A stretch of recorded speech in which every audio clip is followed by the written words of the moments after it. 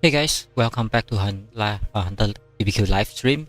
And today is still the tournaments 3 vs 3, sponsored by GodxKillah, and then this is the Day1 and this is part 2, and we have 2 teams preparing for the tournaments match. So we have one team USSR, and then the other team who they are setting up now. And Killah is trying his best to make the war become more interesting. So the first match we have this what do you call that, village. I mean this particular battlefield that we choose for the first match for all the contestants, and then this is the second match land. So that this battlefield having more difficulties for those what do you call that, teamworks, and then maybe field supporting that we need, because not really can do the B2B. So this will increase a lot more of difficulties that for anyone try to do a B2B, because we have one team here, and I can see basically we will having all those members and your teammates that can be next to you instead of behind of you and or in front of you. So based on this particulars that Warzone choose by Killah for the second match, it's very interesting to say, I was saying. But let me do the other setup. I need to set the game sound again.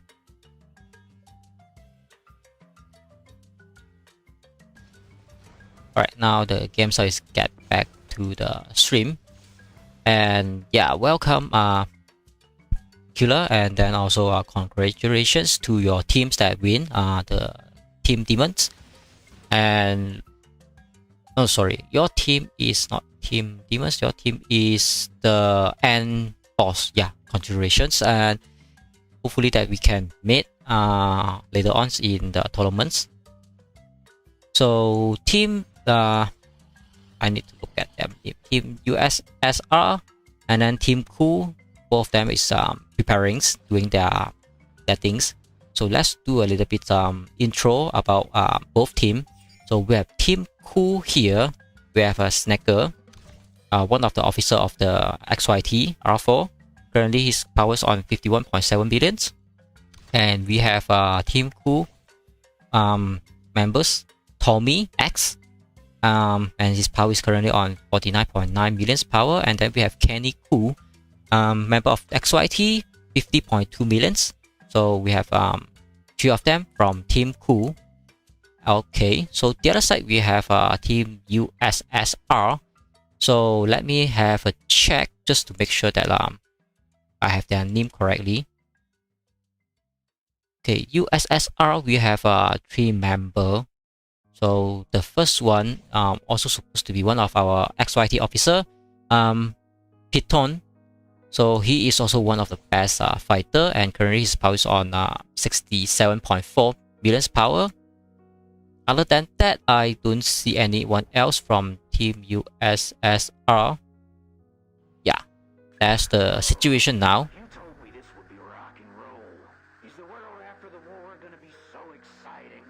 So we'll have to wait for a while for those what do you call that, members to show up and start the match.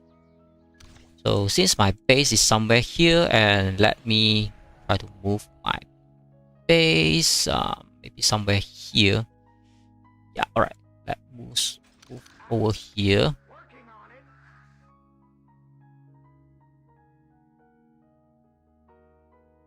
Okay, I don't think that's make a lot of difference, so I just put my base there just to be wait for my round. So if we check on the chart, so let's look at the match that we have Team Cool and USSR on the first match, and the second group of the match will be very interesting. We will have the R5 of XYT, Mr. Jason, and his best fighter partners, Sofan, going to fight those France guy Also, that is from one of the XYT family alliance from V, so that will be very good match to watch how our R5 and one of our super fighter to fight those another fighter of other alliance groups. And also other than that, we have other strong fighter. Unfortunately, Killah is out of the tournaments for now, so that we have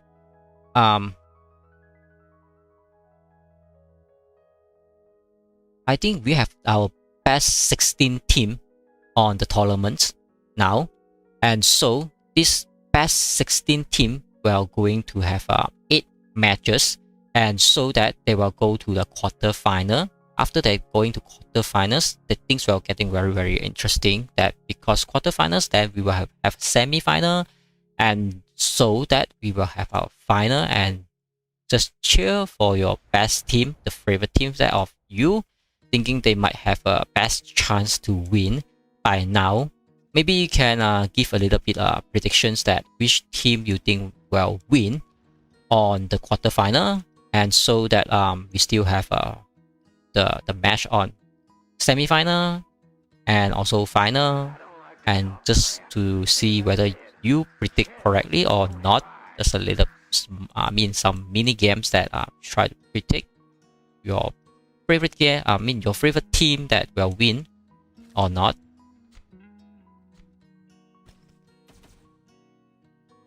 So we are waiting for everyone to do their setup, and I think this guy try to put a line, and so no one really crossed this line, but he's try to do. So everyone just consider to going at once to the middle instead of going backwards.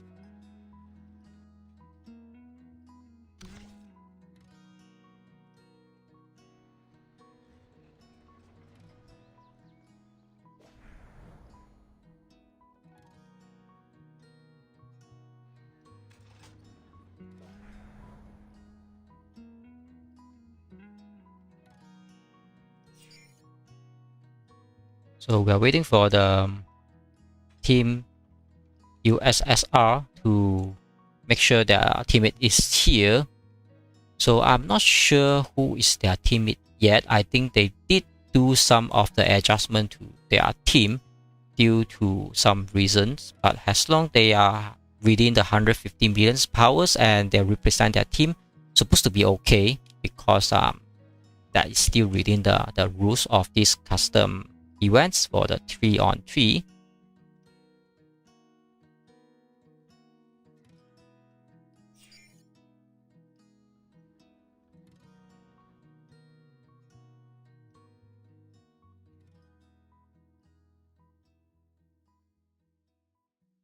So even though the time is already here, but every time that we try to start those match, and every single time we have any delay, whatever.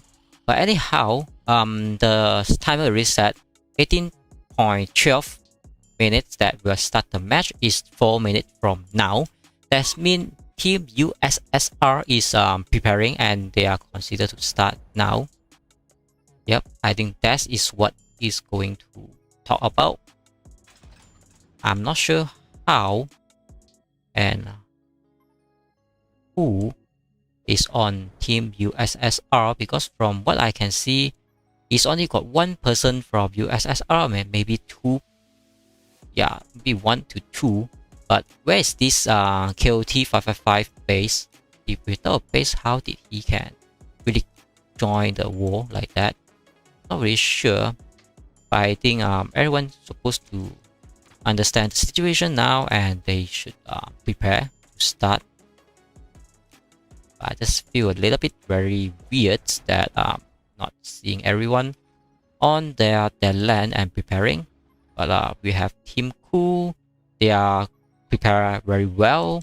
They have Candy Cool on the front, 50 millions, and then Tommy X on the middle, and the last one is Snaker. So 3 of them is very average power, around 40 to 50 millions. And the other side, we have Team USSR is some maybe 70 millions, some 60 millions, maybe, not sure. But from the list that I have, they should have 3 members instead of just 1 guy or 2.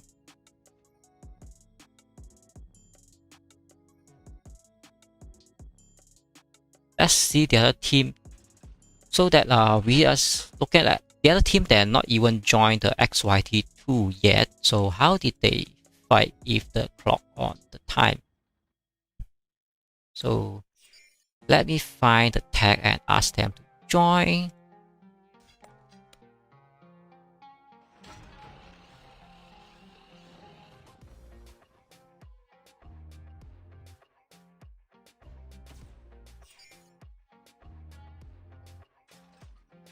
So that is impossible for the same alliance and trying to fight with those same alliance. They should have someone on the other alliance.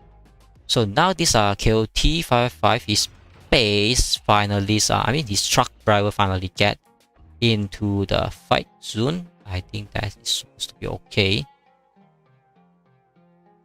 So I would say Team USSR, they are going to have 2 members and trying to fight 3. So this is the situation, maybe.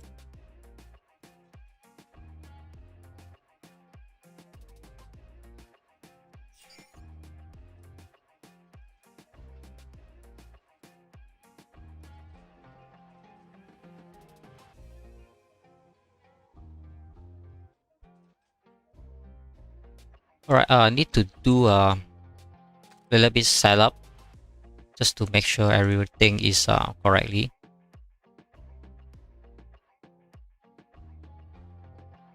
Since the match is not starting yet, because both teams not joining on the opposite alliance, so they have no any way that they can start the match.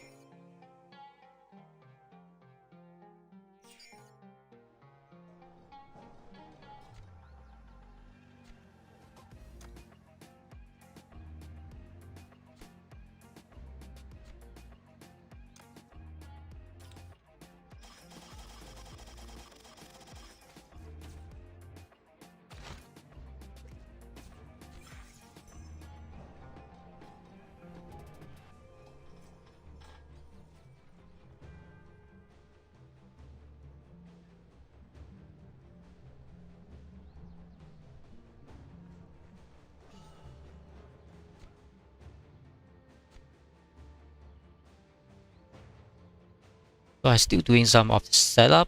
Hopefully we are not missing anything from the match.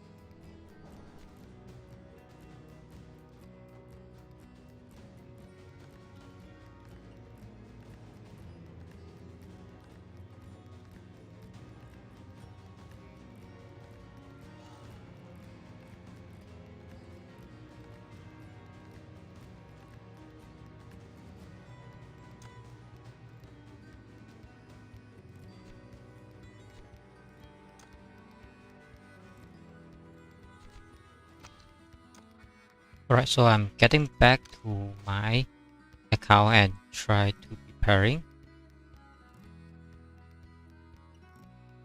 apology for those setup, because we have to arrange more than just what we have to do for the live stream, and we also have to do more management things.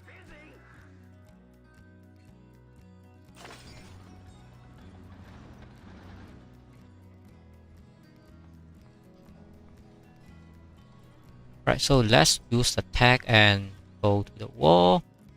Alright, so I did miss some of the actions. So now we can see both sides already started the war at some surprise. Okay, so you can see the setup from one side of this team crew. They already set up a line setup, and then the other team USSR, they really having a full go in, so that is also using army groups that can gain more buff from the army groups. But somehow that because the team crew, they are very near to their base, definitely they have having some advantage to siege off those team USSR, and their base just very far away. But one thing is good, that because you are dying your troop instead of your base, that means your base still have a HP, so that you can can be sustained even longer, so that not to worry about that. But now Kenny could try to use his super heavy, try to draw all those CCR's firepower away, and use the archeries to siege their archeries.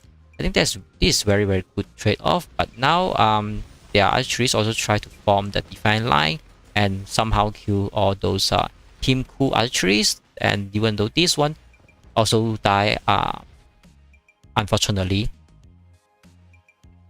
Alright. So after the fight, 3 of them also not losing too much, but the CCR, use SSR, they should really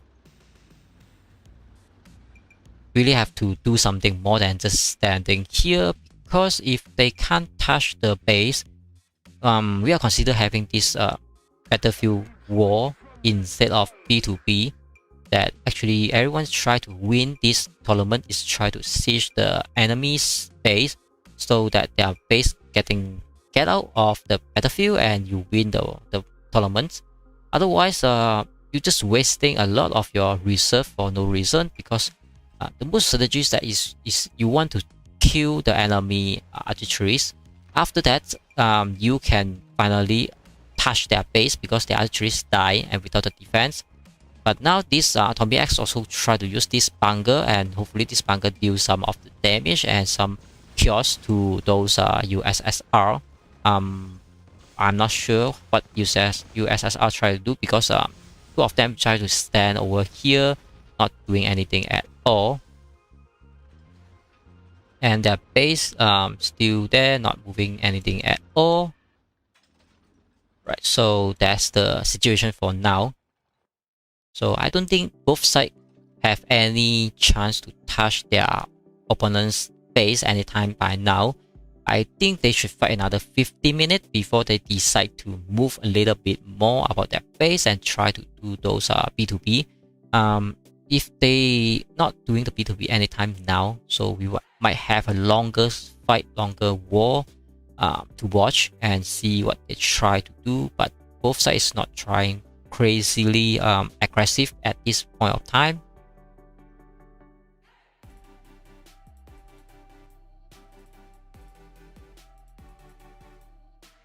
But you can see Team Cool on the bottom side, they are trying to do a very defensive. They just form a line, and Snicker is a little bit too far away that he can't really support his teammate, because but this a little bit too deep. If those USSR try to go in somewhere around here, Tommy X and this Kenny Cool definitely can do the defense, do the siege, and stick a little bit far, but he can definitely do the support as well.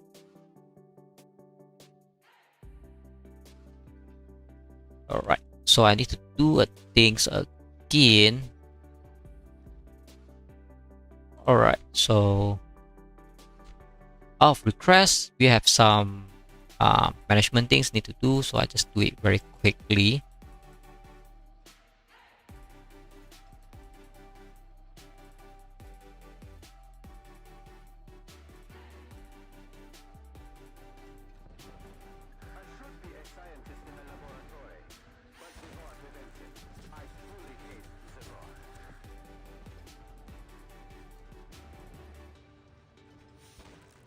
So you can see the bottom side they try to be very defensive. The top side, I'm not sure what they try to do instead of they just standing there. If this is a war zone, that definitely you do not want to use something like this, because as long you have a big group, you can do something like big groups so that you can do the swarm. But definitely now is fighting on 2 on 3. I mean 2 versus 3, they can't do the swarm thing because their base is a little bit too far. But somehow this Piton, he moved his base a little bit nearer now. I think this KOT also need to do some adjustment there as well. Pinnacle try to use his other trees, try to chase the enemy away, and Snicker finally found out that he's a little bit far away, so that he now try to move further to be nearer, so that he can do the support on time. Pinnacle continuously try to be aggressive to attack, so that is very good.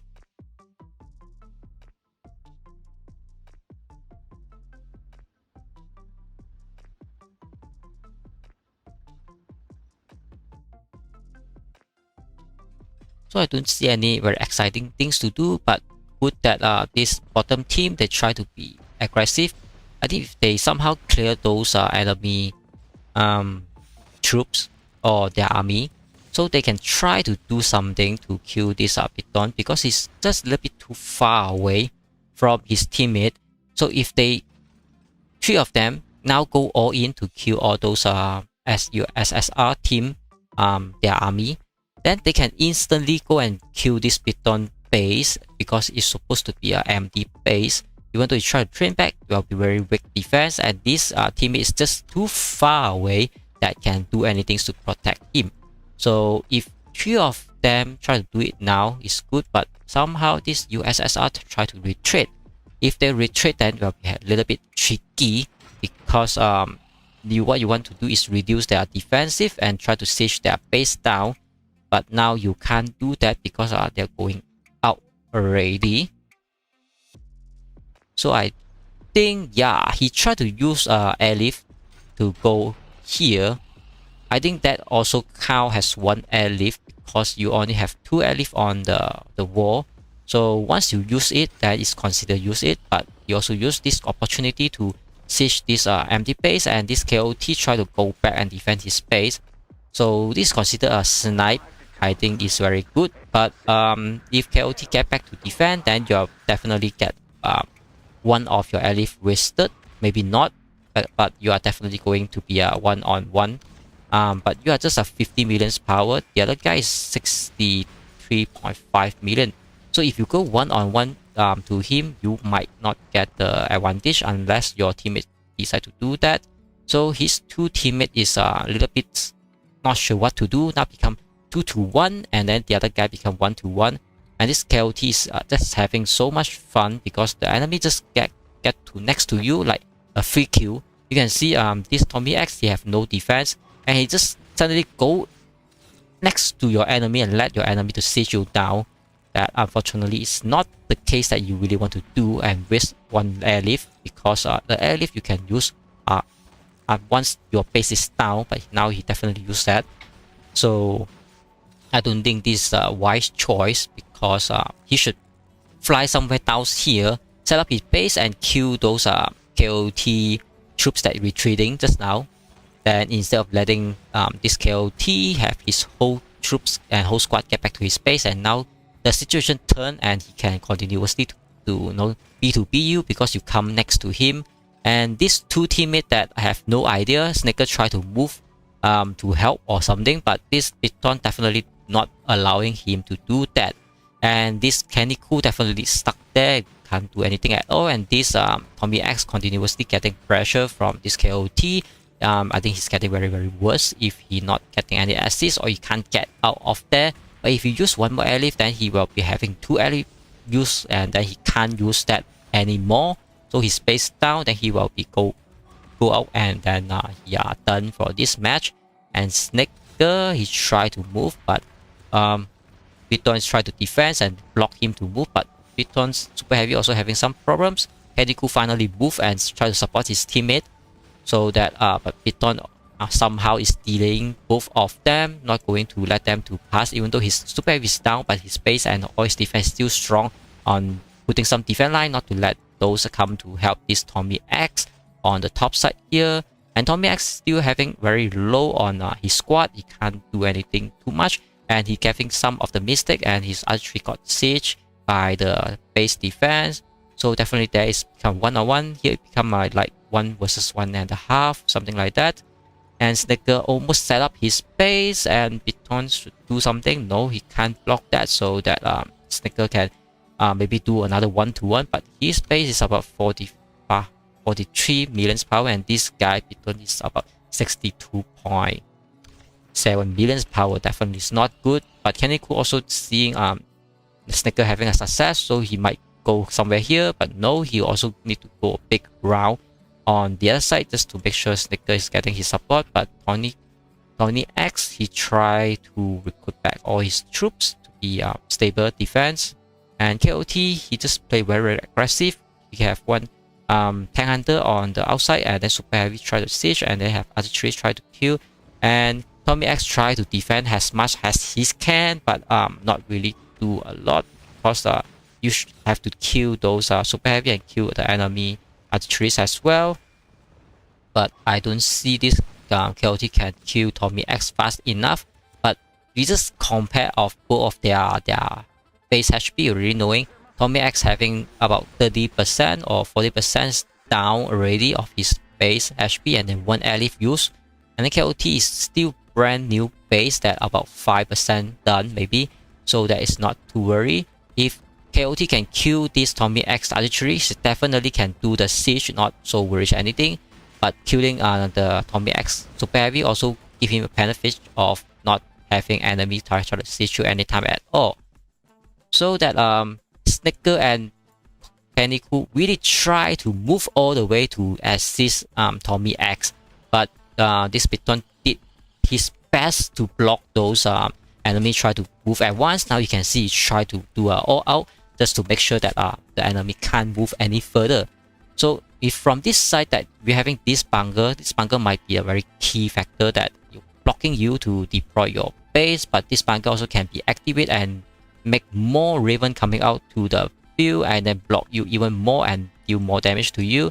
Mechanical somehow at this point of time, he should really deploy his base or do whatever. And then I think the best situation should be he try to 2-to-1 to fight it, and hopefully Tommy X still can defend on his own and make more time, so that those two Sticker and this Kaneko, two of them can kill this Biton by 2-to-1 fighting strategy. And 1-to-1, hopefully Tommy X just do a full defense for now, so that he can drag more time for his teammate instead of asking the teammate to come to help, because that will make them sacrifice even more. But from the team USSR, they're also doing a very good job. Definitely KOT can kill this Tommy X, but he just need to wait for his super heavy again and then do an all-in to continue siege. I think another 2 to 3 times this Tommy X will be go to the yellow HP line or red line at all. Biton, what he have to do now is try to block 2 of them, not to let them pass, so that KOT can do his job. Once KOT done his job, Tommy X is down, then he can come to join Biton, and so that they can do a 2-on-2. And even though Tommy X try to jump like a surprise, but you can see there's just so many objects blocking those anyone try to jump and do a deploy on their base. So definitely this Tommy X is not going to make that successfully. So he tried to do the old trick that try to charge and do the skill spam, that is not working anymore. So anyone try to do that on the old skill, that is not working anymore. So Biton and really try to hold up 2 of them, and then 2 of them really try to do a 2 swarm and siege. But once you do this kind of thing, all your troops should really do an all out. Otherwise, it's not a very wise choice. But you know, it's also strategy that you keep some of your troops inside, and so that your troops can still defend your base. But Biton somehow he's got 20% down on his base. But now Snicker and this Kaneko also have very weak defense, because their troops just got sieged down just now, and so Biton try to do a counter attack now, and so that counterattack trying to be worked as somehow. Kenny Ku really need to do some support at this point of time. He did do that, but he do a little bit wrongly because this Python base is still activated, so that you can't really do that. Yeah, so this is how the 2-on-1 situation, and this side 1-on-1 they are on some vacations, maybe you're having some rest. So at some point Pythons can't do the siege, even though he tried his best, but he only did about maybe 4% or 5% of the enemy base HP, and his HP is really down about 20%. That's a huge deal. Maybe this might decide that how 2 can kill one 60 or 1 million power top guy, and 2 of them is about 50 million power only. And the other side is continuously. The key is on this 1-on-1. If Python, I mean this KOT can really try to take off Tommy X, he can go and help Python as soon as possible, and so that Python will getting back his supports to make it win.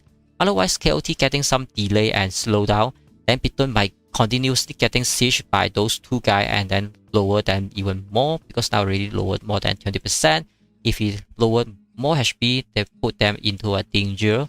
But Tommy X also doing his best to try to defend now, so that KOT also continuously do his best thing, that is trying to siege the enemy base. But this one archery really is the problem, that it's not easy to get it off, so that you really have to depend on your own skill, how you can kill the enemy and also do the support, but you also try to do the defense as well.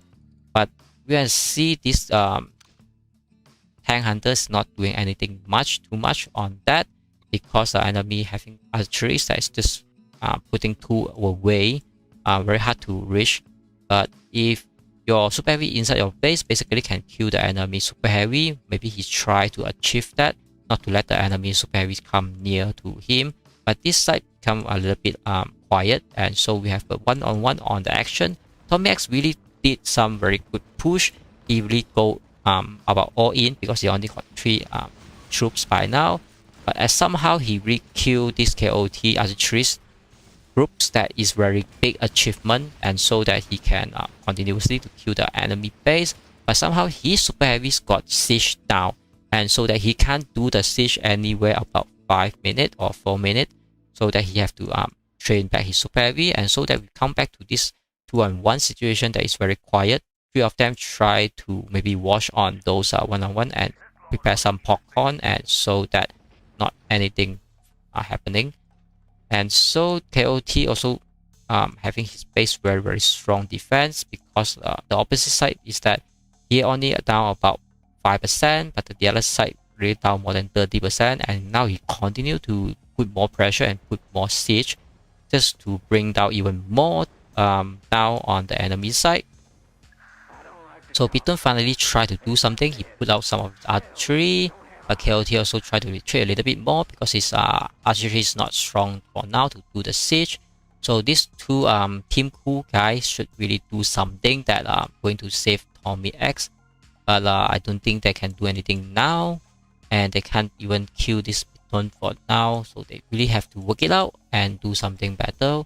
And those 1-on-1 situation, if KOT can't do anything now, and Tommy X will getting his super heavy back, and so that he will continue to do some damage, but not anything very crazy. Now the situation is become a 2-on-1 on this side, and then the other side is 1-on-1. But this 1-on-1 side you can see supposed to be this 60 millions versus 40 millions will win, but can't say that yet, because the situation might be okay, might be not be okay.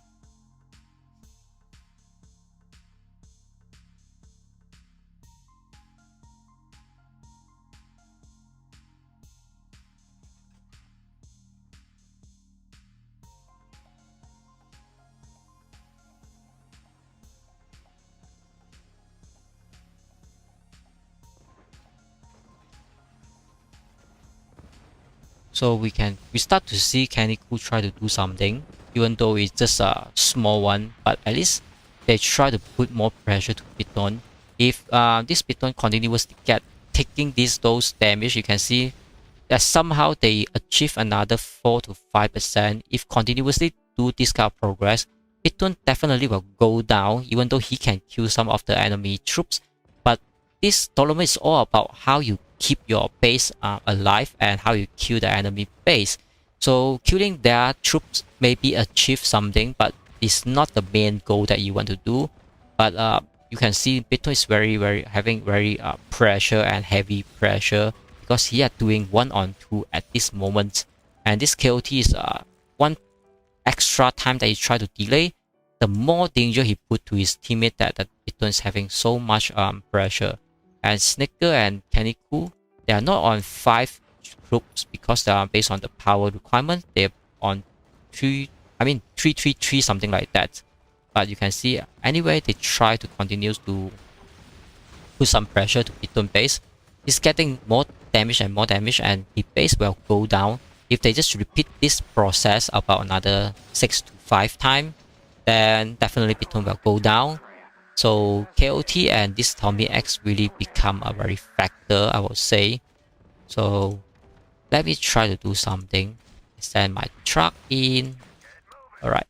So not anything to distract, but no, just send the truck to gain some of the resources during we watching the live tournaments. This is really something that's showing how Pitun should really defend on 1-on-2 situations, because if he can't do the 1-on-2 defend this situation, so team USSR might lose because of Pitun can't do that. So if you really can't do the 1-on-2, the best thing you do is try to retreat your base a little bit more, just not to let the enemy having those B2B, and so that you can save a lot more time. Maybe you can move somewhere around here, and so that the enemy can't chase you, because based on the land that can put the base next to you. And so that KOT also try to push a little bit more, but now he try to aim the other trees, but the other trees also try to attack back him. But if I don't know whether KOT know that you want to kill a base, you must have archeries, otherwise your damage is take forever to kill one. Yeah, just take a very long time to kill a base. And so both sides of them is not really sure what they're really doing at this moment of time. And Tommy X just continuously using his 3 troops try to do the siege. And even though his super heavies die, but he don't really worry about that. He just continue to put more pressure, and so that this KOT can't be a free man to help his teammate. And these 2 Snicker and Keniku also doing very fantastic job to continuously pressure Pitun. If this Pitun getting siege down, definitely Team Ku will having a lot of advantage, because now it's 3-on-2. But if getting 1 down, it's become 3-on-1. Definitely well, getting that better on the situation. But I think they're just now having some mistake from this Tommy X, because he tried to move his archeries up instead of let him go back to the base and let the KOT kill his archeries for no reason. And we have one super heavy die, so both sides super heavy also go down already, so no one can do the siege anywhere about 1 to 2 minutes time. Otherwise they just use not the perfect super heavy try to do the siege. And this side definitely they try to build back the super heavy, and you can see your whole group super heavy will take a long time to make it back to the full groups. And of course Snicker and Keniku try to ask this Pitun to attack them, and so that they can do some counter attack, so they can take Pitun base away. But even though Pitun tried not to move anything at all, but those 2 guys is not sitting there and eat popcorn, but they really try to siege your base. You can see your base is already about 30% down. That's not a good job. And KOT really try to do a harder push another time again. But I think it's very good that now Tommy X is down to 50% of his base HP.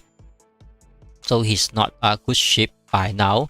But if he can somehow continuously to make his best defense, just to delay this KOT, and so 2 of his teammates can take out Pitun, that will be a very big victory and very big advantage that he can do it. So that will be good. This is the current situations that I can see of.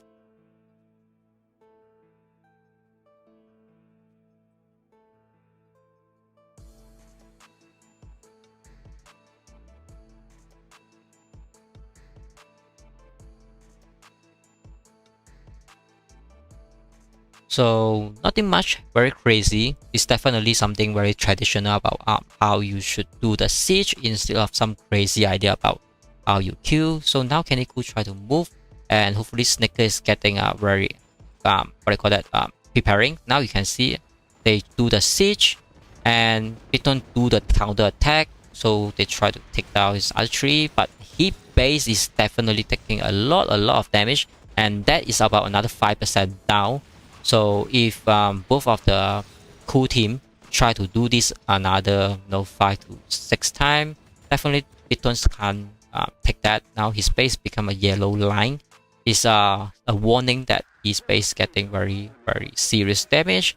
And so Biton try to do a counter attack, even though by his alone he try to do that. I think it's very good. But he can finish the job, I think, maybe. But at some point he really did some damage now, because this Snicker, his base is down about 25% HP already. If his archeries really get back, his super heavy should not be there and dying for nothing, just not to sacrifice for nothing. You can see he's totally die. And so that Snicker aware, he definitely try to use his super heavy. And Kaneko and this Snicker having some very good teamwork is that Kaneko use his super heavy first until his super heavy is down, then Snicker will swap his super heavy. So two of them is trying to do the tag team things to swap their things, but Biton also know how to make the random attack, and so that his defense will also kill some of the archeries, not only aim those super heavy, but his base is taking a very serious damage now. Is down more than 50% and almost down another 40%, and so that his base is left another 40% HP. And if he can't do anything now by his own self, he will going down very soon. And that is a serious problems that Biton can't take this 2-on-1. And KOT is continuously still having this 1-on-1. He only take this Tommy X that only have about 46 million power with 50% HP. And this Biton, even though he's alone, he also try to put this guy about 25% HP down, so that KOT and this Tommy X is somehow become the core and the key point of those two teams become who will having their victories. Because if 1-on-1, Tommy X no need to kill KOT, as long as he stay alive another 50 minutes, then cool team they will successfully have their victory and advantage. KOT, he really need to push harder, try to kill Tommy X within this time, because his teammate is definitely going down. If he not going to kill this guy in the time frame and his Biton teammate going down, then he will become a 1-on-3 situation. Even though this Biton try to come back in, they will getting a instantly siege down him, so he are definitely very hard to jump in and do a support, because they are already having 2 versus 3 situation. So that is not good, and they are not putting any of the opponent's side to a very serious base HP situation. The most situation now is this Tommy X down to about 50%, and even though Biton try to do the snipe, he can't snipe about 50% of the HP. That is not very good. So that based on how this Biton and KOT they should do their miracle now, is try to have this KOT really did his another push of this Tommy X and try to kill him as soon as possible. And he don't really have to do his defense. Maybe he's really have to retreat a little bit more, so that KOT have more time to do his thing, instead of letting this Snicker and this Kaneko try to swap their super heavy, and so that they can continue to siege this Biton and make his base down. And so that this is a situation now, and KOT really have to push a little bit more. Tommy X basically just continuously to do his defense, no need to do anything aggressive. And so now he doesn't want to do anything aggressive, and so that KOT also can't do anything aggressive. But he doesn't know that basically Team Cool, 2 of the fighter is really training back their archeries and their super heavy. Once they have the full group again, they will go to do the all-in again, and so Biton will have another 10% down, and he will be down below 20% of the HP. That is the true red line that this team USSR will going down and going loose. So hopefully these two guys, they really have to work something out. Otherwise, that is not a good situation for them. Other than that, I do not really know this KOT what he really have to wait for, because he have more powerful. He about 69, about 70 millions power. He should really do a lot more than just looking at this only 3 group of troops inside a Tommy X base about 46 millions power. If he doesn't want to speed it up, his teammate definitely going down. Right now, they are doing another siege, and you can see another 10% going down anytime now, and his base will get to a red line. Once their base is getting to the red line, then you are having very difficult times to get your base back to the 100%, and you are just very careful or how you should play. But now you try to do some counter attack and hopefully can trade off more of this snicker base. But Kenny Koo also not just stand there and do nothing. He also try to do a support. Hopefully he can siege off some of the enemies other trees, and so he can do some support to Snicker. But I don't think Snicker having any serious problem by now, because Picton can't really kill his base without the archeries. So I think two of them really have to work out on their archeries now, and so that they can siege down Picton. And the other side is not very much. They're still 50%. This still about 5%. So they are not really progressed a lot. But this side about 1 to 2. Their fight, I think, is getting a lot more actions than they used to be. And somehow Picton activated this bunker, and those bunker ravens try to kill his troop. That make him a lot more disadvantaged. So I'm not sure what he tried to do, but now he having this raven and try to chase Kenny Koo archeries away. So that might be some of the strategy. But all those ravens is very low level. Definitely Kenny Koo can kill all of them, but he didn't do that. And Snicker somehow put his super heavy out to save his teammate, and so that he also saved back his super heavy and all those ravens, just by Picton a little bit more time. But I don't think he really need to do that, because Snicker and Kenny Koo doesn't have their super heavy yet, so they can't do the siege. And KOT try to do a siege again, but anytime he get attacked, he very scared about that, and he get back to his base. So he doesn't want to sacrifice his troop to trade off the enemy base. This is one of the problem when you fight someone online. You have to think about how you can trade their base HP instead of worry about how many die or how many troops that you are going to sacrifice. Because war is something that you have to think about how to make some sacrifice and some trading. KOT finally try to do some backup here, and Picton finally try to move away. And so they're having some of the medium tank or some tank hunters try to protect his truck to go away. So Picton finally getting away. I think we're seeing some of the situation with 3 to 2 situations. If this 2 Kenny Koo and this Snicker try to follow up. But I think this is one of the smart way to do. Picton should really retreat earlier, because he can't trade off any enemy base HP. But his HP is down to about 30%. That is very dangerous. But finally, he tried to do the swamp with KOT, and he do an all-in. And hopefully KOT doesn't mess this time out, and they can take out Tony X as soon as possible, because the enemy is very near now. And Picton, if he got siege down now, he can't defend that. So KOT really have to do more than just let his troops sit in the base. They should really speed it up to kill this kill this Tommy X. But Kenny Koo and this Snicker is very near to Picton. He only got 1 troops inside to defense. They really have to finish the job, but KOT can't do that now. And now Picton base finally got touched by super heavy. That is not too worried, because all the other trees on the other side is not falling up.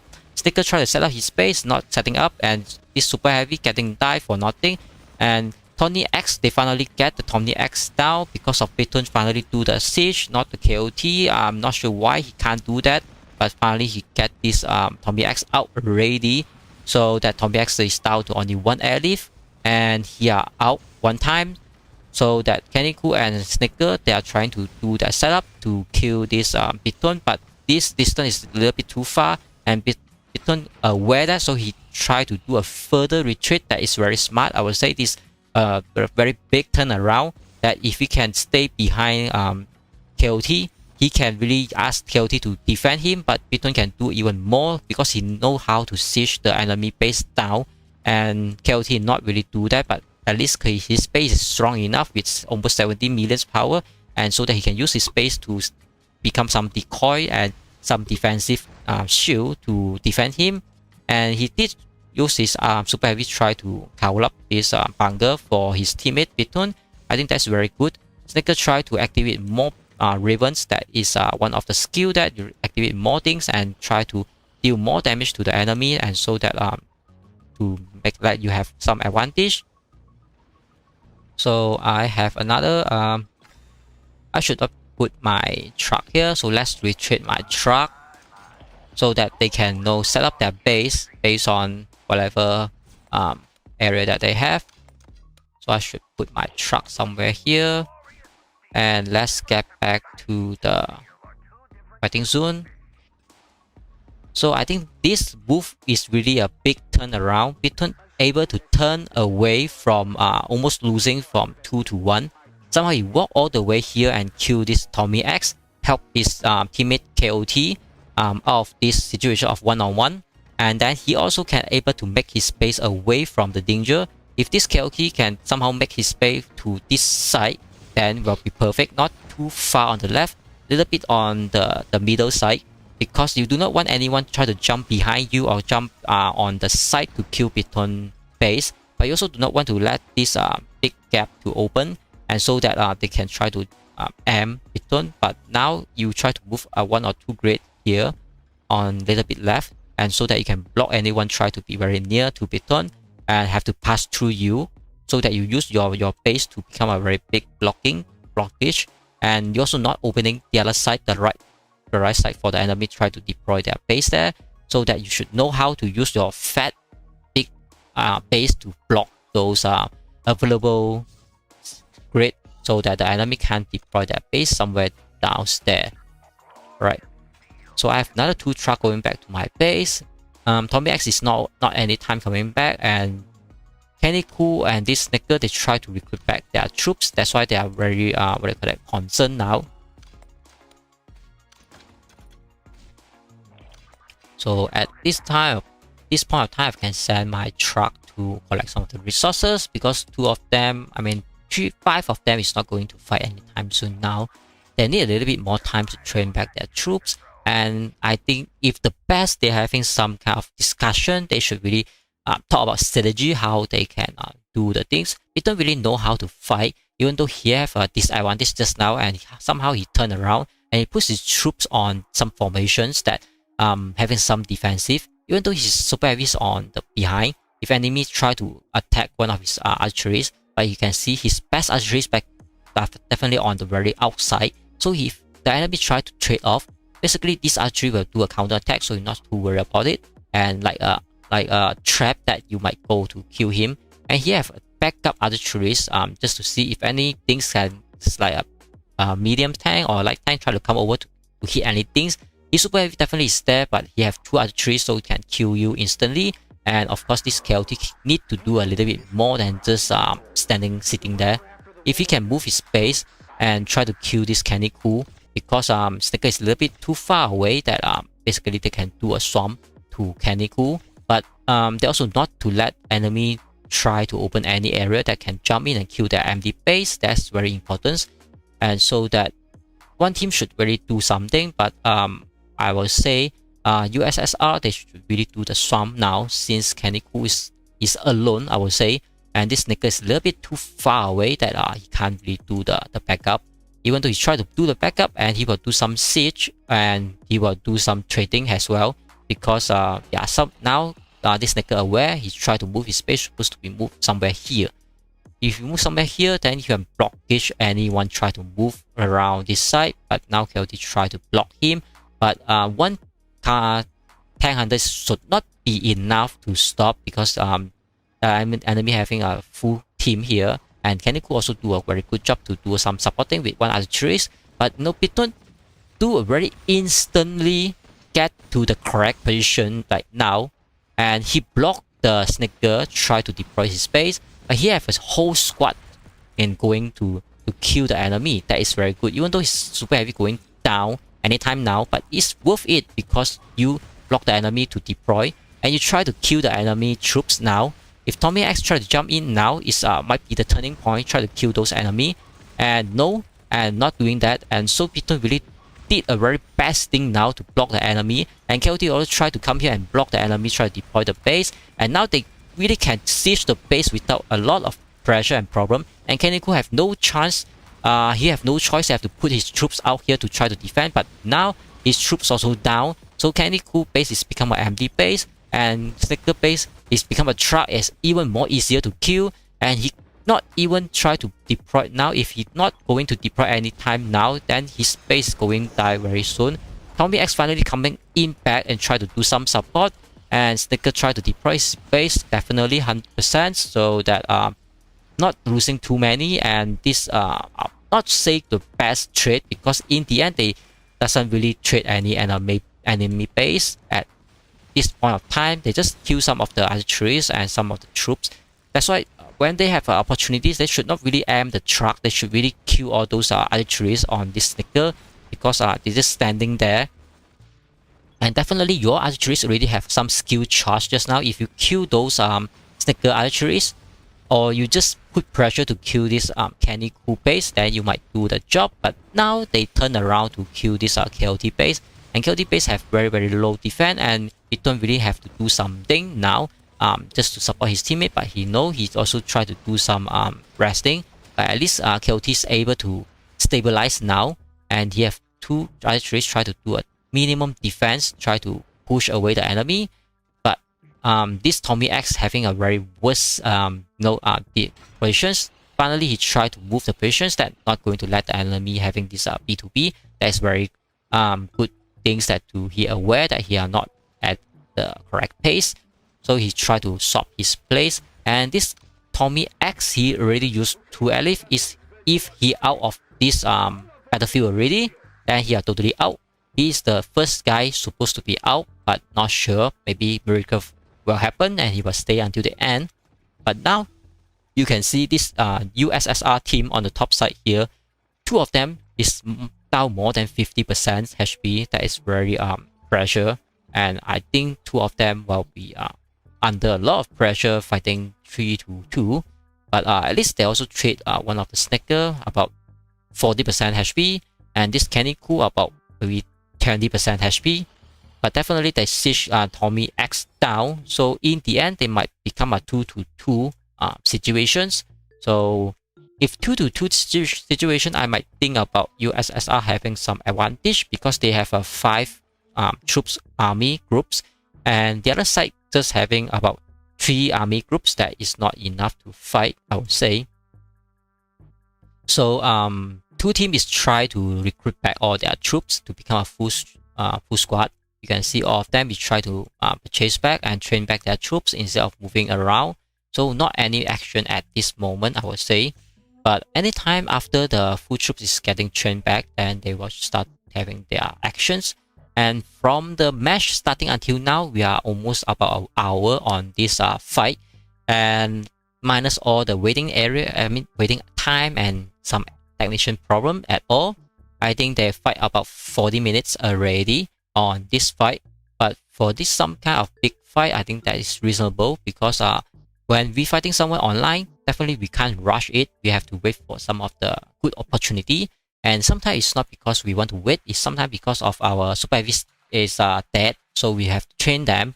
And sometimes we doesn't have archeries, so we have no time, no point to siege, because why you want to sacrifice your super heavy when you have no archeries to do the siege?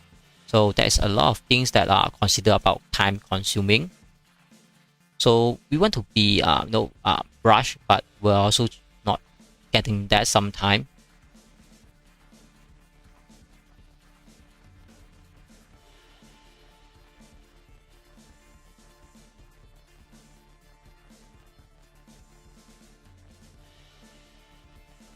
So everyone is trying to take some relaxed time, and yeah, so that's the case.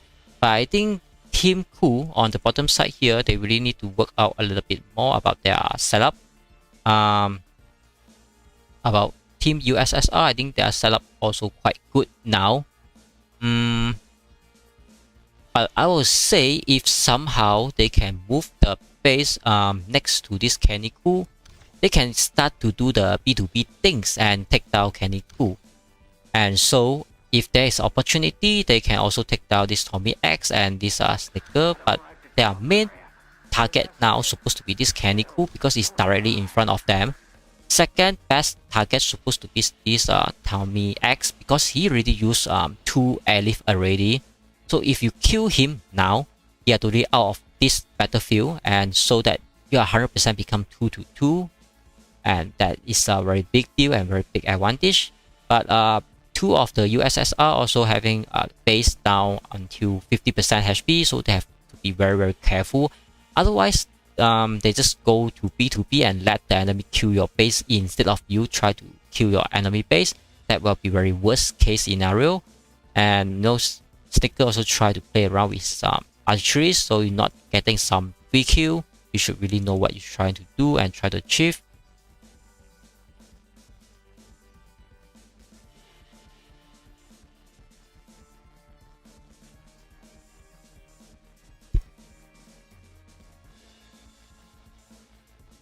So I think this Python is try to play some trick. He try to put his base on this truck mode, and so the enemy think that he might get some AFK or game crash or any things that funny, and so they can try to do something funny and he instantly can do the setup, and so that can kill it. But now I see this killer try to put his troop out. I'm not sure what is happening. I don't think this accident. Maybe they call a timeout or something, but I don't think that is I don't think this is fair because your base is getting recovery each of the second, and or maybe their game crash, and so this killer try to come out and ask for a pause. Maybe, but he can also try to put a tag to notify us instead of trying to interrupt this match. Is not something that we should always do. So finally, Python's getting all his troop back. Now, I think he might hit the the bug that unable to deploy your base, because we do have that kind of bug. We try to move our base, and then we are finally found that our deploy base button is missing due to the game bug. Hopefully that is a situation that can be understanding, but Killer have to get off of his troops, and this KOT try to use this opportunity, try to do something damage, even though Tommy X and Kenny-Ku also try to do some retreat. I don't think this is very gentle from this KOT, because the other teams already aware Killer's coming in and try to do the pause, but you try to do something of those pause in really not the gentle side. So each of the match we're also seeing some funny things, and hopefully it's not affected a lot. Yeah, so that's the situations for now. So finally Python tried to move his base again. I think now he get back to the game, and so that Killer tried to move away. Yeah, so that's the situation that maybe I understand, maybe not, but at least we have the game resume, and so that we have our base, our match again. So Kenny-Ku and Snicker, they really not worry and scared about those strong player, because 2 of them from USSR is supposed to be 60 to 70 billions power, but this Kenny-Ku and this Snicker, they also really willing to go in to fight. Tommy X should really do some support, and Python try to do the siege B2B, and for the one-on-one, I think now become 2 one-on-one side, and see which one can do a better defense and better siege for B2B. Yep. But Kenny-Ku base at some point become 100% HP. I think he did use the assist now, so that he base from down to 30% and then he suddenly back to 100%. That's the situation, I would say. And now we are hurting this Tommy X try to move his base and try to do the setup and also do some support.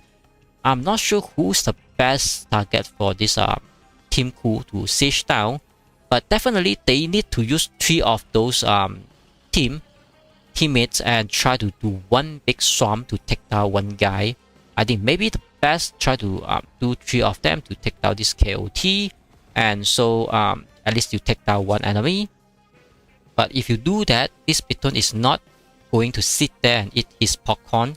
It definitely will siege down Kenny Ku. That you have to be very careful about the situations. So now at some point we are back to the very even battlefield, because from the separate battlefield we have, and now we are merged back, become a 3-2 situations. But this Tommy X is really something just stuck there, you know. If somehow like Killah did just now, he can use some bomber continuously to kill this guy away. You are giving you a lot more advantage, you know, because this guy is already out of airlift. If he down, he are just down for real. I think you really have to find a way to kill this guy, not to let him to be stuck there and become very annoying. Piton and now Kenny Ku, they all try to do this very big siege, continue to kill Piton. And Snicker on the bottom side is just try to support, but he also try to drag this KOT with him. But you can see Piton continuously taking those fire, is getting his base down until 15% HP. I think another 3 siege, his base will going down if they know how to make it happen. And Tommy X try to get back already. And Snicker just can't go there to a little bit too far away, and KOT try to stop Snicker, but he did a little bit disappointing things is that he not did a lot of support and he can't kill the Tommy X on the earlier 1-to-1 fight. And now Piton try to do a big jump here, and knowing how to kill this Tommy X is the big deal. I think this is correct things he try to play, because if any time of those 2 guys try to move and then this KOT can try to do something. And now it's something about sandwiching this Tommy X, so that this Tommy X will die. But let's see how they can protect him. And this KOT try to use this correctly, to use his tank hunter, try to kill the enemy troops instead of kill their truck. And this archery is definitely out of range, not doing anything at all. And his tank hunter definitely dying. And Piton, he's definitely become away. And now this KOT really have to kill this Tommy X truck, not to let he's going too far away. And I'm not sure whether KOT can finish the job, and Kenny Ku try to do something. Tommy X having a very worst place to place, but you know, this is about back to the same situation from this KOT try to fight Tommy X one-on-one. And now somehow become 3-on-1 situation, and Piton really have to do something, because he already used 1 airlift, so he only got 1 airlift left. And KOT become a 3-to-1 situation. If they can grab this opportunity to kill this KOT now, Piton might be getting a little bit worse thing to do. But I don't think Team Ku, they are ready to do that. Snicker also try to put some pressure, but now he getting some pressure from the Piton. So I think the best now, Team Ku, all 2 of them have to really put more pressure to KOT and kill him, and Snicker have to do some defense. Otherwise, yeah, do a all-in to kill Piton and ask Kenny Ku and Snicker try to kill Piton, and so that Piton will down definitely. Tommy X definitely become a decoy, because he can't do a lot of things now. But both teams still having about a fair chance to win. But now KOT finally try to do his siege, but one archery is not enough, and his archery not even try to do anything at all. He's trying to get it back. So definitely he can't kill the enemy like that if he continuously keep back his archeries. He really have to let his archeries to do the job and not to worry about your archeries going die, because you're going to lose the war if you keep on worry about your archeries will die, you know. So That's one of the things that you have to understanding about your troop supposed to fight for you to die and kill your enemy. That is a fair trade. Now Kenny Koo and this Snicker really heard about what I talk about, so they really do the things to siege down Piton, and the situation somehow become very worse. You can see Piton down to 10% HP now. I mean down to 20%, yeah, about 20% now, and he continuously down. He was getting about 2 additional siege. He was going down definitely, but he's still doing his best to defend. And KOT really have to kill Tommy X because that is what he started, and he should really finish that job instead of wait for Piton try to come in and do the job. But you can see Piton become very aggressive now because he know that his base will go down if he doesn't want to do anything now. His base go down, then he is down to 1 elif now, so definitely can't do anything when he coming back because his base will be stay on 5% HP, and KOT really he have to do a lot more than just standing there and worry about I see archeries are going down and going die whatsoever, because this will cause their team to lose if he doesn't want to fight seriously at any moment now, and his archery continuously getting siege. Tommy X doing a very good job now, continue to put some more pressure and become some of the decoy and make the team USS up a little bit panic, and also successfully waste another Piton's airlift just to go there and unable to finish the job, and so that KOT also having some of pressure now, and so I think USSR already into this danger, I would say, and I'm not sure how they can coming back by any time now. And Team Koo that doing very good, and this Kenny Koo is base 100% HP, so they really have to, killing the archeries now is the key. Not only give you a lot of more reducing your enemy firepower, also they are defending, and so you can take on these Pitons. But now KOT and this Piton trying to do a sandwich of this Snicker and Tommy X and this Kenny Koo really have to do more than just staying there. Otherwise, support Snicker or try both of them try to all in this KOT. And so Snicker having more space. I think now cutting off this USSR is very good because at some point. But if Snicker and this Kenny Koo can't do the joint operations, stitch down this Piton will continuously do a huge sandwich with this KOT to kill Snicker. And so Tommy X at a miracle time, he's still standing his base here and showing off he's the best luckiest player to draw this skin. And this is one of the things that I do not want to look at it, because everyone who doesn't try and who did try and not getting it will know the pain of those skin. And this skin just at your eyeball and not going anywhere at all. That is one of the things that we do not want to look at it. But at some miracle time, he's still standing there and KOT can't finish the job to kill Tommy X. And that is how they're putting the situation continuously become 3-2. Because if you kill Tommy X now, he will out. And once he out, become 2-2 situations, and Piton can do more than that. So KOT really have to do more than just but Snicker try to assist. Piton know the timing. He try to pressure Snicker.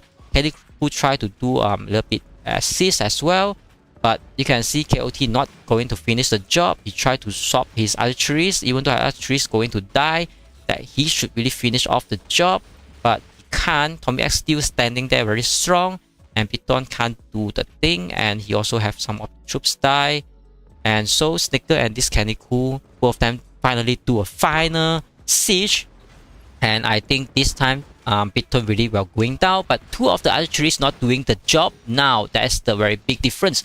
But anyway, Piton try to use his super heavy, try to kill something on the far, but not sure how. And KOT try his best to use a tank hunter, try to assist, but his base getting very low now, and I think his base going down anytime now. But it's luckily he got the enemy's archeries kill, and this Kenny Koo super heavy should really redraw at any time now. No, Snicker have 1 more archeries, but he can't put the trigger to the Biton base. He should really do that now, but he tried to amp those enemy troops that miss the opportunities. It's not a very nice thing to do. And Tommy X still somehow is Mercury standing there. And Biton and this KOT try to do the sandwich on Snicker, and Kenny Cool really have to do something. And finally, Tommy X puts some pressure on KOT, but Biton and this KOT is really putting some sandwich on this Snicker. At least they can take down Snicker before Biton go down. And Kenny Cool try to do his best, but this Tommy X is really the best player now, still standing there and make his very annoying killing your opponents. I think he's really did something good and really surprised us how he can do that, and just store about one strong player, and also that strong player can't kill you even it's one-on-one situation. And somehow this USSR finally sieged down this Snicker. Is a very big advantage that finally make a 2-on-2 situation. Even though Snicker have 2 more airlift, but this is much more achievement from USSR. So they finally sieged down this Snicker, and Kenny could try to do his best to do whatever he can. But Tommy X, he really still standing there. Even though he can't kill this KOT, but his base is just standing there and asks you to look at his amazing, awesome skin, the base, and all those birds flying around and telling you this is how amazing, instead of your base having some kind of fire with smoke to the sky. Yeah, that's the things that of difference. So we have Snicker down, but we also have Tommy X down. The main issue is Kenny Cool still have a brand new base, and I don't think USSR they can finish the job. Mercury, but if they can kill Tommy X anytime now within the 3-minute mark, then they might have a chance to turn this fight around, because Biton already used 1 airlift. He only got 1 airlift left, and if his truck going down now, he only got 1 special jump in at that time, and then he is gone. And this KOT, he still have 2 more airlift, but I don't think he can finish the job, because Snicker still have 2 airlift waiting for he to jump in. I think he's waiting the best time to snipe this Biton down. And so Kenny Cool is good with his position, try to away from those enemy, but he still can support Tommy X. So Biton try to finally think about how to help KOT to siege down this Tommy X, instead of waiting for KOT can't even finish this Tommy X with the very last HP about 10%. But Biton also risk his own space to let that Sticker try to jump in anytime now to siege his space. But Biton really do the job. The man really do his job to siege down Tommy X, not to let the Tommy X try to do things. And Kenny Cool, he try to support his teammate, and Tommy X try to do his thing. We're not hurting any airlift now anytime.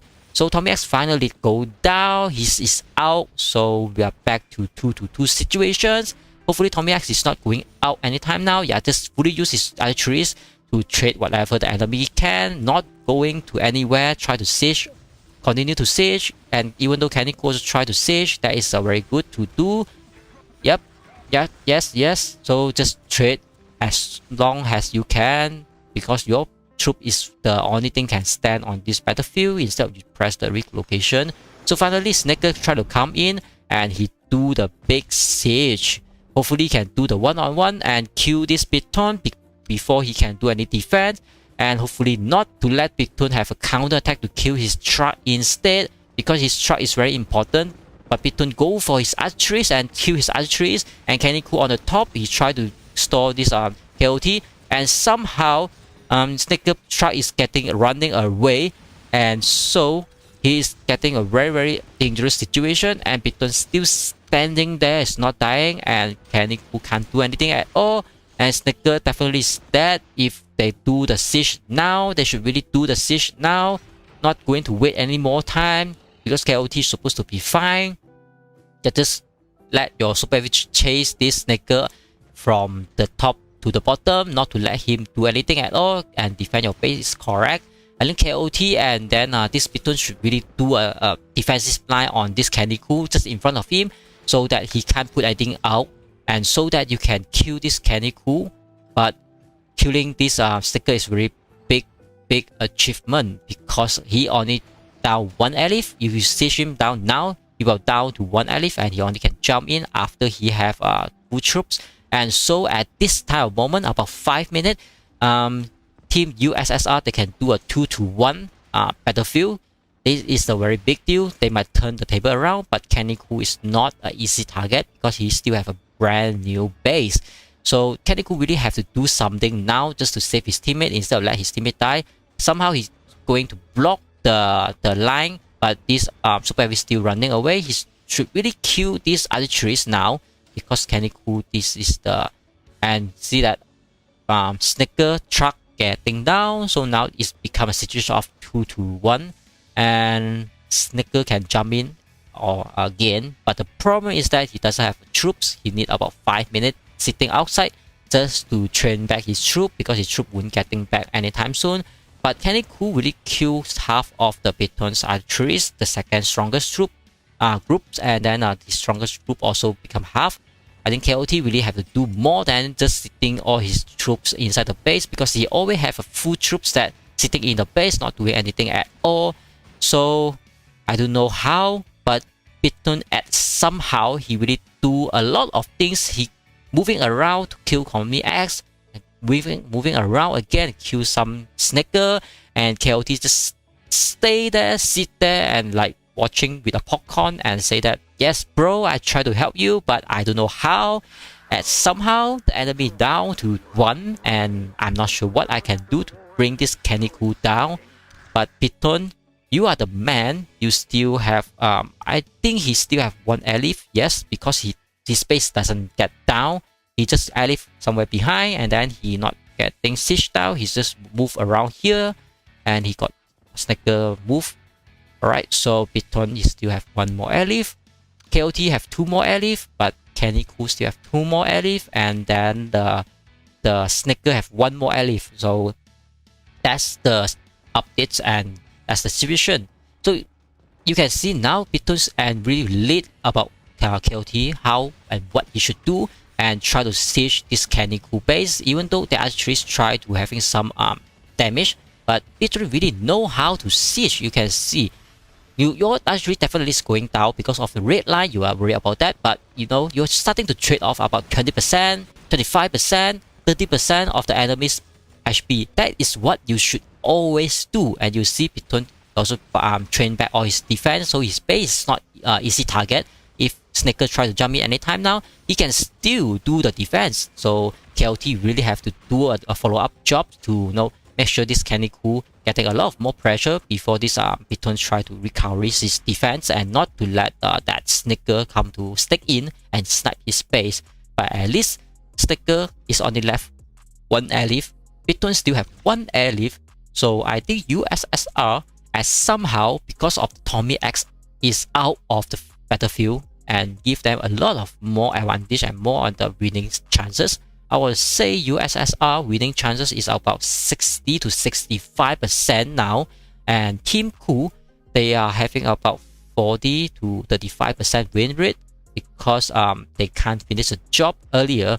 But they can do something to turn this around, is that Candy Cool and that Snicker just match exactly the time and come to kill Piton. Because if everyone are aware, Piton is out of the battlefield, KOT can't do anything at all. So why you want to aim KOT? You should really focus how to take out Piton, and so that he is out. Once he's try to elif in, you just instantly siege him down. Then you become 2-to-1 situations, because now it's 2-to-1 situation and you feel the pressure. But if you siege down Piton 2 times and Team Cool, you will become a 2-to-1 situation. That is your winning ticket.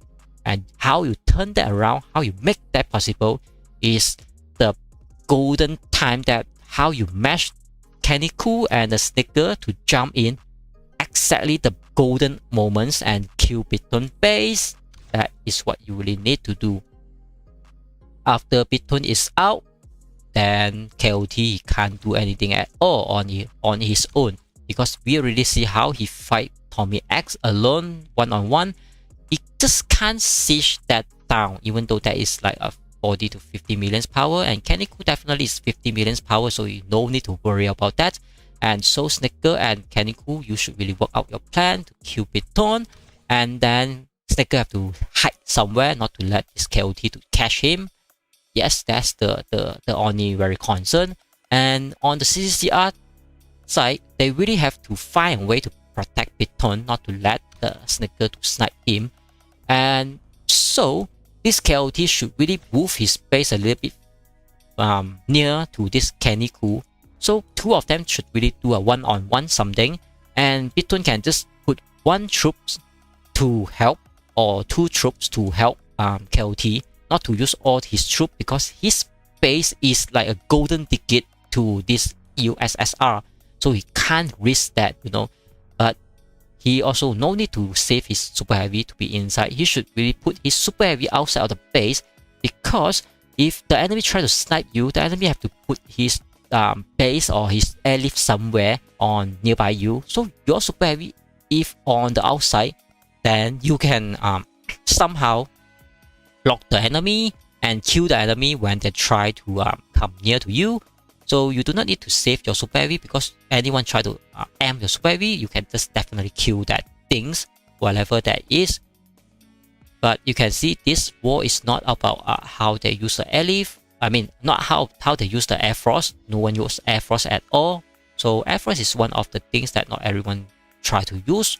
But I think if you know how to use it, will be very, very useful and give you something outstanding. You can say that. But now both team is trying to train back. I think anytime now the Snicker also having some full troop setup. So the real war start now. We are seeing whether the team USSR try to kill Kenny-Ku and Snicker, or the team Ku, they can somehow snipe and kill Piton and make him out of the battlefield. That is how their golden ticket is there, and how they make it works and how they make it reality. That is really have to look at how they think and how they plan to fight.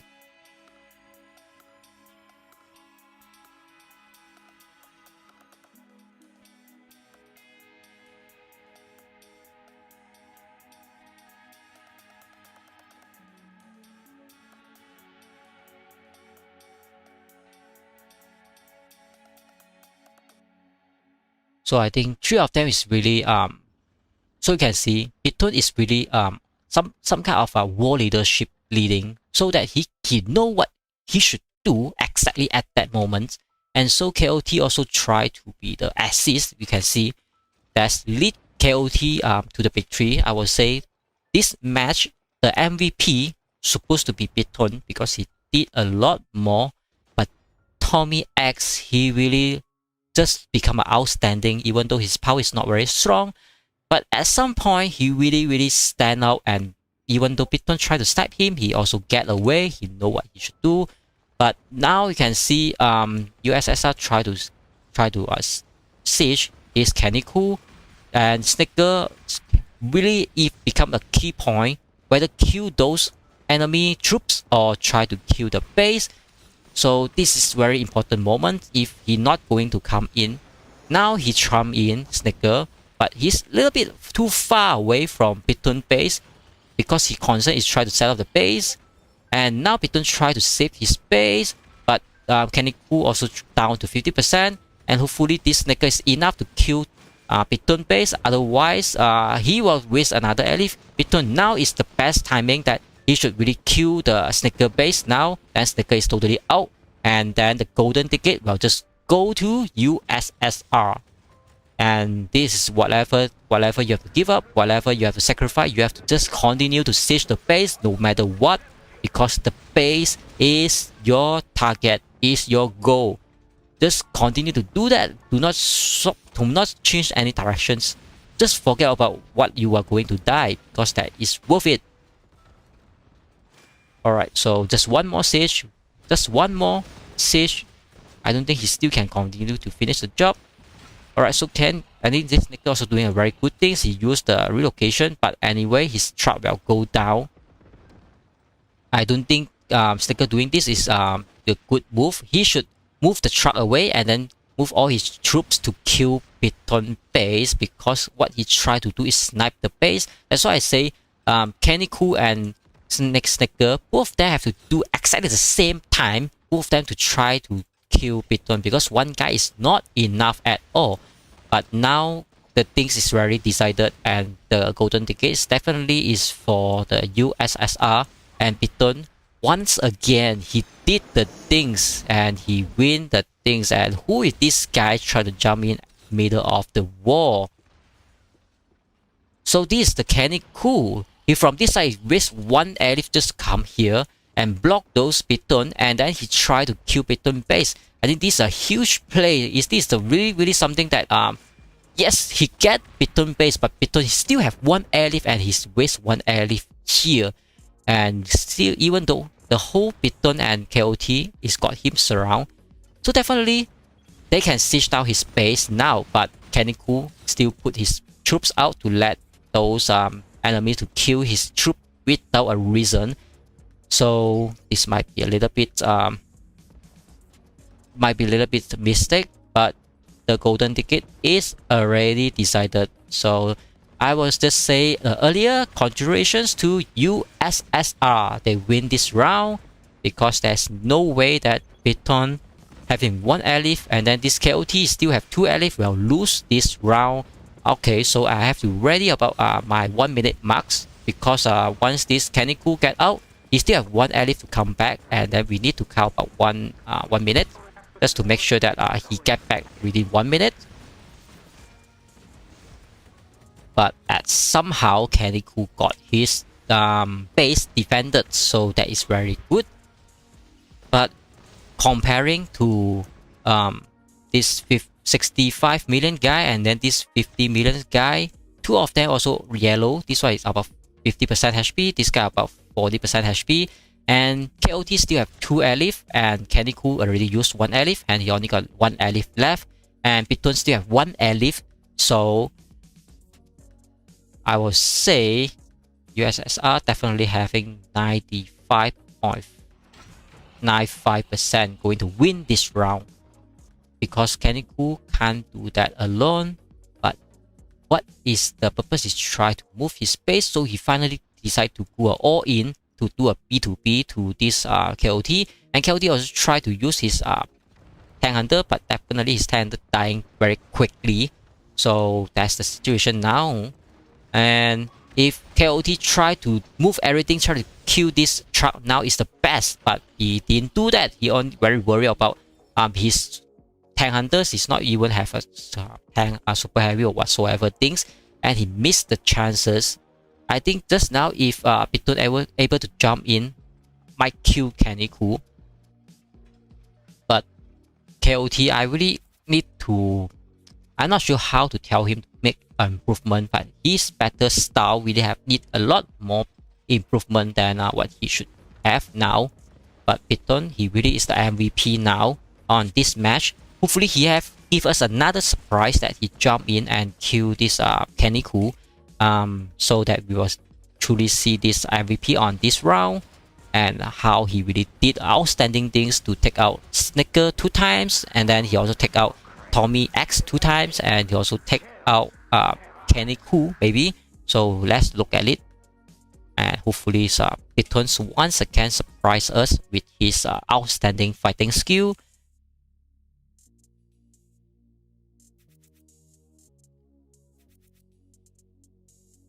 So now both sides try to train back their troops, because they are down a lot, and Piton also try to train back his troop from somewhere else, because before he relocate out, all his troops on the field die, and he really need more than 5 minutes just to train back his troop. But as long as his teammate is there, nothing to worry about it, and he's just waiting for the correct moments to do things. So this is the current situations, and I think we already know who going to win. But somehow, maybe if there is another miracle, Canicool can do it. is very hard to say because tournament something, I mean, many things can happen that, you know, when you know that you're going to win, but somehow just step away. No one know that really happens until it really happening. So yeah, that's the things. But KOT is really try to wait for Piton. He really try to wait for the leader, the war leader coming back before he try to move anything at all. No, he try to go in now. He try to go to siege Kenny Koo. And Kenny Koo, he really have to do a defense. He used a super heavy to defend first. And then he's let his archeries come out with a skill, exactly the perfect time to skill the enemy archeries and come back to defend. And he used the super heavy to go out again and know how this Kenny Koo become very defensive and having a perfect timing to do his defense. But even though he also do a counter attack with his super heavy because he's knowing that doing defense in the end his base will go down. But now he also do some counter attack and somehow bring this KOT base a little bit down. But it's not enough. It's not enough. Not even like a 5%. It's like a 1-2% down only. And so continuously like that, Kenny Koo having a lot of pressure, and that is the problem now. So this is very hard for Kenny Koo, but hopefully he can get his mind correct and figure out how to do it exactly the best time. But he have to figure out how to kill KOT, and also Piton will come back on the surprise moment, so he can't leave his base. That is one of the problems. So it's very hard for Kenny Koo, and not sure how they really finish this off. But I really wish Piton try to come in at the very best surprising moments. Besides that, now it's back to one-on-one match.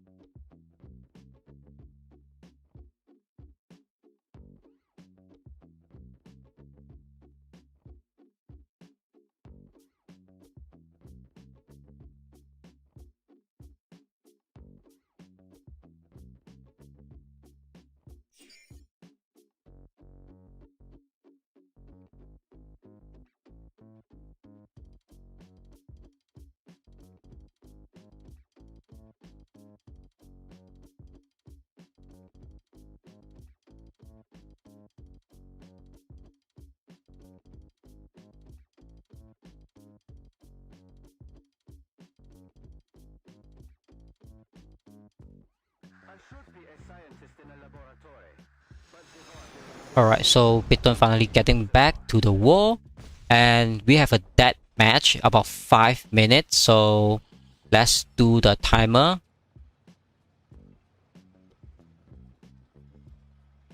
Alright, so we have a 5-minute dead match now, so definitely Team USSR, they have to push a little bit more, and so that you can see that things become very aggressive now. Kenny Koo, he really have to do his best to defend, but he can't do that now because he's alone fighting 2, and 2 of the enemy also having 5 full troops that are going to outrun him, and his base going down. And now we are about 4 minutes 30 seconds, so that count 1 minute now is about 3 minutes 30 seconds. So before the mark, if Kenny Koo not getting back anytime now, then the Team USSR will win and Team Koo will lost on this match. And this is how Kenny Koo have to be try to decide what he have to do, whether he want to jump in back or not. But the best thing is that this Piton already saved back all his troops to the base, so it's no chance for the Kenny Koo try to snipe him. If Kenny Koo try to snipe him and these 2 particulars mine is blocking him, if he do on the behind, then this KOT also can siege his base. So even though he bring Piton down, but his base will bring down by KOT. So it's one of the situations. But the time is getting to the set. Okay, so Kenny Koo getting back already. And so we are continuously another 3 minutes on the death match. And so that Kenny Koo try to do all in to kill Piton, but it's just a little bit too far away and doesn't have enough firepower to kill Piton. Even though he did that, but you know, Kelty can kill his truck, so that we already have a winner here. And so we have to put the. Alright, so I let the organizer to put the winner, and so that someone else on the battlefield try to do something at all. Alright, so we have a winner, and congratulations with this team USSR. They are the winner of this match.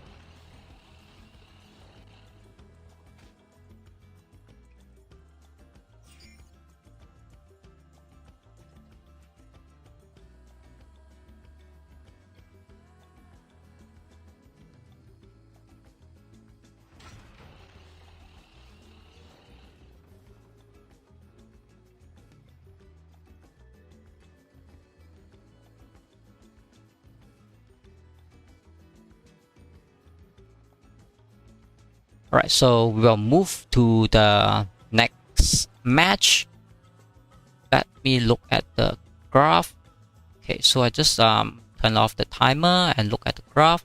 So we have Team Cool loss, and then we have Team USSR win on the left top side. So the second match we have Team Gainers and France Gay. Two of them were going to fight, and let's see how they're set up. And hopefully they have their full team. But I think I received some of the requests. They are not going to do that match on this city, but they might do on another city. But let's do a confirmations. And at this moment, I try to take some of my rest time and try to do something of the management thing. Because we are on the management, we should always try to do the management thing. Otherwise, delays is not the style that I want to do. But when I try to do the live stream, I also try to be very focused, but also not to delay the management task as well.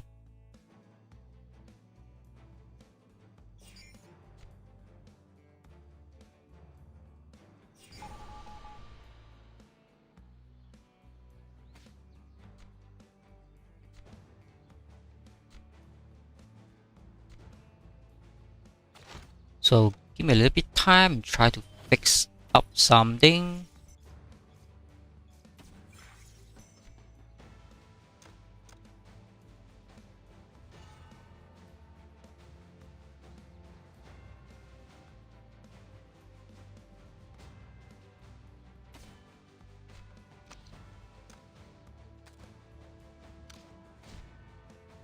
Alright, so back to the game and waiting for the loading screen. And now I need to check where and when is the next match, because a lot of people are asking about the match timing and many things I'm not sure. That's why hopefully they're not going to change a lot of things.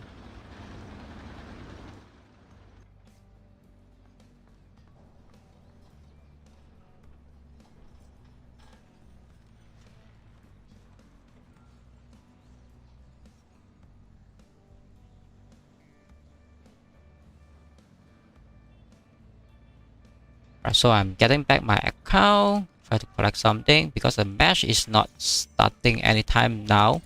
The match we are going to start when all the tag get on the place.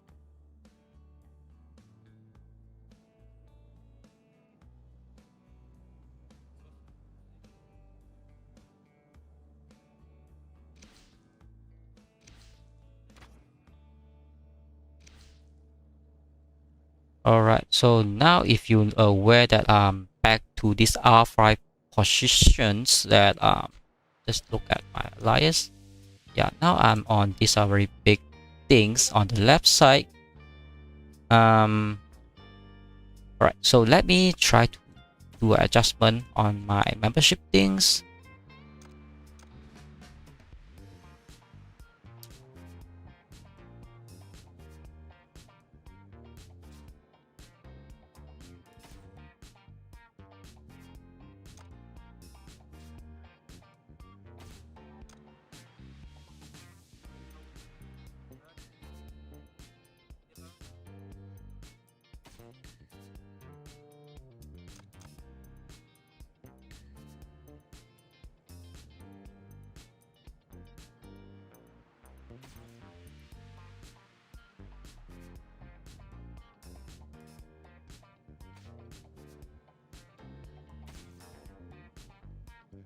Alright, so let's do a little bit adjustment just to make sure become a little bit fair.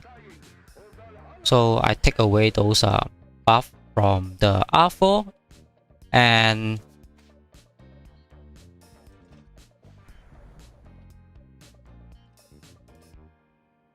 alright, let's check the meal again.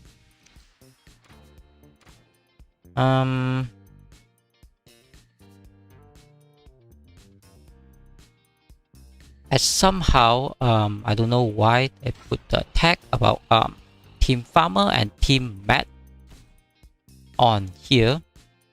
So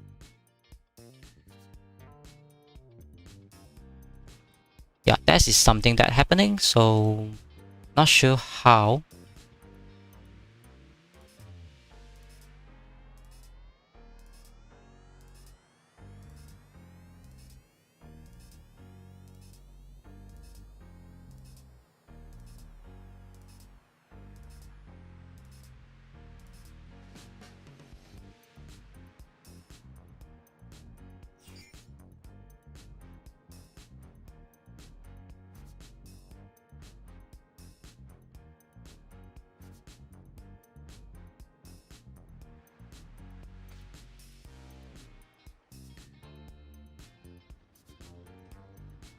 Okay, so you can see the next match is getting set up, and that is how they are very exciting about the match and the war. Of course, it's fun because everything is very out of those timing that we set. We should estimated about 30 minutes, but everyone fight about hours.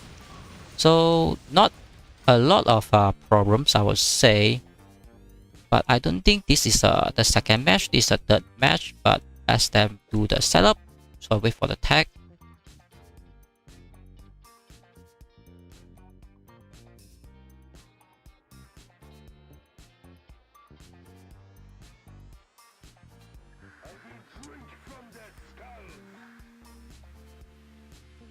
So let me check my alliance again.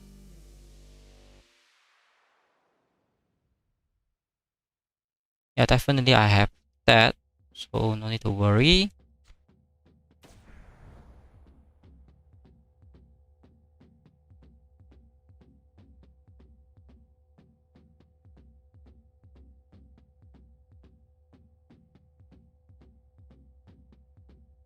So from my live stream that definitely I will join my public voice chat. So if anyone you interest to give me a little bit advice, suggestions, or what is your point of view about those match, you can try to join the voice live stream so that I can hear about your idea and know that I'm not so lonely about talking this live stream alone and watching the match alone.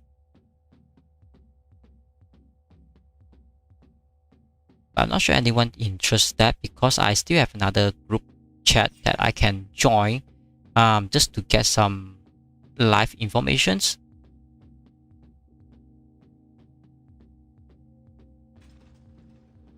So I think this time is something wrong because the current time is 1949. So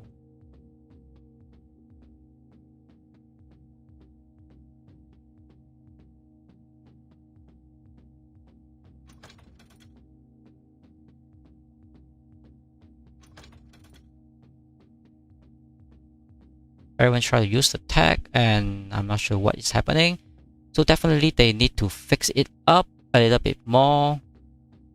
And we still have some tag like the real war on other city is happening. Instead of not sure anyone try to use this opportunity, try to attack our city or anything else, but you can see the war is going on. Something like that. Yeah, but I not really worry or concerned of that because during the time I think a lot of XYT already here try to do their things, but mostly of them is out. I think because they got burned out. Yeah, you can see that base is got burned out, even though we have some V as well. So not everyone's on the playing ground.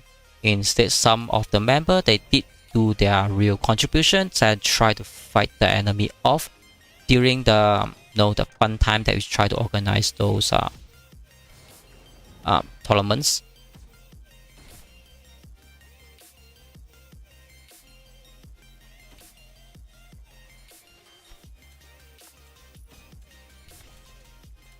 So let's see how's the match going.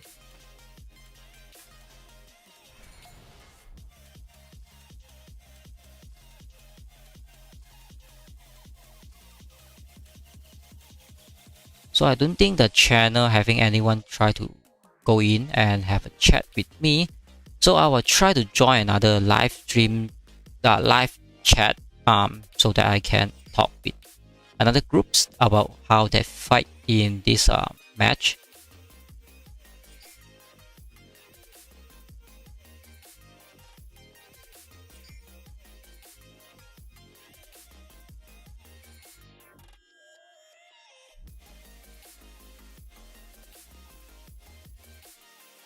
So I think we have another technician problem again, I believe.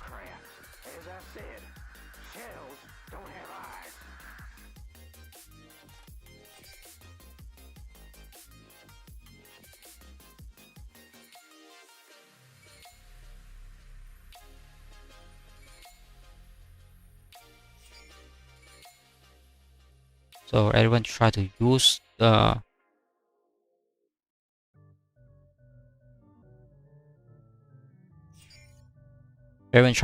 tag to communicate, and the whole alliance try to raid it because the tag have a history. If we can go into the mail and check the tag, and we can just look at who is trying to chat and say that check mail, and say something else, and say something else, and say something else. That is very worried about that. So round 2.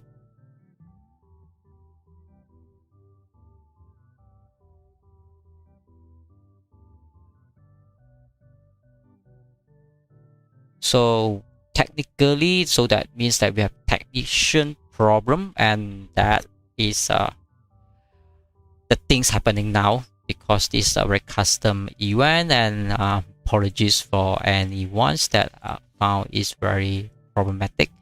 But no, we try to organize and try to make it fair. Yeah, that's the things that we try to do. But all right. So let me do one more things before we try to start about the live stream.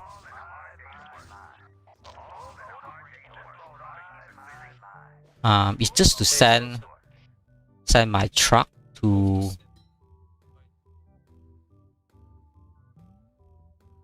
Alright, so let's send my truck to those resources pack, and then we can go to watch the match without any worry. And you can see my partners, Dr. Y, he is here as well. So everyone is waiting for the next match of the next match. But everything become very messy when we are stuck on those time problems. But I don't think that is very big concern now, since everyone is trying to find the fun instead of waiting for the events. But why all the tile is very low and no one going to finish them, and who leave them?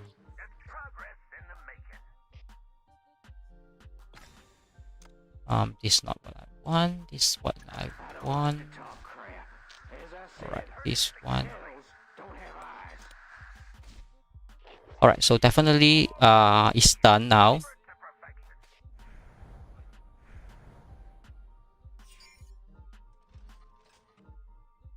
Alright, so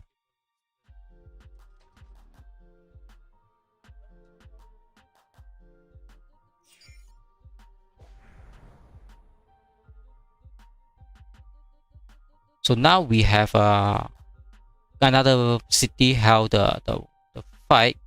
The reason is that those contestant is on this city, and so that they have to be here, and so they are here so that they can start the fight. Now you can start to see those contestants try to get into the battlefield, and they was going to be start. And alright, so we are back to Washington. We're supposed to in this Washington to have the fight on these two teams. They are very prepared, but at somehow they have to wait a little bit more.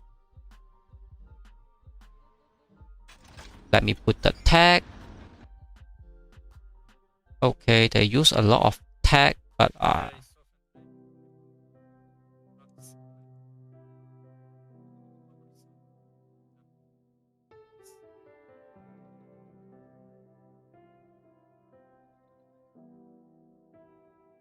alright, so let's put this, and so that they might understand what is the situation now.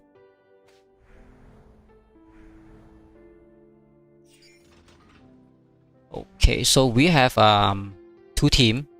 We have Cantonese and France Gay, two teams going to fight. On the bottom side, we have France Gay. On the top side, we have Cantonese. And so that we have Jason, the current R5 of XYT, and then we have one of the best destroyer, FN, and we used to call him Sofen. And the other team, France Gay, we have Pasta, and then we have Roku, we have Broke, and I think one more guy. Yeah, no, I think supposed to be one more guy, but I don't see that guy here. Yeah, another supposed to be Poppy.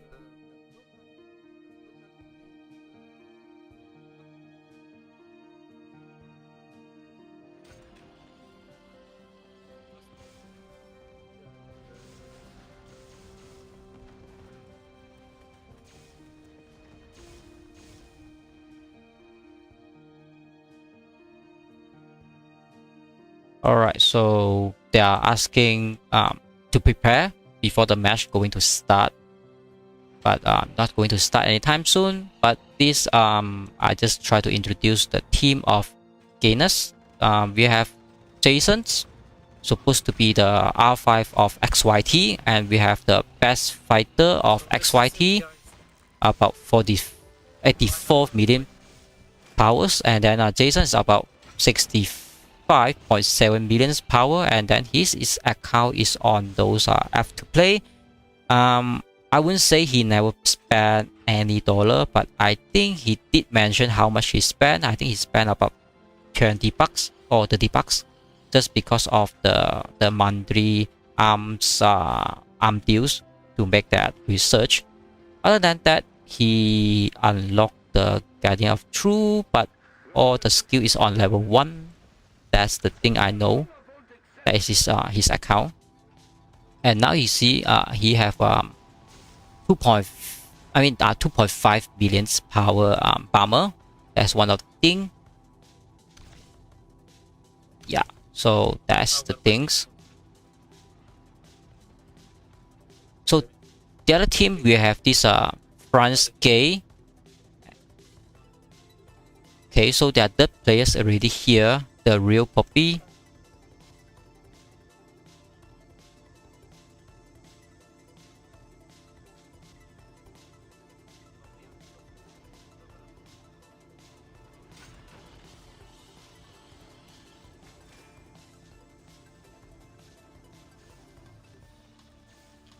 Alright, so from the first start, both of the team have to draw a line and stay behind that line, not to cross that. And then you can freely move around once the match is start with the UTC setup time. Yeah, so France Gay team have to be somewhere here. and the other team supposed to be somewhere here. Maybe I think that's fine. Whatever. But you can see the rock is blocking.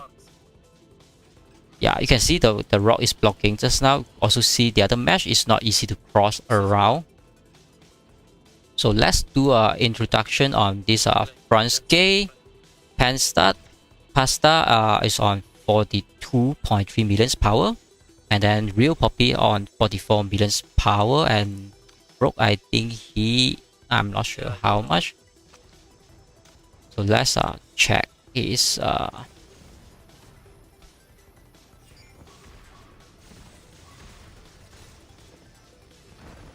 think they are on R1. Yeah, so Broke is about 50.5 billion power. So 3 of them is represent front gate team. That's the things. Now they try to clear off all those ribbons and anything blockish so that they can set up their base and wait for the match to start. So the match time is about 4 minutes from now, and we will have this epic war because we have our R5 and the whole XYT should be watching how our R5 try to fight, and one of our best fighter, Sophons, try to fight as well. So let's see how 2 of them are doing. And also the other team, they have 3. So but they are only 40 millions, that not very strong. So we also take a look how they do their best to do some defensive and surprise us as well.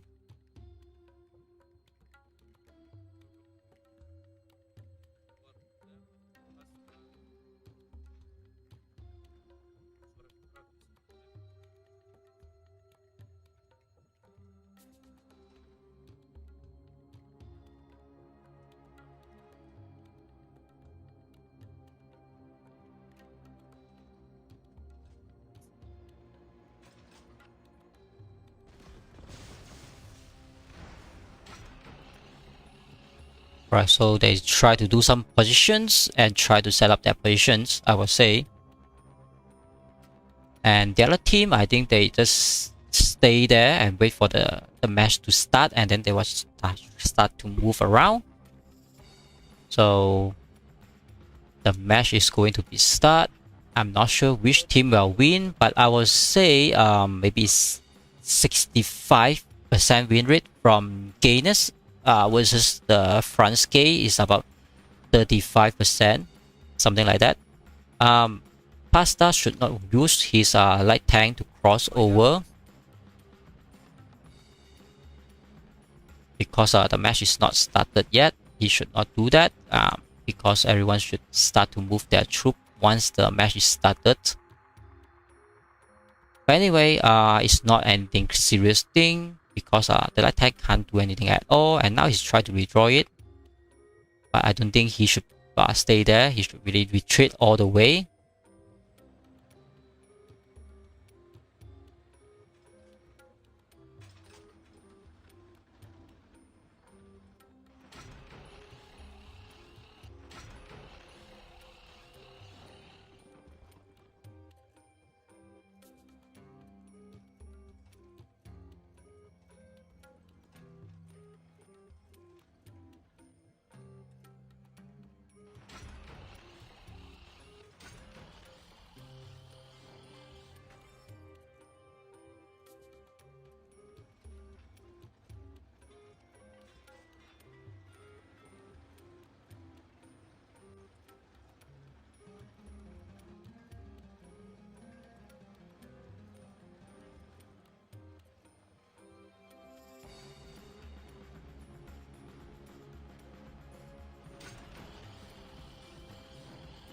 Alright, so the war will start in 1 minute time now.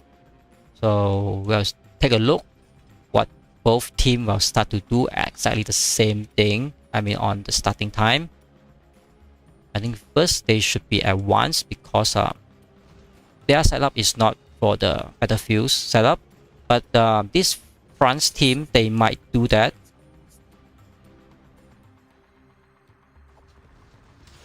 So yeah, the match is start now, and let's see which team will get their best thing.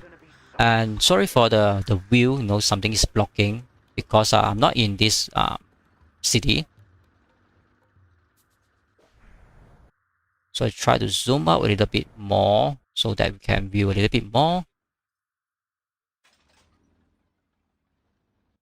Alright, so France team, I think they try to stay there, and then I think the gainers, they try to move. Yes, they start to move now. So FN, he tried to move.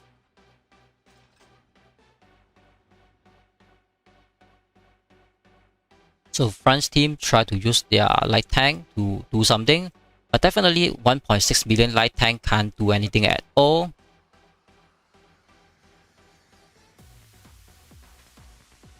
So the light tank getting back, and Jason tried to use his armor, but now his armor getting back just to open the way for this Sofen.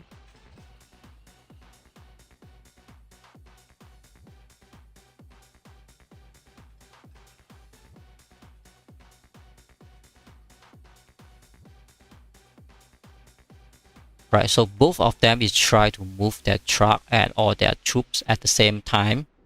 So this is the worst place that you try to cross, because if you can't put your base down, then you are stuck there. But anyway, France team is not doing anything at all. They just stand there. I think, yeah, they just stand there at all.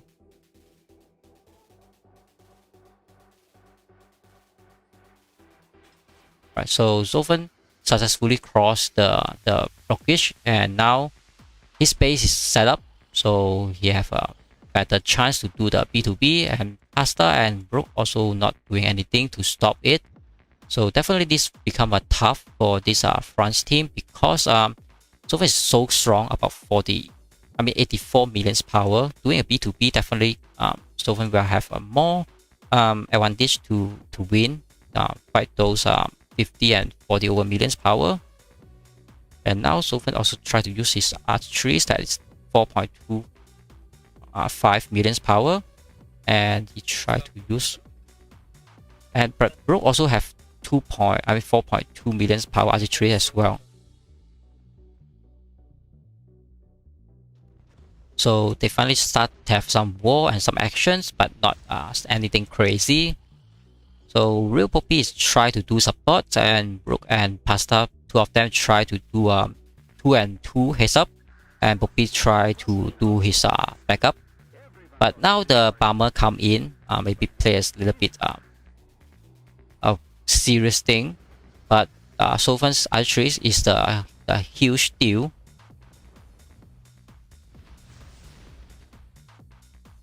You're really seeing some of the actions, but Jason, I think he activated this bunker, and Pasta tried to put his super heavy out and get it back, and Jason tried to clear the bunker maybe. So Sofen tried to do some siege and see which one will die first. Brook one got siege, but Sofen one also going down a little bit a while. Now Jason tried to do the siege alone, and he have some of the archeries doing some idle things, but now you can see he also doing some of the counter attack to kill Pasta archeries. Now he getting back, and Sofen also try to do support and kill Poppy, and Jason also try to help kill Poppy and not to touch Pasta because his base activated, and Jason also try to use his armor, you can see, so that Sofen also try to retreat his super heavy, but not anything. Now he's get back already, and Jason continuously asks his armor to get back. So I think France is doing quite a good job to do some defense, but the team gainers also try to do their offense successfully, I would say. Now Pasta going down about 5% of the HP is a little bit achievement. Just started about 4 minutes of the time of the match. Plus they have to move all around until to the enemy side. So Sofen is very focused on killing those enemies, anything outside of their base. And this Brook really have to be careful about his super heavy. And now Pasta try to use his light tank that is super weak, not even do anything at all, and try to really go down half of it. That is not good things for Team France, and Real Poppy really have to do more than just support, because if he's not doing anything now, then he can't finish the job. Yeah, so we have to look at this kind of match is definitely a defense, because if Team France is just continue to do defense, they can't win the match, you know, because your base continuously taking the damage, and you have no way to kill the enemy, your opponent's base. Then you can't claim the golden tickets to win and advance to the next round, because the winning of this tournament is try to siege the enemy base. That's the goal. But of course, you can use some of the synergy to kill enemy archeries first to weaken their defense, and then you can take them down after they have no defense. So far, it's really have 2 archeries down. So I think this is very big. And then Jason also have half of the archeries down. And now they try to do some damage and some pressure to Jason. And so far, it's really down 2 of the archeries that he's weak. But Poppy also tried to do support and got his archeries killed. Jason also tried to push back a little bit more. And then he got about 1 or 0.5% of his HP down of his base. But he really got 20% down for this pasta. I think that is a good achievement. Sofen is definitely not going to do his alone thing. I think he tried to do a support from this match. I think that's the point for now.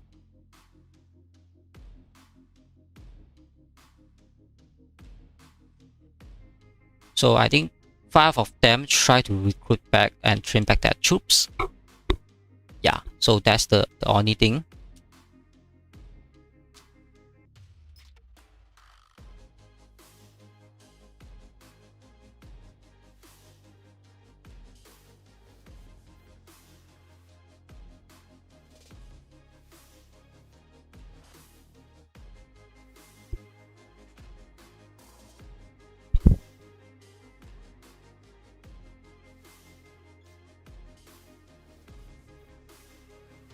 So based on this situation, I think the France team, they really have to do some aggressive play.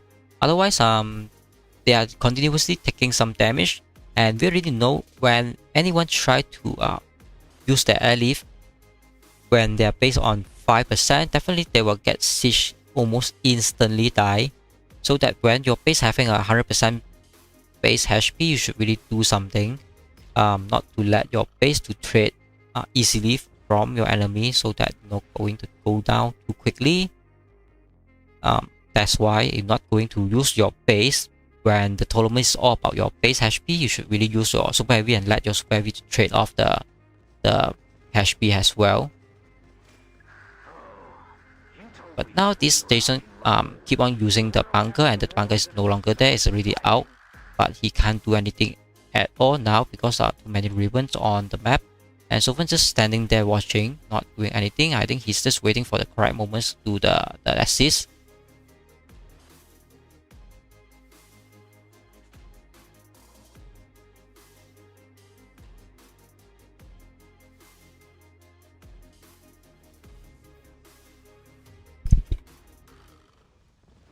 So I think that is a little bit mistake. Jason actually got siege down, but Sofen instantly going to assist. So Pasta even to try to do a siege with a siege, but not really successful. Just one hit is not anything. So finally do his siege and do his aggressive attack, and Brook just going down very quickly. And then Pasta and Poppy really try to back up, but Jason just used his bomber continuously to become very disturbing to kill those behind backup. And Jason also used his base and used some of his troops to do the definitely some defense to back up Sofen as well. But his archery is also going down very quickly, and his super heavy is very strong now. So now they are going to 2-1 to kill this Brook, Jason and Sofen. So you can see now. And then Jason base continuously activated, so this Pasta can't do anything too much. But he is smart that put this archery here out of the Jason base range. But you can see Brook base is go down to 50% already. And then Jason got his archery die, and then Sofan also got his archery die as well. But I think that is a very good trade because you got Brook down to 40% HP, and Brook tried to do a counter attack, but they can't just do the things enough. You can see they have a few archeries try to do the job now, but Sofan just easily to defend it, I will say. But somehow Sofan's base also got 5% down. Yeah, that's a 5% down. So that is very good. And then Jason's bomber also died very quickly. So far also try to use some air frost. And Pasta and this Brook, it's got automatically defended that, not to worry. And Brook have a 1.3 million fighter, so definitely can do some contributions.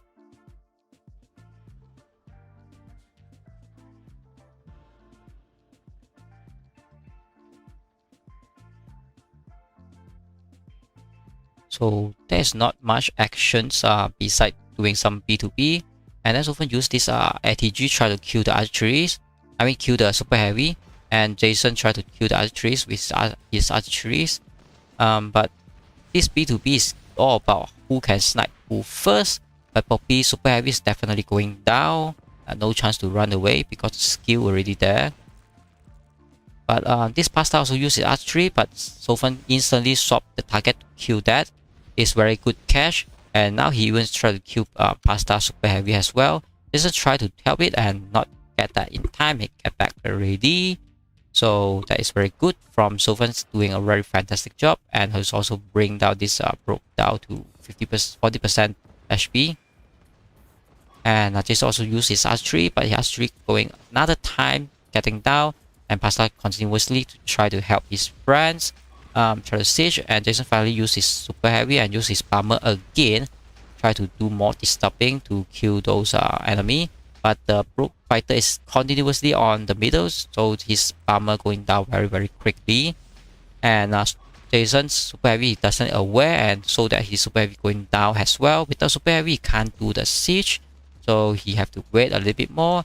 And Sofan, he also have 3 groups super low, and so that France's team, they try to do a counter attack now. So Sofan definitely will go down about 20% HP. Now it's really go down 20% already. I think this is very good things that France team wait for the good opportunities to do some counter attack. But all of their troops die now. But at least they trade off about 22 or 23% of this Sofan space. But Jason base is still 100% at this moment. And then France team, they have one guy down to 60% HP, the other guy down about 80% HP, and this guy is a brand new HP. No worry about that.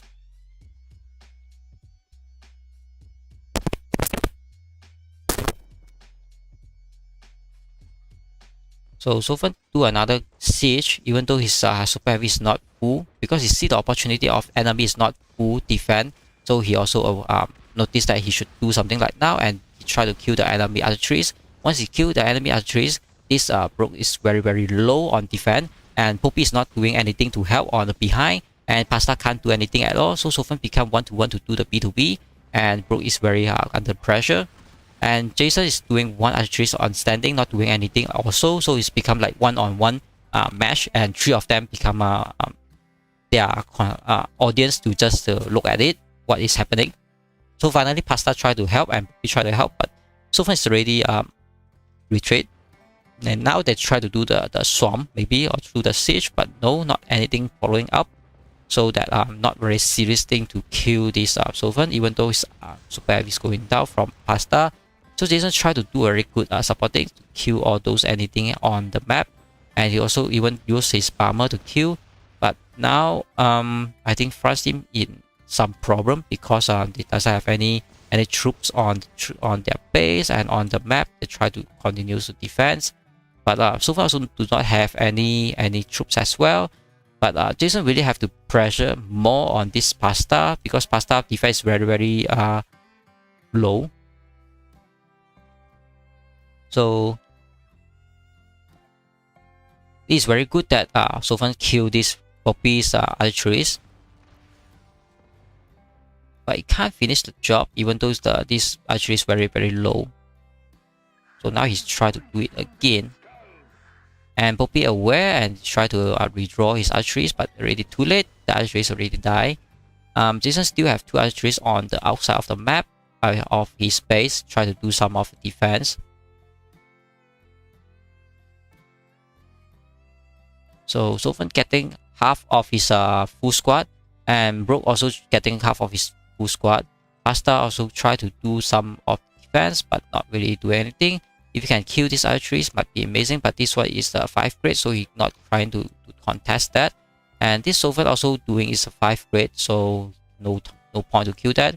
But Pasta can use his super heavy to try to trigger this and use the archeries to kill it if they successfully. Otherwise, it's not. Poppy is really doing very not much that he tried to do. So this French team is really have to work out on their map, because this is not the best situation. Maybe this Poppy can airlift somewhere behind Jason, so become a sandwich Jason, and so that Broke can try to do a defensive from Sophan, and so that Poppy on the top and Pasta on the bottom, they can do a sandwich. Jason try to kill Jason first instead of focus on the Sophan. That is very hard to kill because he's 80 over millions power. And from the Gainers team, they can really do something that I think they can just continue to do 1-to-1 siege, because when they do that and 2 of them can support each other and they can bring it down very quickly, something like that.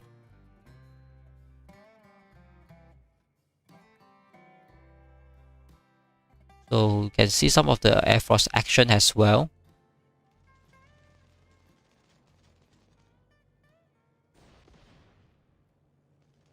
So definitely chase that armor away.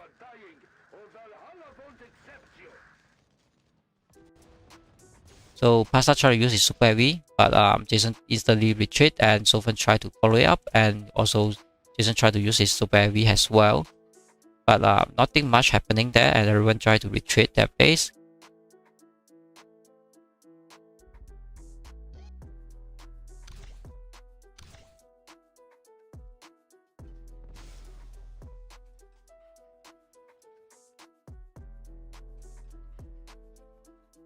So I think they try to get the buff from those Raven level 1, and so that the archeries can use the skill spam to any enemy try to put outside.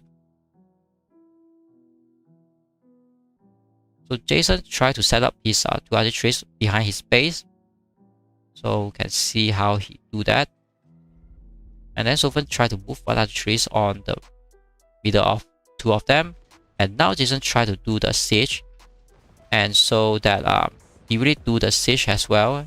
Poppy realized he tried to do send support, and Broke he try to do support as well. And Sophan also do an instant reply, and Poppy go all the way. And this Broke also use his super heavy try to defense. And now Jason's really siege this Pasta down another 10 to 20%. Yeah, and then France team, they can't really do anything to stop Jason unless they can have a better positions by now. But at some point they chase the Sophan away and make the Jason stop to siege, but they are continuously queuing some of those troops. But Jason also have 2 group down to red line, so that is not good. And Sophan still have full troops that inside base, so no worry about that. But triggering archeries is the key to kill for those B2B online.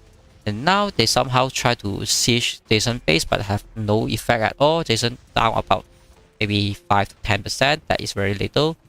And now Jason base is activated, so he can play a little bit very aggressive. If anyone try to aim him, he can do a reply instantly. And so far also try to play a little bit aggressive. You can see try to do a siege. That's why I say that this might be the correct things, that both of them try to do a 1-to-1 siege, but Jason tried to land 1 of the archeries to help Sophan as well. But Jason also tried to do a defensive. Now this broke down more than 40%. So somehow after the trade, Sophan down about 2.5 group of his troops, but they trade off another 20% of this brook. So they are one step closer to their winning, but not that anytime now. But Poppy really have to do more than just send troops in. He really have to do something else to turn this losing side out to become something advantage. Otherwise, France team can't really win this war because you know that every 5 to 10 minutes their HP going down very quickly, and Poppy just always get his troops killed when they send it out. That's not good, and they can't really bring down the enemy. I mean, Sofa's base and even Jason's base, they really have to think about how to siege them down. Otherwise, you're killing all those troops that might not give you the golden tickets to advance to the next round. So they really have to think about how to kill the enemy instead of just continuously to defend, but also get their troops killed at some point. So that is not very wise. So now Sofa try to do another full siege again, and you can see that Jason also try to do his best to support. So Pasta have to really retreat. Poppy doing nothing at all from this time point of view. Brook try to do whatever he want, but Sofa also continuously to pressure him. Now his pace down to about 30%, so definitely going down another next 5 minutes.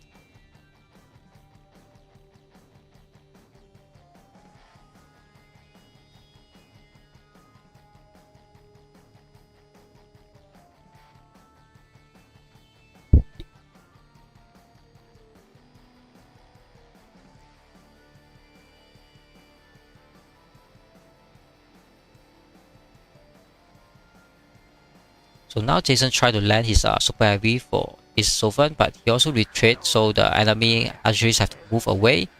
That's how you avoid archeries try to do something funny. And then Jason also try to set up his archeries as well. So this is a siege setup plus Sovereign. So they might go all in to kill Brook. So Pasta and Poppy really have to be very careful and really prepare to defend. But now the archery is very far away, so this Poppy archeries might get killed if he's not very careful. Brook try to use his super heavy try to defend Sovereign's archeries. So Jason also try to help and try to do the skill spam. You can see now he have a skill, so he try to do the skill spam. These very big things. If he aim anything, then the things will die instantly, and they aware that they try to do. But even though Pasta archeries also got that, but Brook already come up. Well, Pasta archery is going down already, but Sophus try to do the backup. So these are very good. So I think they can do an all-in to kill this Brook, and so that this guy will go down now.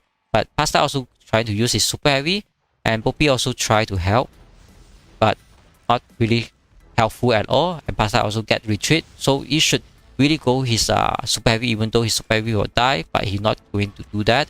So he's just wasting. So now that Brook is really going down, so he try to use anything to disturb, but that definitely is not very effective. But now is how that teammate going down, and this Poppy really can't do anything too much by now. And one down and 2 Elif to go from that Brook, and so that Sofan is continue to do something damage to kill all those enemy troops. And Station instantly going to have some retreat because his troop is very low. But at least they trade off one of the enemy base. That is good things that they achievement. So I think they are going to move their base to next to the enemy and try to do the B2B again.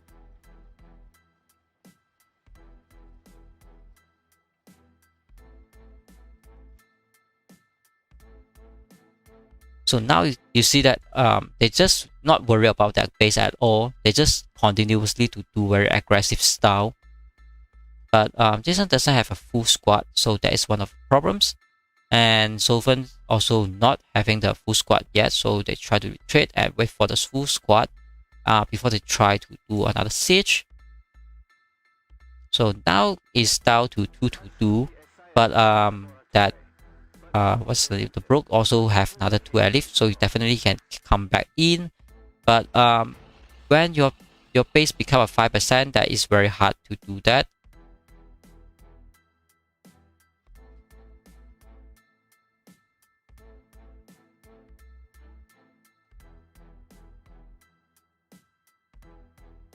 So now Sofen try to move furthermore so that he can do a B2B.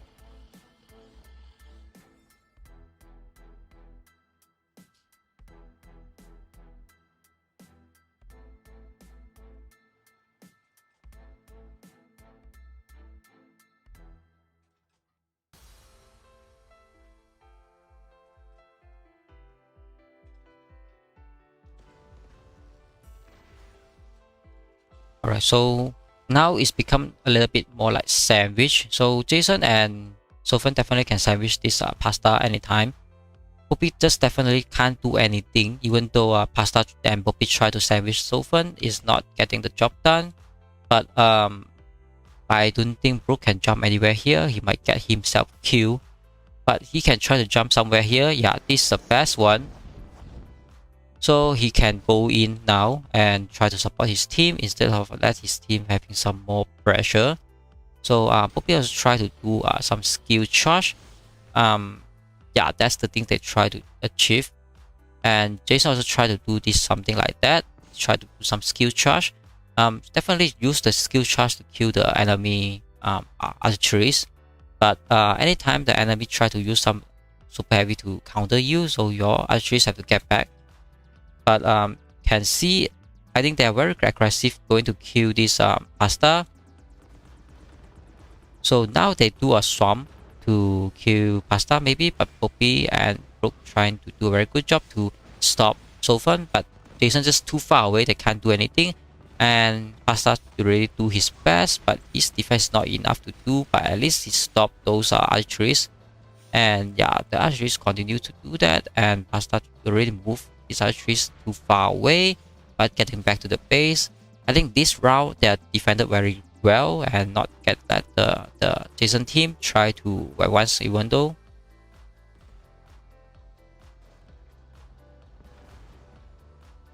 So now this Pasta try to play very aggressive, but he alone can't do anything too aggressive. He really needs his teammate to do more support and do the swamp.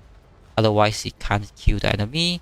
So Sofen and Jason really doing some of tag teams try to kill and also swap their archeries and swap their super heavy once they are siege, and then they are not worried about their archeries or their super heavy dying. That's why how they can treat more of the enemy space HP and not worry about their troops die. But I think the France team also doing a very good job to trade off one of the strongest account in Server-2, about 35% or 38% of the HP. They are achieving more, but this Jason just doing very good supports. He try to stay alive and try to be very defensive, and also try to make his troops next to Sofen to do the supporting. But it's not easy to do the correct things all the time, but they really successful kill this Brook one time. He's really used one Elif, so one Elif left. And now Sofen's archery is going down. That is not good news. And so that Poppies and Brook and also try to do their supportings to their France team, try to do their best defense. I don't think that is enough for now, and they really have to do more than just kill the troops, and they really have to do something like kill the enemy base.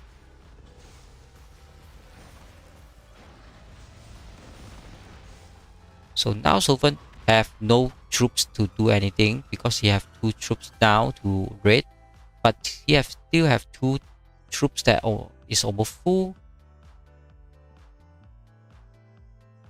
Alright, so he tried to use archeries to do some PQ. You can see that we should use another archeries, try to do another job again, but Pasta use his super heavy try to defend that. Jason all the time try to do his supports, at least he land the skill. So might kill 1 or 2 of the enemy are super heavy, but might be, might not be.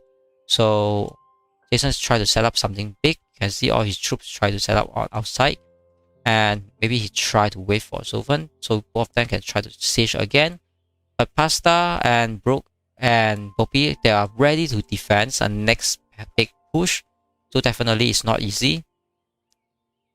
So let's see how they are do their big push this time.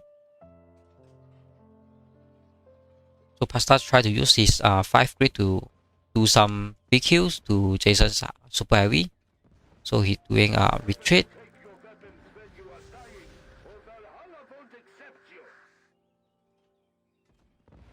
So Sophan's archeries come out, definitely instantly got staged by the enemy, but now he tried to move around.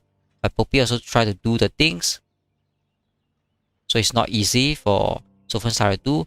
I think the France team finally tried to do something big, maybe. No, they back up. I thought they are going to do some siege, but not that. And Jason's already somehow got his archeries here and protecting Sophans, and he's doing a skill charge that is very scary. Yeah, so he have one skill charge, so he might get Pasta. No. Alright, so he land on the light tank. At least something is better than nothing. Now Sophans try to do some defense and attack. And the best thing is Jason's also continuously to help. And Brooke and Pasta, they can't do a lot. And Poppy just can't do a lot as well.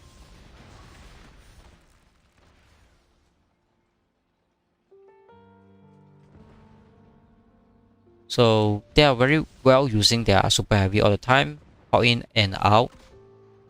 And this Poppy have his archeries die one more time. That is not good. Brooke tried to use his archeries to get some BQ, but this Sophan's archeries is a max skill charge, but somehow it's not landed that skill. Pasta having archeries here, going to do some skill, but they're going to heads up to fight. But at least Pasta get that landed. So that is not going to be good for these Sophans, but somehow Jason's archery is still standing there, very annoying. I think Jason should really kill Pasta, not going to focus on his archeries, so that he can do more than that. Because now definitely the enemy side doesn't have any support. He should really do something that he should do, not to let the enemy continuously to waste the time.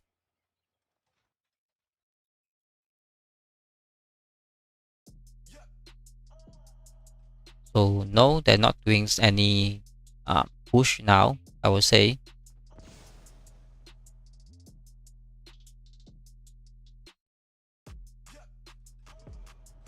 So Jason tried to do the skill charge trick again, and Poppy's super heavy is here. So at some point they have killed it before let this super heavy to be a problem.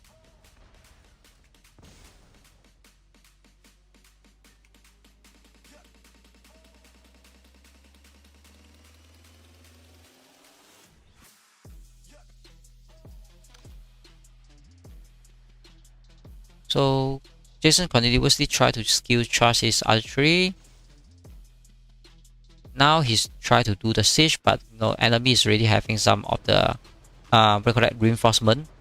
But at least Jason still continuously do his siege, even though his archery is going down. But he trade off some of the enemy base HP. That is more important than anything else from these tournaments. So far not get that follow up just now. Otherwise, they can take Pasta.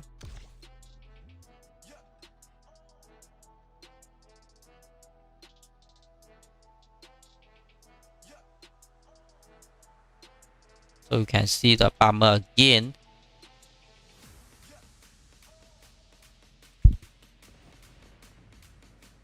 So this bomber from Jason tried to siege something, but I'm not sure why his bomber flying this side.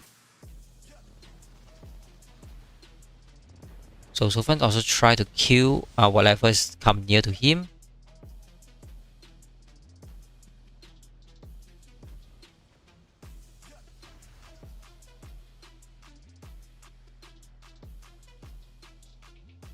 So I think the French team, they do a very good job to throw a defense line so that Jason and this Sophan can't finish the job quick enough.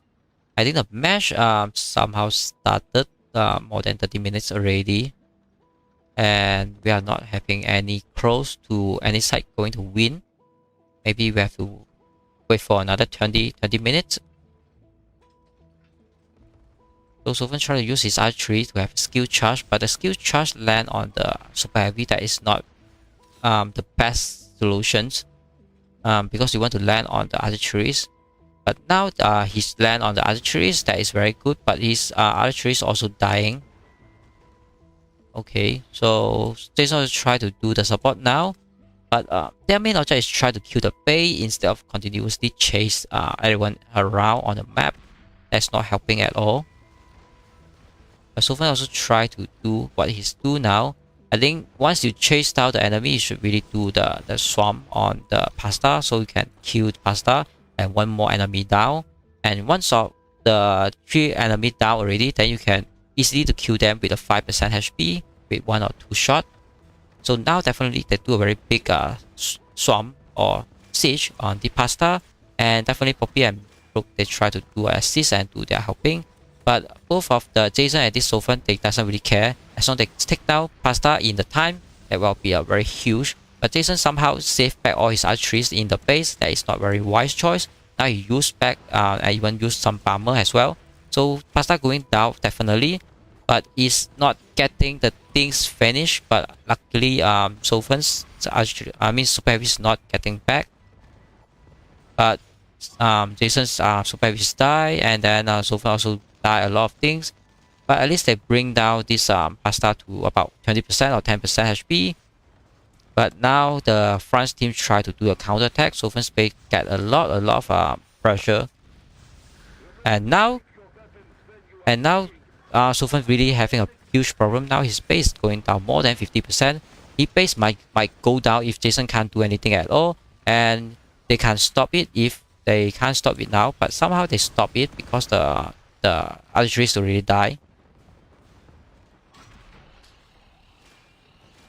So we have Pasta try to relocate his base. I think that is definitely a good choice, not to let the enemy try to continue the B2B progress. But Sofen try to do the chase, I would say. Maybe. No, he tried to kill Poppy. So that is definitely something else. And Jason tried to chase Pasta troops and his truck as well. So that is something worry about it. And Brooke tried to do the defending. So this is very hard to say, but Sofen's going very down. Even though he's one of the best fighter base, that he have 80 over millions power, but his base really go down about 40%. That's very impressive of how 3 guy can do that. So now that they can't finish the job because this Pasta already ran away. He didn't use any airlift at all. Brooke still have 1 more airlift, and Poppy having about 80% of his HP. So that is the situation now.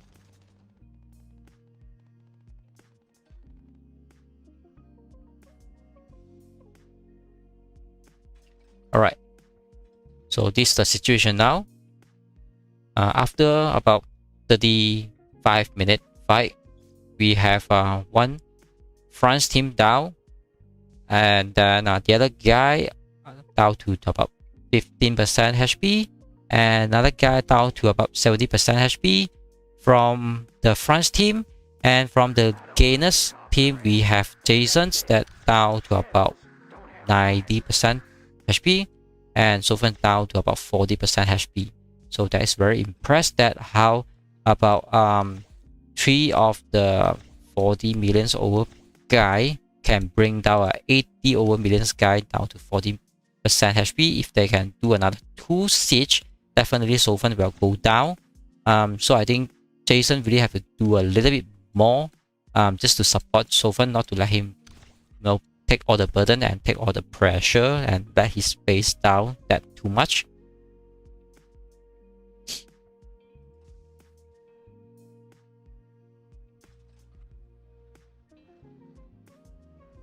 So now they try to use some air frost put on the map, and all of those 5 guys try to recover their troops. Sofen, Jason, and then this Pasta also try to train back all his troops. Poppy definitely he have his troops already, And this broke guy I can't see. I think he also tried to train back, but they really have to do a very huge turnaround to kill Sophan. And after Sophan is dying, I think that's golden ticket for them to just kill Jason. But they have 2 guys down to raid. It's very hard to make sure that they get the golden gate. That's the problems. But now France team only down to this Poppy is only having HP on his base.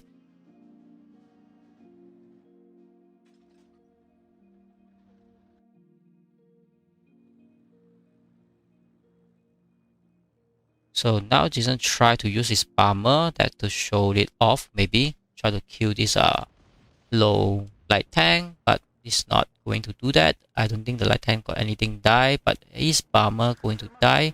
And this 1.3 billion fighter also killing Jason's bomber. And Sophan's fighter also going down very quickly because getting BQ by the base.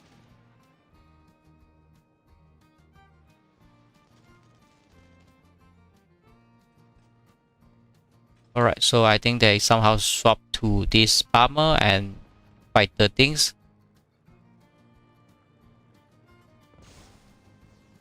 So Poppy try to charge his artillery. That is not necessary for now, maybe.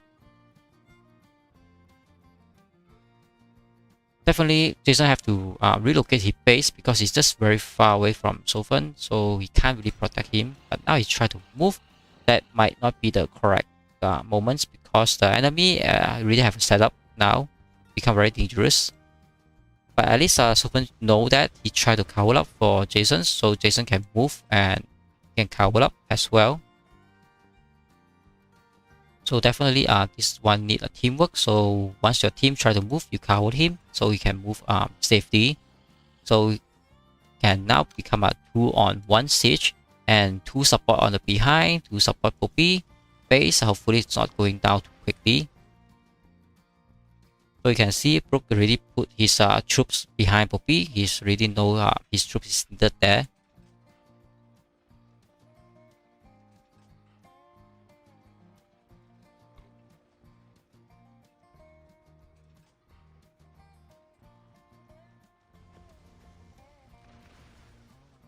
Okay, so far I think they're having some mistake, having his archery down for no reason.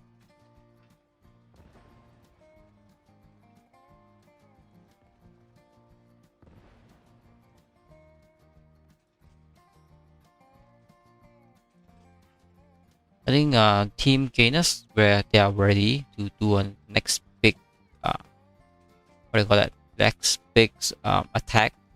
So Poppy have to be very prepared, and 2 of his teammate have to really do more support.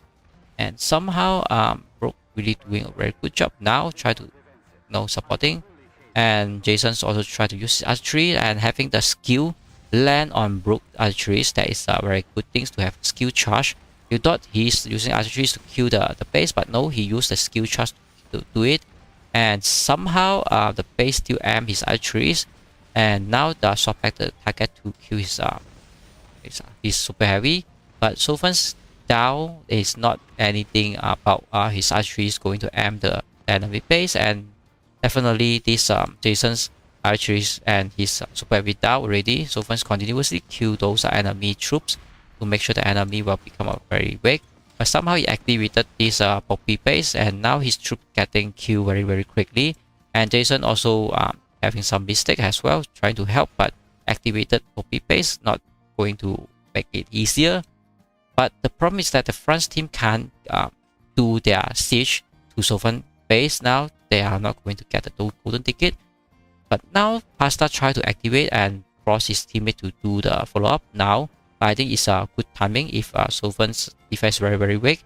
You can see all his archeries are outside, but now he's putting it back. And so this only 1 super heavy and 1 archeries, and plus 1 more, but that one run away already.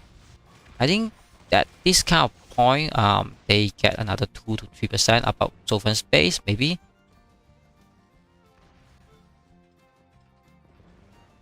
Alright, so Poppy really know how to play very aggressive, use his super heavy to make all the enemy aim him, and so his base try to do counter attack. But anytime they still stuck at the middle, not going to win.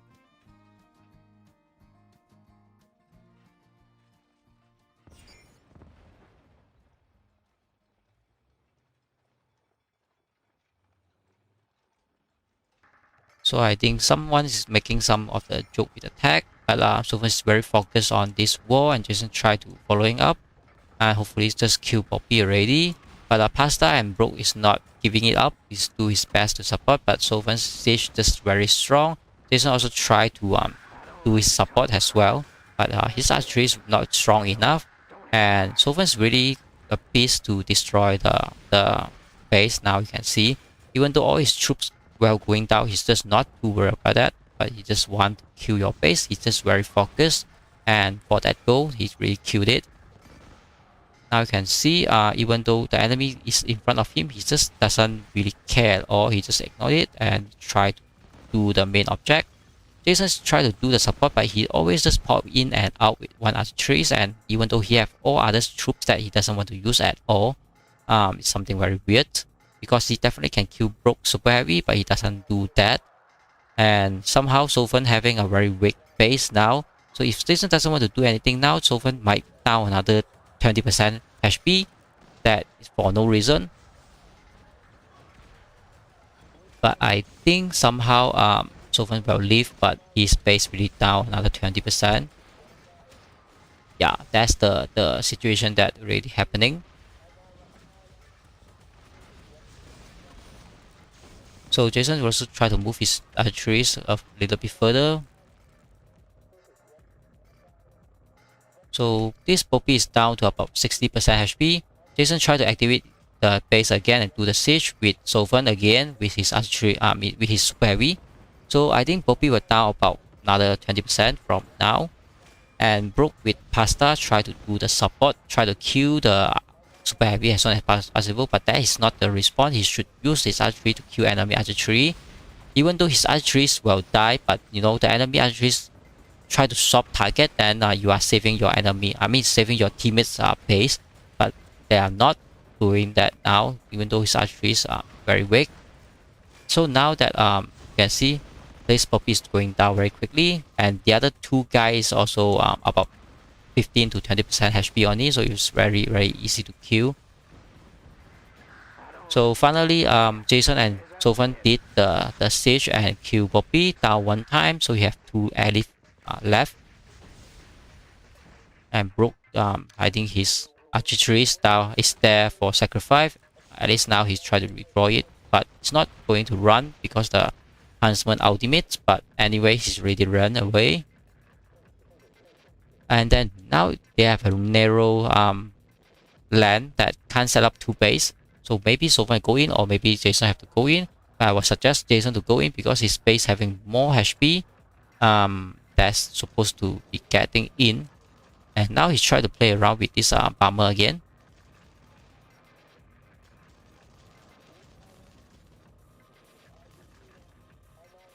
So yeah, we are thinking about the match is getting very close to end because the France team having 3 of the members down to another 15% HP only, but the team gainers, they are still brand new, Jason, and then the other guy down to about 30%, so that we already know the golden ticket is very nearby to which team and going to win.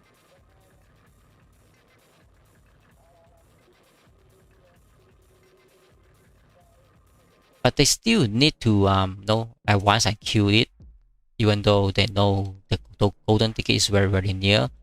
But it's not happening because they need to recruit back all their troops before they try to do that.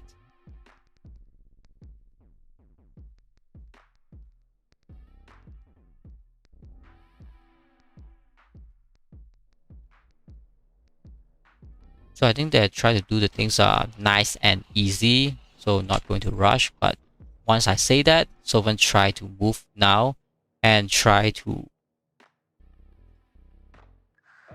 I'm not sure what, but he tried to move to the front to, and then maybe he do B2B. So far is very the warrior not going to worry and not going to worry scared anything situations. He just go in all the time. So Brook even though want to try to stop it but can't.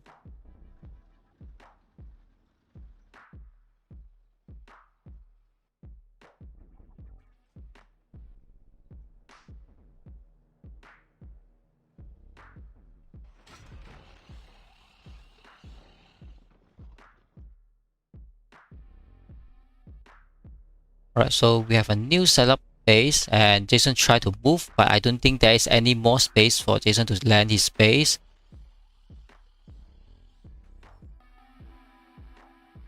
Yeah, that's the problem now.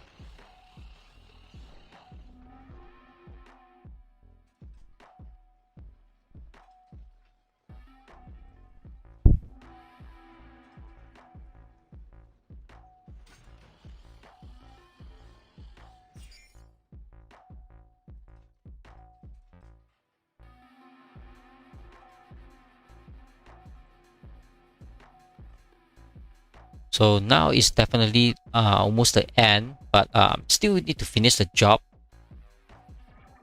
So I don't think anything can turn this around, even though France team have to work very hard. But if they want to make the miracle happen, they can, as long they can focus to kill Sofen and make it out of the match, then they might turn it around. But their base is too low. So to kill Jason is a little bit harder, but not means they doesn't have the chance if they do it correctly. But they just need to be do it correctly, I would say. But we spell be very hard.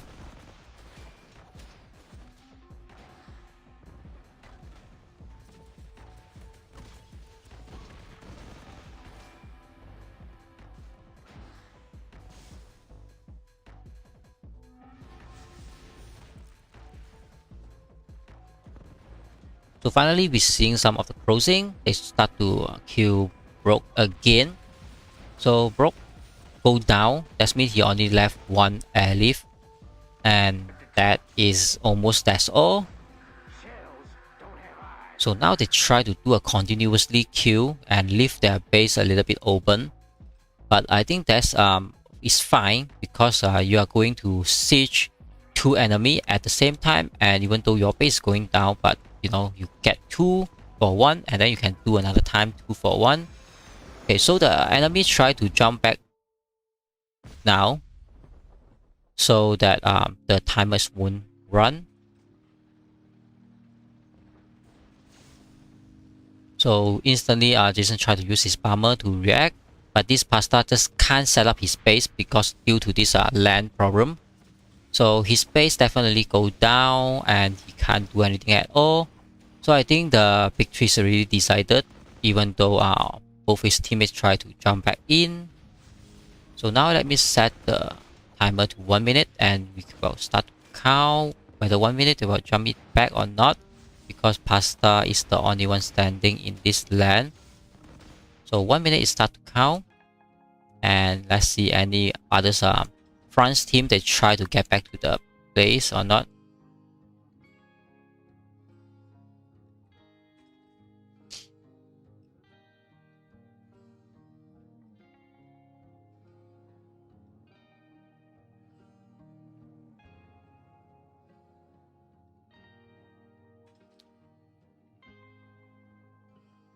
So there is another 30 seconds, and if no one jump back in, then they might consider a win.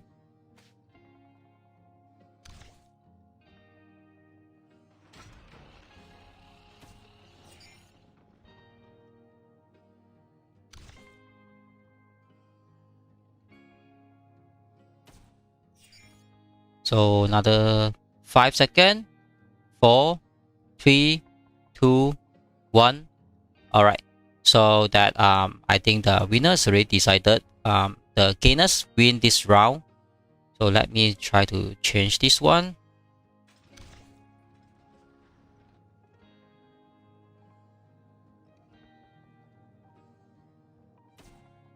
All right, so we have our match and we have our winner team here. Gainers win the front team.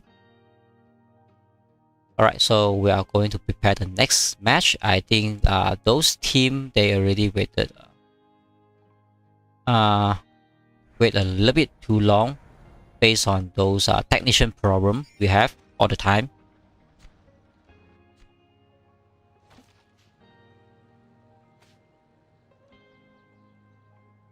So let me do some mission from officer because getting more rewards is what I always do.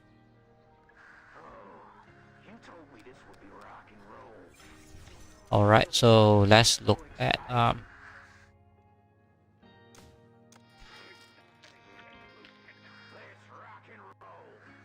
so let's see the team supposed to be here, even though they are a little bit too cold. Because they're supposed to be the next team to play the round, but somehow mess up a little bit. And even though my husky tried to sound a little bit, so let me try to do something to fix her up and get back to everyone's a while later on.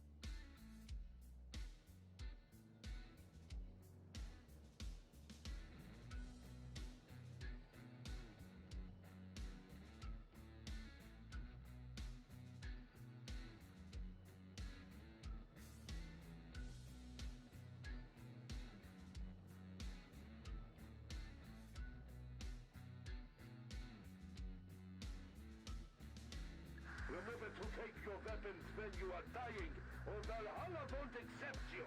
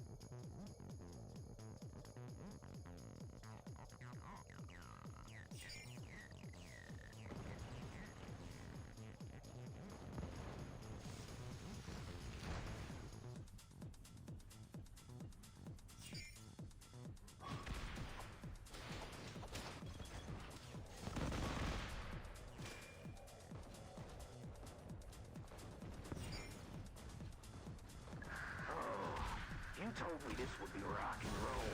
Is the world after the war gonna be so exciting?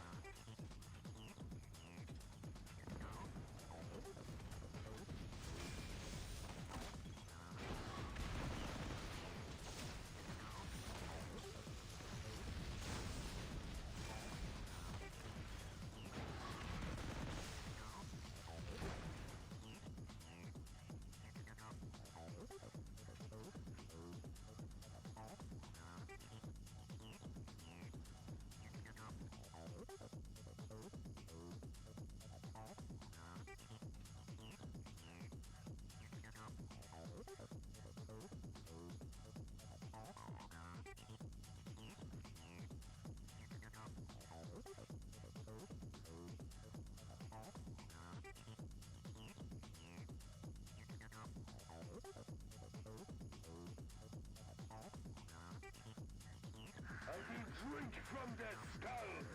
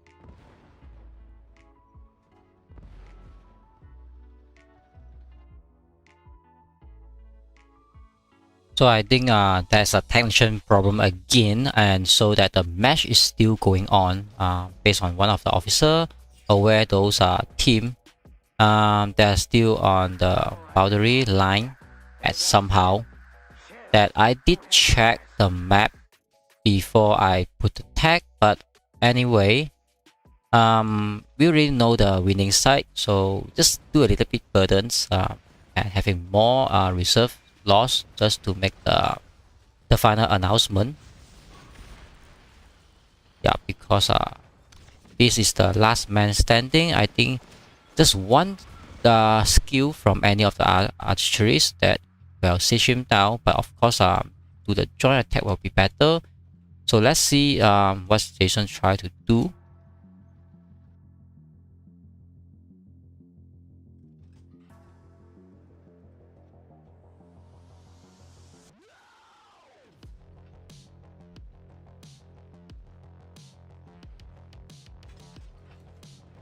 So now they do a all in. Definitely Broke will go down, so nothing much he can do.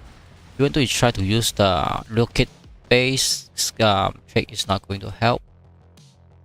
Right, so I'm not going to put the tag and let the officer to put the tag to announce who is the winner, cause I think I did that. Yeah, so finally he have that, and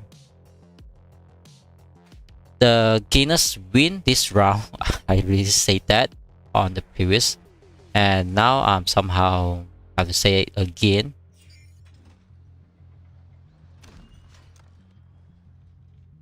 So I'm not having the best setup that I want because I doesn't have the materials to do that yet. Unfortunately. Yeah, so just forget about that, and let's wait for the next match to start. I think is the farmer and then team Matt. But let's wait for the organizer to put the tag, and so that everything can be very clear, because I continuously finding all the names very weird that is not the consistent, but supposed to be okay.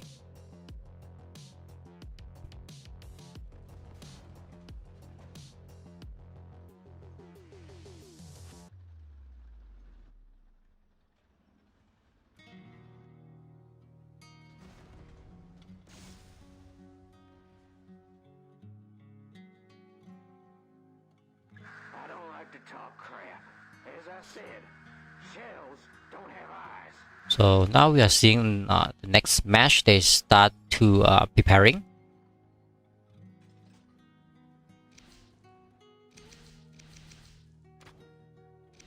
So let's look at the tag.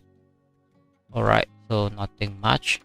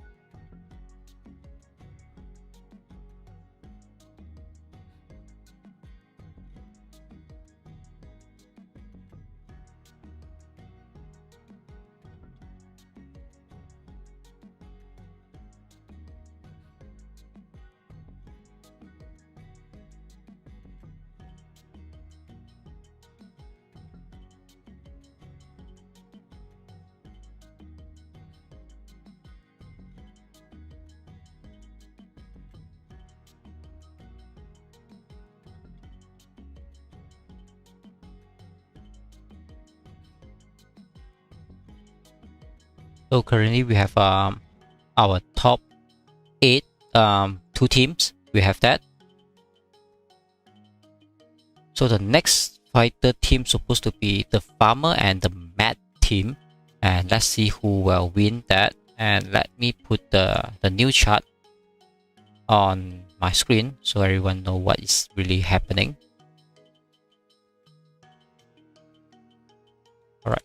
So this is the new chart that Team USSR win the first match, and the second match the gainers, and the third match supposed to be this the farmer and the mat. And let's see what our organizer talk about it.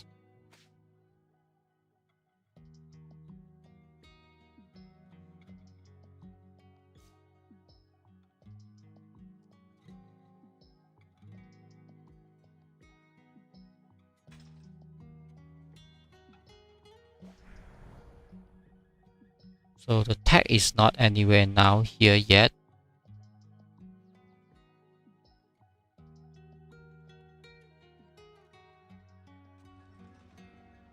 We wait for a while until anything is updated.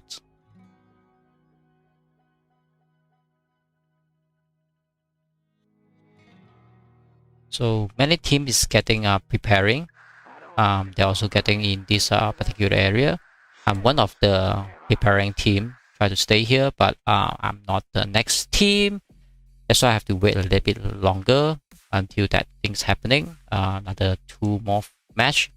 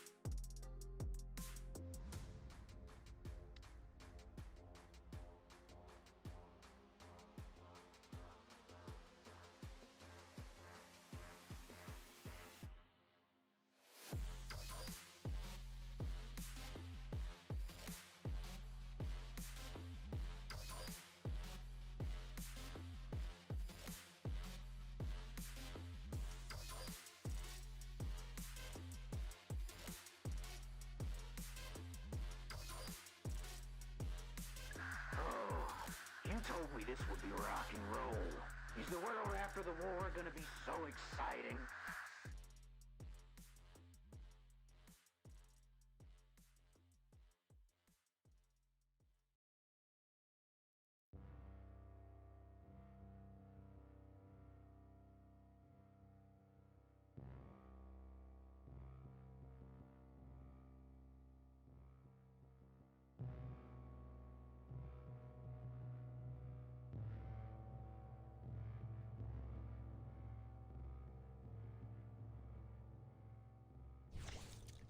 So I don't receive any updates now, so I'm not sure whether there's a next match or not, because those match take the time longer than what we what do you call it, expected. So everything become very delayed, and a lot of players and a lot of team, they expected to having the war within that hours is not happening, and some of them went offline. That's the problems that we always face. But we also try not to do the match that just let them fight without any audience and without any referee. That's why we also try not to let them all fight has their own terms. But since this is a custom event, so we should always wait for the main sponsor organizer, what he think about it, and whether he want to continues with another match, or he think he want to do some adjustment and arrangement as well.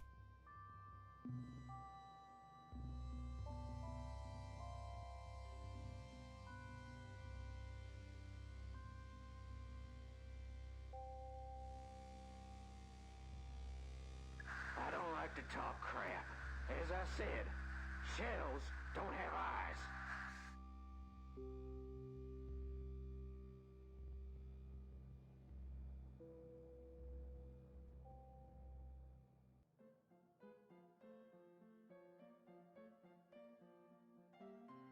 So I think I have to check the message just to make sure updated to what is happening now.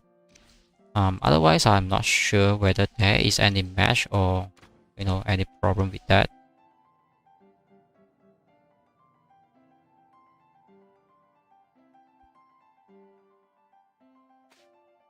You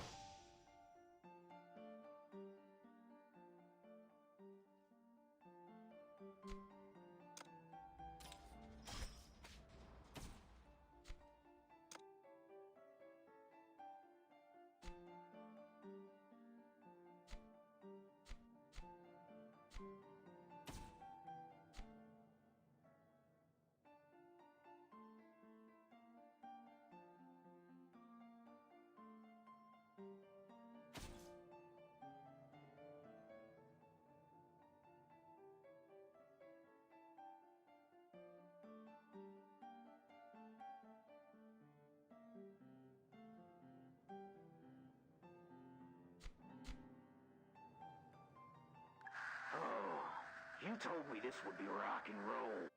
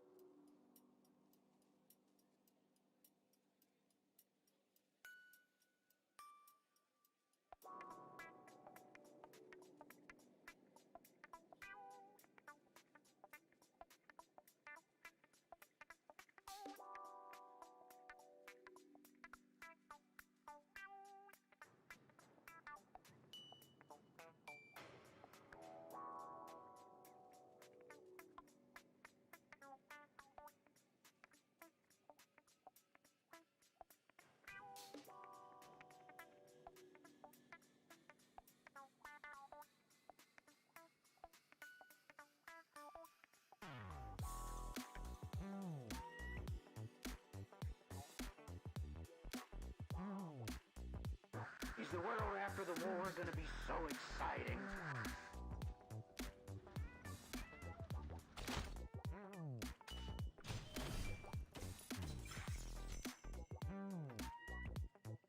So hey, Vivo, thanks for your subscribe and welcome to BBQ channel. And Alison Osama, thanks for your subscribe and welcome to the BBQ party as well.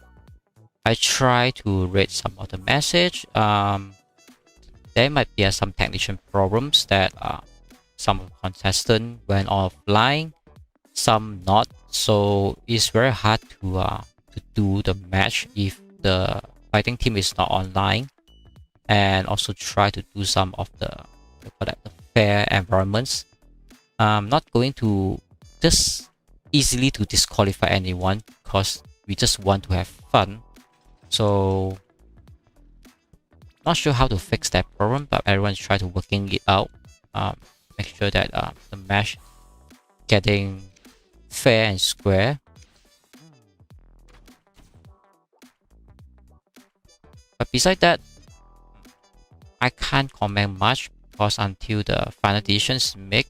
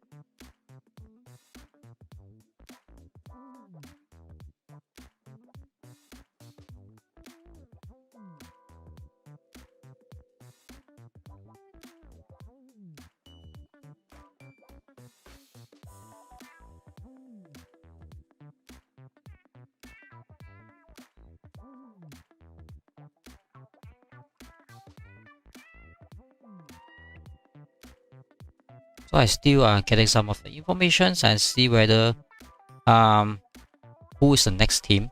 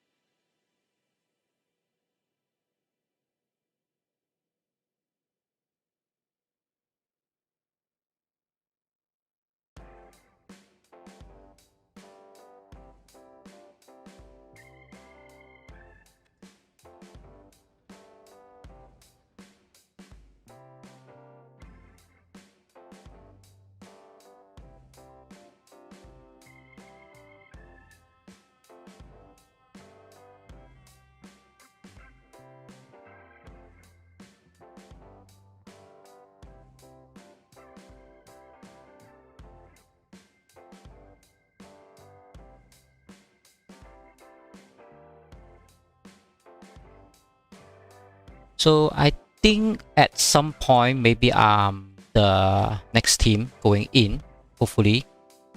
But there is still some technician problems that we try to solve, and that's why I need to do some messaging just to make sure everything is in order, and so that we can start our match.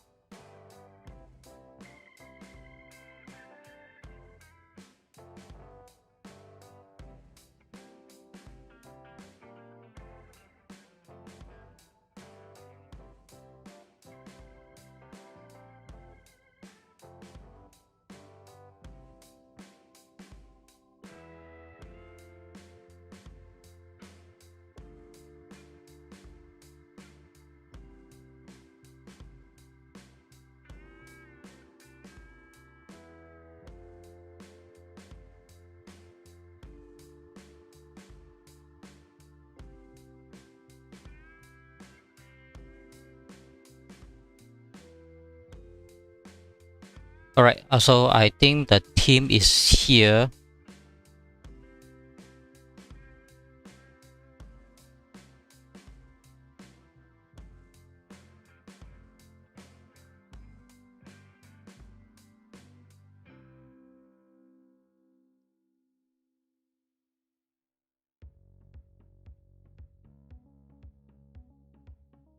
Okay, so I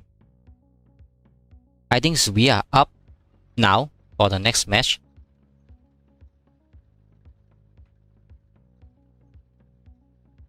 I'm not sure which side I should move, and I'm not sure whether my setup is the best setup or not.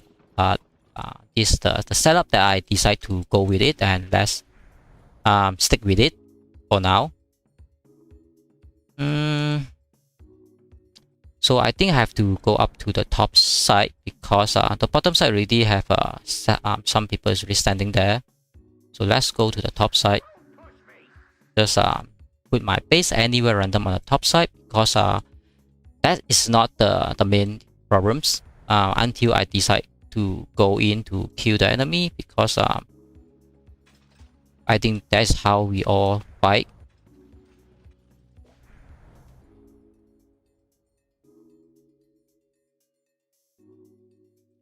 So my partner is coming, Dr. Y. He is one of the fighter of the XYT as well. So let's check out about the world ranking in server 2. So my ranking currently is on top 11s, and Dr. Y is currently on those top 15.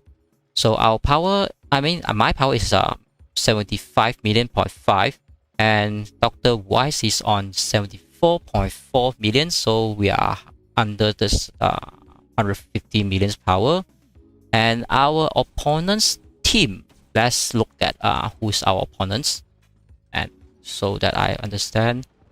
Let's open the chart.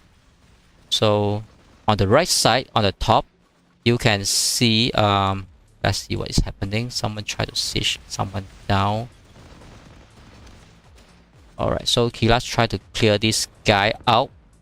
Just thinking this guy's blocking the tournaments. Okay, so the opponent's team will be this Dandelions gang, and they have I can't read the name here, but let's wait for them to come over and show that I know who are they.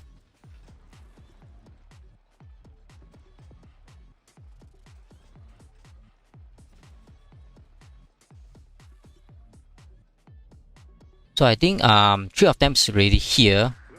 Android 34, he currently on 52.6 billion power, and then this not sure how to spell that, should be Copy Jeb, something like that, and he's on currently 51.8 billion. I think I just call him Cop or call him Jeb, and this one definitely is call him 34.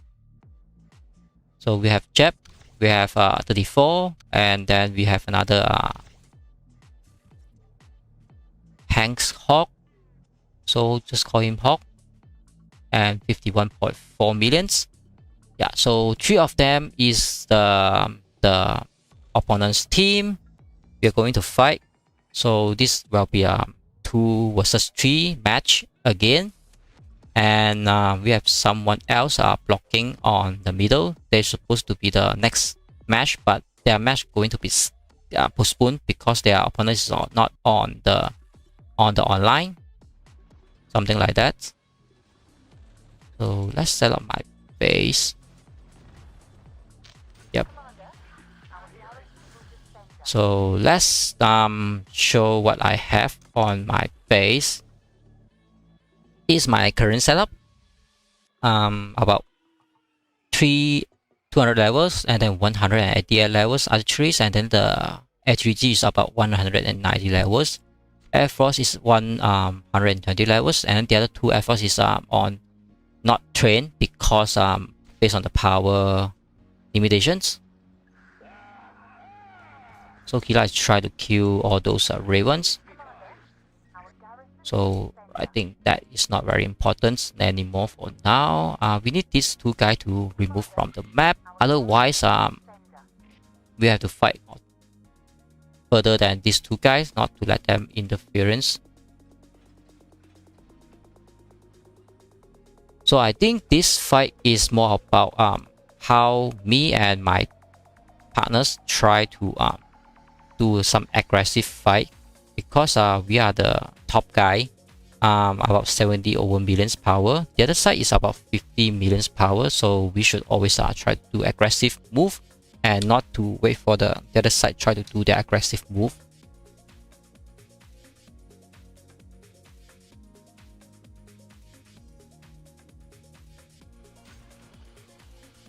So I'll be honestly about what is the strategy and the plan that we try to use on this match. Even the first match, really decided what we should do. It's no any secret that I try to share that, because of it's not a secret. is very simple. I just tell my partners that since both of us, we know what we are doing and we are good on those fighting experience. So I don't really limit what we try to do and how we should cooperate and synchronize our attack. I will just say that we try to do what we do best and we try to do it a solo. So he will do his best thing, I will do my best thing, and we just mash it up whenever we think it can be done. Otherwise, we just continue to do our solo things. I think we can just take 1 versus 3 because I all the time doing 1 versus 2, 1 versus 3. That is not a problem, so I don't think it's very challenging. But I have a very good partners. Dr. Y, he on my side. Definitely, I'm be very happy. So this is my profile. HunterBBQ 7.5 billion power, and then my partners, Dr. Y. He's on 74.4 million power. Definitely she's lower a little bit, just to match back our limitation of 150 powers on this particular tournament. So our team name is Supreme Team. The name is not we rename it. It's someone else, the organizer. But I don't think that is the main issue, as long the members on the team is the main object that we are trying to talk about. The other team, let me look at that name again, is about Dandinon's gang. That's the team that we're going to fight them. I'm not sure how long I will try to use for this match, but I also try to finish it as soon as possible because I also a little bit tired because the whole days that I also not rest, and we did a lot of matches on the first round, and this second round we are already in the live stream about 4 hours. So definitely we're having more than 10 hours live stream on today and not getting any rest on that as well. It's a little bit burden, I would say. So now they set the boundary is on these 2 guys. So finally the organizer know these 2 guys not trying to move because somehow they're offline. So they should really move further more than the boundary, and so that we can play after the line and try to do what we do best. So I'm not sure I can be the MVP of this match, but I try to do what I always do, and because this is a live match, I will just try to talk about what I try to do, why I try to do that, and what is the benefit and pro and con. I'm not sure whether I can keep up with my mind and the things I try to say, because sometimes when you're very focused on those actions, that you might confuse yourself, that you're not sure what you're trying to talk about.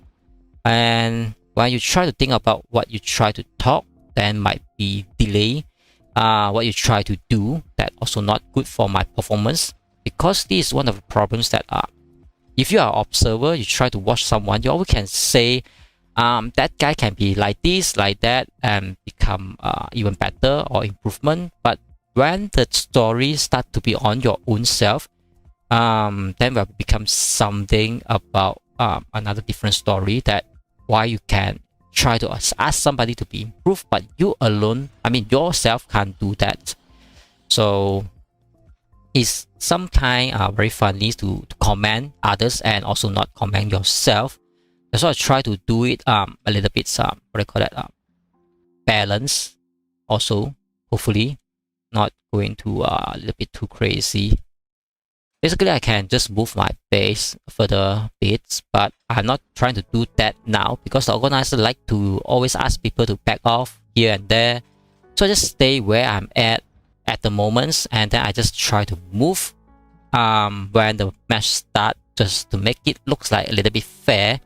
Because based on our power, that is definitely not fair already, even though it's 3-2 fight, and from a few previous match, we already are aware that higher powers definitely having more advantage compared to those low powers.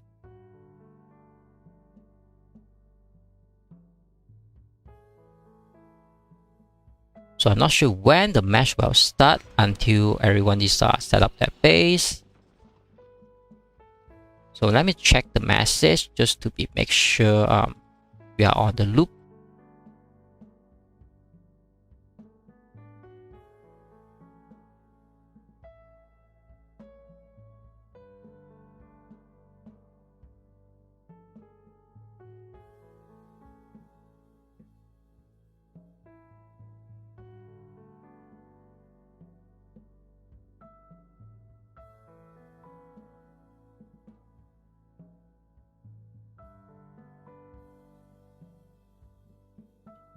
Alright, so I think some of the changes of this match, because we have a previous 2 fight that taking too long of the time. That's why the organizer try to make it smaller of the map, so we can directly become a B2B instead of moving around on the map that have no effect on the actual fight. So I think that passing this rock, I think it's good for us that we do not need to cross the rock. Now we are very close to each other, and like I said, the organizer like to ask everyone try to back off, so that the match can start. That's why I say it's not very important to do the moving from the start. But let's give some more space for my teammate to set up the base.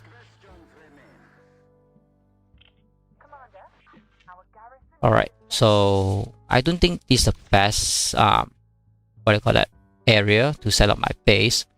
I should move a little bit further, but I hope that the organizer not trying to ask me to back off again, because I should mash up this my teammate. So I'm not like I'm staying behind, look at him like saying, can you just win the match for me?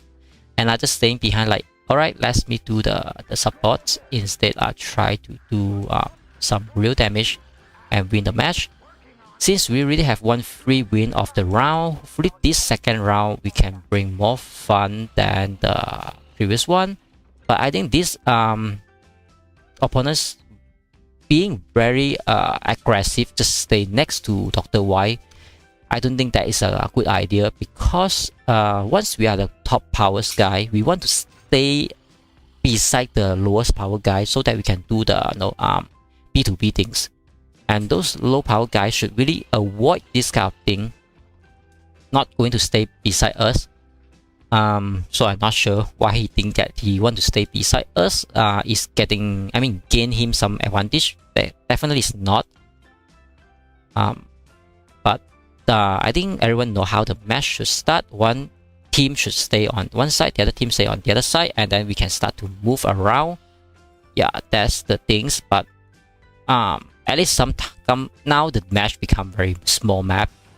Anyhow, we just move 1 or 2 grid and we are definitely off already. So let's do about 1 ribbon. No, 2 ribbon.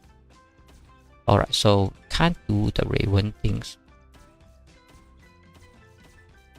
So that is very weird that the Jason can did that and I can't did that. So unfortunately I can't use this technique because I can't summon any ribbons. Get blocked by the system. So let's wait for the timer, and the organizer tell us what is the time to start the match, and we will have our match start.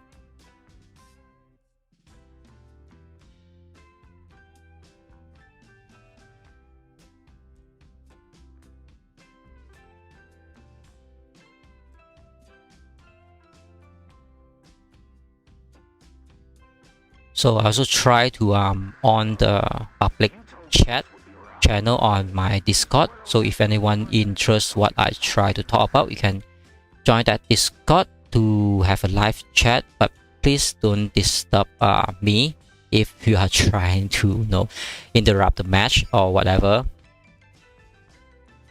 So I think everyone should be ready, because I really set up our base in the match. I mean, this is the fighting stage. So if you are not ready, you should not be here. I think everyone's just ready. Yep. So I'm not going to do anything more. I'll just use one bomber. So I do not have the other two. And I will just have this setup for now. But I'm very worried about like 7 minutes. My what do you call that? The resources truck will coming back. Then I might have to use about 20 seconds to send them out again because I like to collect resources. Yeah, but yeah, that's the problems that I like to collect resources. Alright, so the fun going to be start very soon.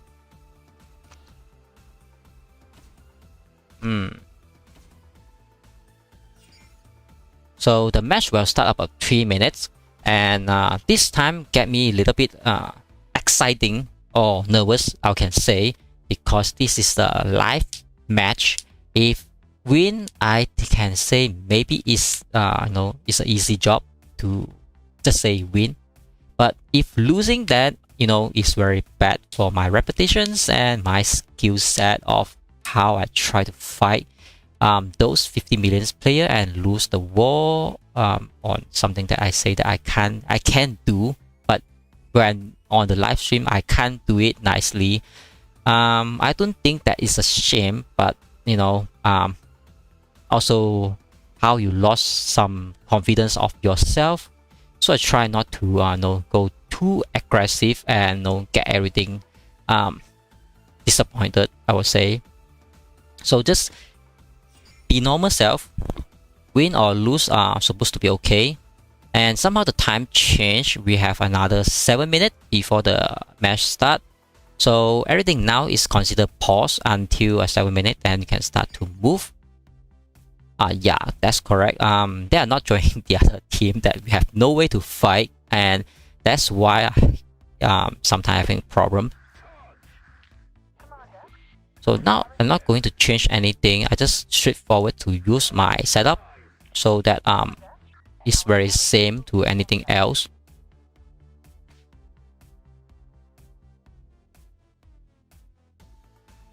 So since we already freeze on this moment, so let's check the team again and do one more time introductions of both team. On the left side we have the Daniel's gang, and then they have 3 members. Top Jab about 51.8 million power, and then we have Hanghawk about 51.4 million power as well, and we have Android 34 52.6 millions. Definitely they are more than 150 millions, but I don't think a little bit more. We were really calculative of that. But we have Team Supreme. We have HunterBBQs with 75.5 billion power, and we have Dr. Y, and they have 74.4 million powers. And just look at the world ranking. The world ranking currently HunterBBQ is on the top 11s, and Dr. Y is under this top 15. So we are about the top 20, top 15 fighter in this server maybe. So about the kill count, I'm on top 19. Let's see, I don't see Dr. Y, so he is even lower than that. But I don't think that is any problem. So he's about 43. Jason is just one rank above him. But definitely I like one top rank is resources collected. So you can see I always collected resources, and my resources is very, very high compared to others, something like that. That's why I always keep collect my resources, even though I in a difficult fight or any situations or whatever. I still send my truck out, even though it's not very affected a lot of resources collecting. I just like them to send out. So I think this match will be have more people watching, or maybe more or less, because the last fight we have Jason, and he joined with one of the best destroyer Sovens, also one of the best fighter to fight three guy, the other alliance, top 2 alliance in server 2. And now we having this HunterBBQ join partner with this Dr. Y, also one of the best fighter in XYT, try to fight 3 of the 50 million guy from XYT alliance as well. So let's see how we do it and how the I can't see the name. Yeah, the Didanion team. I mean Didanion gang. How they try to defend our offense and how they do the golden triangle or do some backup plans or something. And how did the other team, the Supreme team, how we trying to destroy the other team? What is our technique? What is our secret of skill? When we try to siege, the enemy try to use their full force to kill my artilleries. How I going to counterattack that particular thing, and how we siege down the enemy, and how I going to work it out with my teammates. And is my setup great, or is this a worse one or bad or something like that? So let's find it out when the match start in another another 3 minutes. Yeah, because now it's 52 and 55. We'll have the match start, and that's the things. So I still have some time. Let's do some of the contributions, collect some of the rewards, free gift, and some of the bunker supplies as well. So nothing much. Basically, I don't really use army groups, so I don't really think about that. So I don't mind about those army groups. What do you call that? Extra buff. So we have another 2 minutes. The match will start. So at this point of time, I'm just getting more and more exciting. Hopefully, my partner is getting that exciting as well. So let's do a screenshot of what we are trying to do now.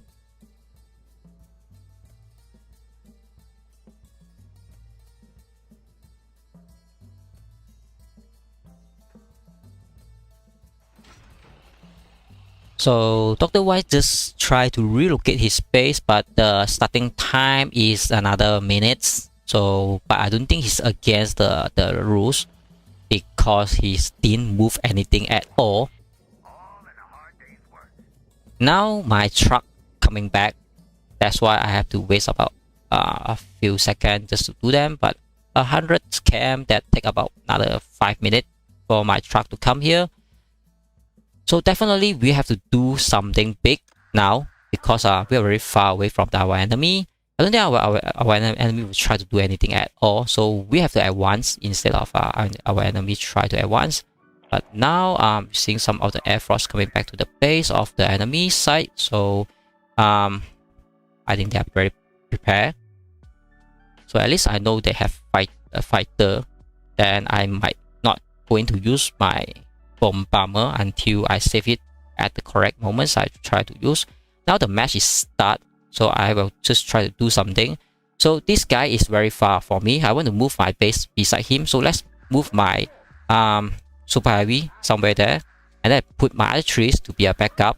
So you can see my main troop is going at once very far away, but my game getting some of the problem.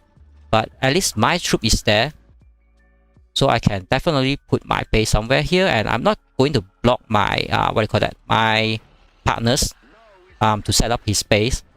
And he's trying to shoot my super heavies. Is definitely fine. So now I successfully to transfer my my base already. So this guy really have a full charge of his archery. I try not to let him to skill charge my teammate, so I try to do it to kill him. And now he's trying to aim my super heavy. That's why I also try to be very careful and know that alright. So now I have to worry about my teammates, because he's still not getting his base set up. And let's remove this particular tag, so not going to block things. So my super heavy somehow getting here. At least I shoot 1 or 2 is good. And my archeries can shoot this guy. At least one shot? No, one shot at least. So I got sieged by this guy. It's not very good things, but it's not very important because you can see my teammates try to do an assist already. So I'll say it's not very worse. At least my main object just now is try to let my teammate to set up his base, because if he doesn't set up his base, we will be having a huge problem. So now I try to do another base setup. My team is already having a fight, so I'm not too worried about that. And this guy already have a skill charge, so you're not going to move anything out to let him kill freely. But now he have no more skill charge, so I can do that. And then I have to put my archeries somewhere very behind, and then let my super heavies get back, not to let anyone to skill charge him. So I have to send my truck to get resources, and have to pull everything back in. So just so that I can send my resources truck out again and wait for another resources truck to come. But also look closely what my teammates try to do at this moment, so I'm not going to miss that synchronizations with him, try to do what we should do best. And I've tried to focus on my game, but my trucks continues coming back, so I have to do the truck things again just to make sure they are not idle.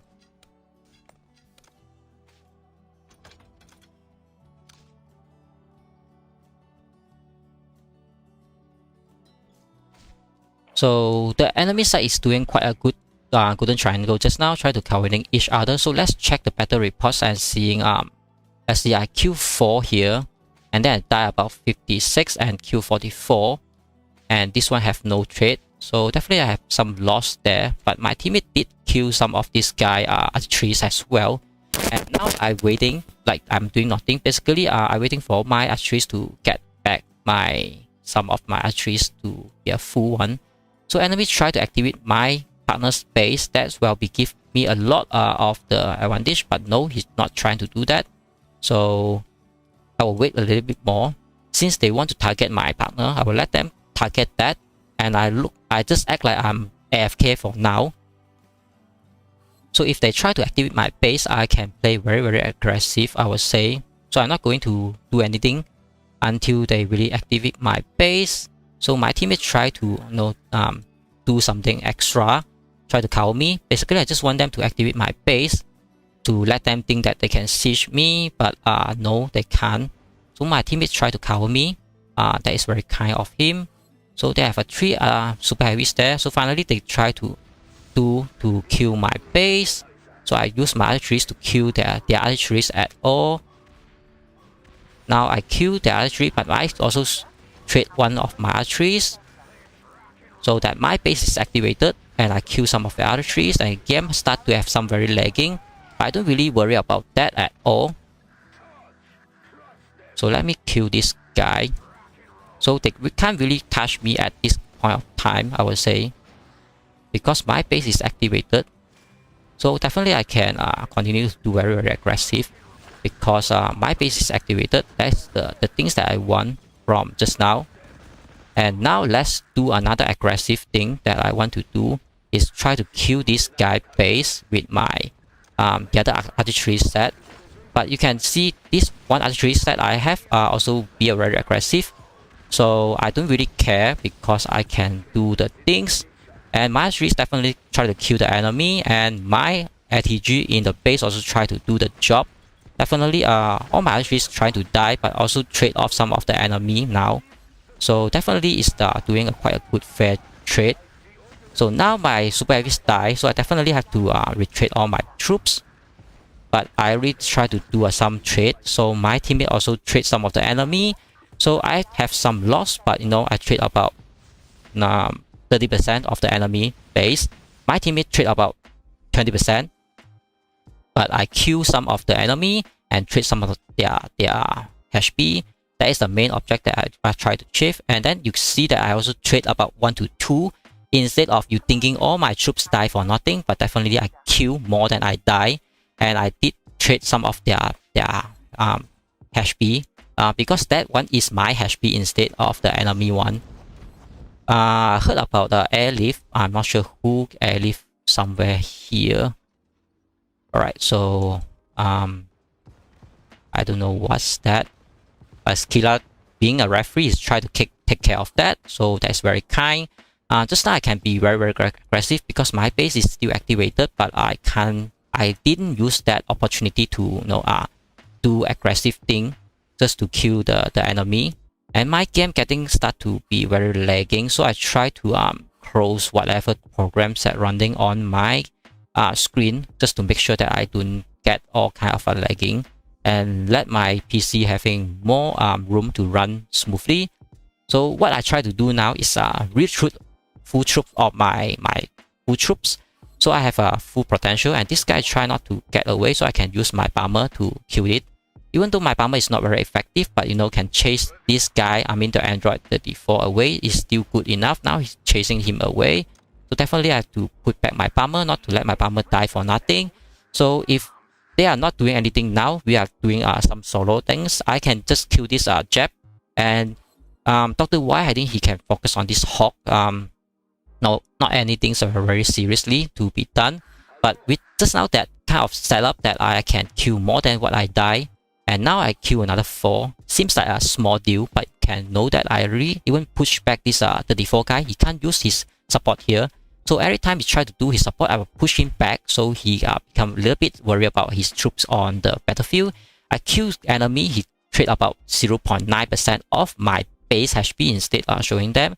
And you can see my archeries have trade about a lot of damage to the enemy, but I have my best archeries just now killing some of the enemy.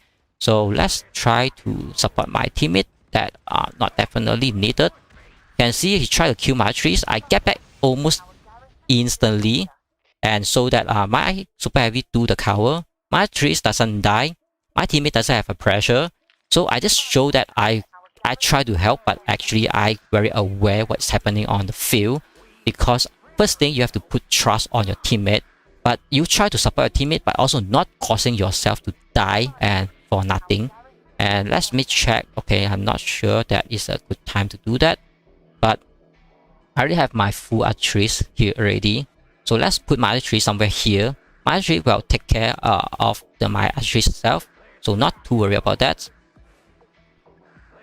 And now my archeries have to move, so I'm not going to let it move. Just let it to stay there until my super heavy is getting back to the business. And the enemy thinking I have no choice to kill him, but I have my bomber. Even though my bomber is not very strong, I should get my bomber back. So not sure why my bomber is not responding just now.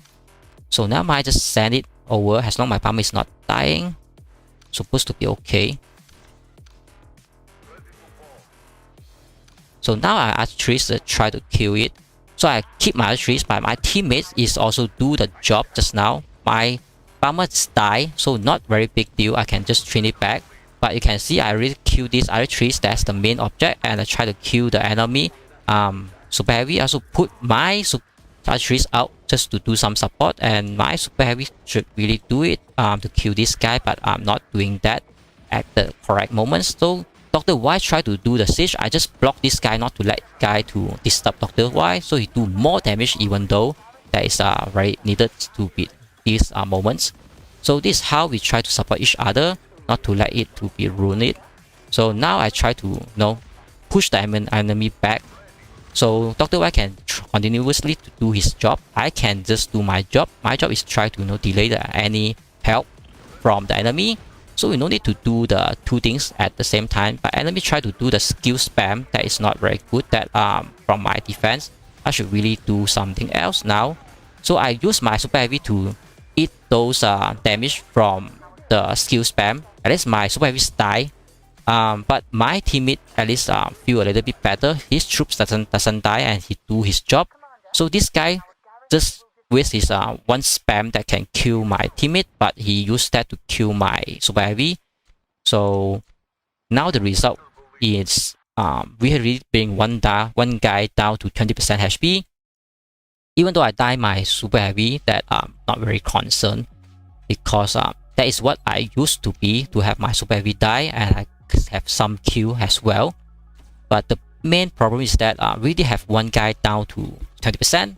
That's how I try to put my trust to my teammate, and that's why I say that we try to do what we do best.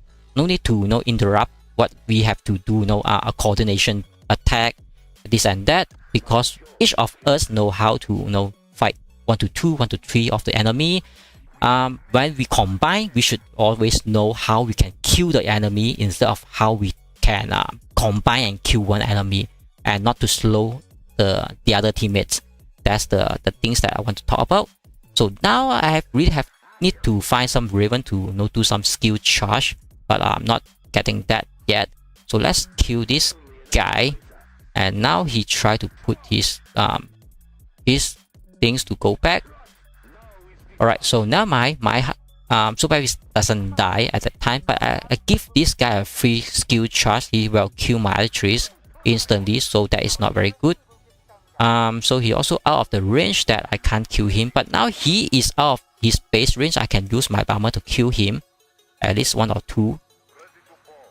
So now he put back his what do you call that? He put some of the fighter try to defend my bomber. My teammates try to cover me, but actually I just buy him more time to be somewhere can kill this guy. But I also need to pressure this guy a lot more, so that now I put my archeries a little bit far. So I need my super heavy to cover my archeries instead, not to let it die.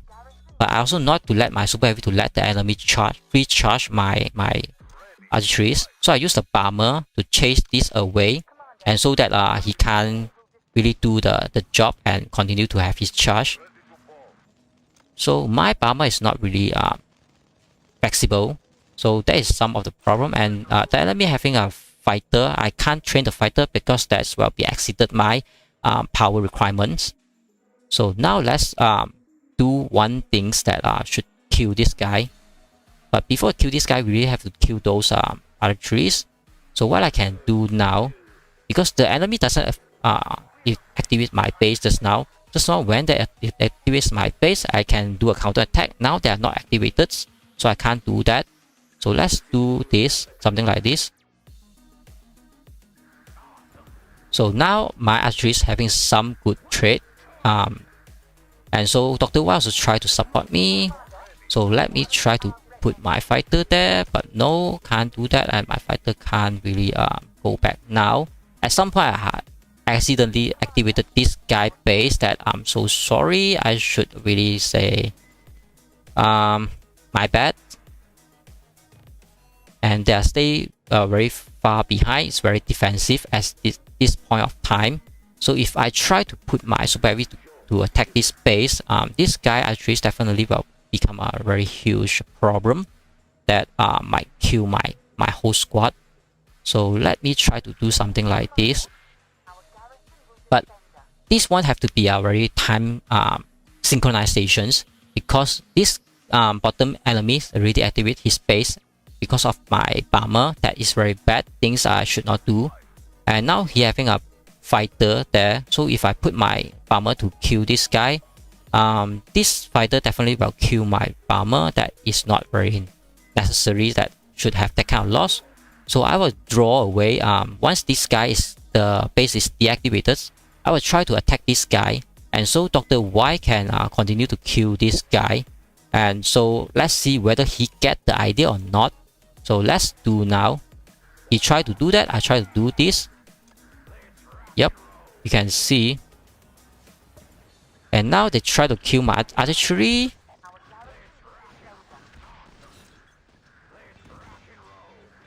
And my archery somehow gets some counter attack as well. But my archery is all down a lot. But Dr. Y is not killing that bottom guy, so that is not very good for me. And all my archery stop attacking because I asked them to attack the enemy archeries. So you can see there's a problems. Now they activated my base, that I will be very happy to let them activate, because this how give me the ticket to kill all those enemy with my base. And I really need him to kill this guy instead. so that my super heavy definitely can move very far just to kill the enemy and make it very aggressive play now. But I also need my super heavy to have some HP so that I can do a counter attack instead of kill all the enemy that I cannot do the counter attack. So now I do the counter attack, but I do not want to have a full attack. So let's do something like this, just to save back one archeries, not to save all of them. So now you can see I continuously put some pressure, and my super heavy finally get down, so I can't continuously do the siege, but I can do my super heavy to somewhere here, so I can move a little bit. Like my super heavy is like, oh my god, my super heavy is out of the range, so they think like, oh, I can kill this super heavy because it's super weak.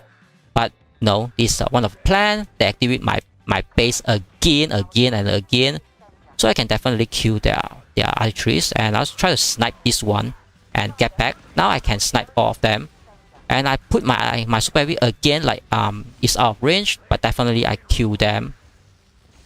So you can see they can't really do a lot to my base, but I can do a lot more to kill them instead. So I put my super heavy somewhere here, like out of range, so let them like thinking this is a mistake. Like now this guy tried to attack, but my base kill him. That's how my teammates should really kill him now, but I think it's supposed to be okay. So now Dr. Wise realized that he can kill this guy, so he's finally tried to do, but this guy tried to do all in all out things. Yep. So I try to support him and put my archeries to do some support. Even though my super heavy is dying, never mind. You can see this guy try to use his super heavy to kill my archeries. I should just sacrifice my archeries just to kill this base. No. So I did what is that the goal that I want to get this guy down, and also I give some signal like to my teammates to say that let's kill this guy because we want it to be die. So let's kill it. So now even though my archery is down a little bit too much, but I wouldn't say it's a pain because we already have one enemy down. So even though I have some losses, but we have a good trade. We have one enemy down, and I'll just only down about like 10 or 15% of my HP. So my super heavy is very low, but my base is somehow still activated at some point. Let's look at it. Yeah, no, my base is not activated anymore. So my super heavy should get back now to become very careful. So now become 2-on-2. That what do you call that?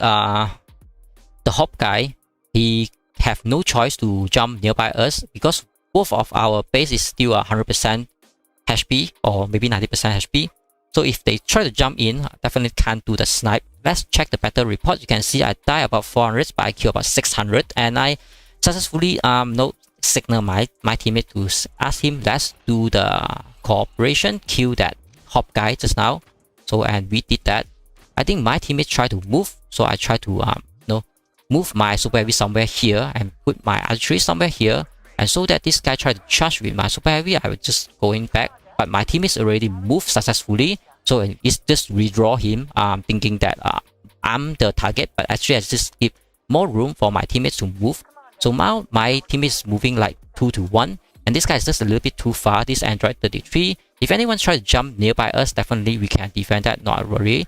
But what I'm trying to wait is wait for my full squad to come back and my super heavy as well.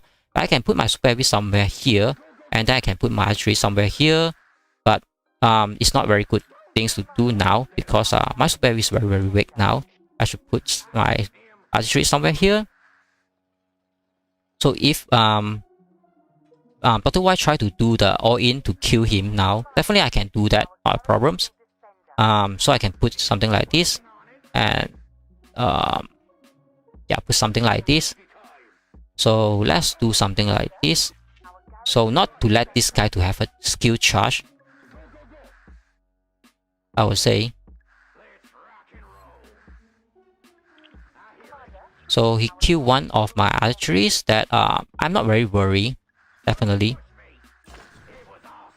But I don't know how this guy continuously can skill charge me and I can't do the things, but you can see my teammate using his super heavy to cover me. So that is one of the kind that we know how to cover each other and not to let the enemy having those advantage. So when this guy take off, I already shoot him one time. He tried to strip me. Definitely it's not worth, I would say. So let's do the setup of my super heavy. Then I can do the siege now. So I forced this guy to react exactly this moment. But one of my archeries is already ready. So Dr. Y, he is also ready to back up me. That's why I already not worried so much. I know what I should do.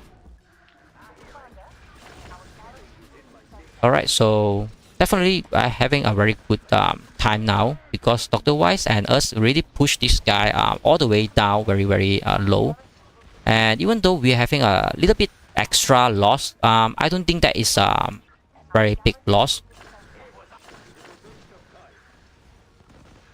So now he retreats, so definitely I have to retreat, but I can't drag that just now. But it's just one super heavy, so I'm not very worried about that.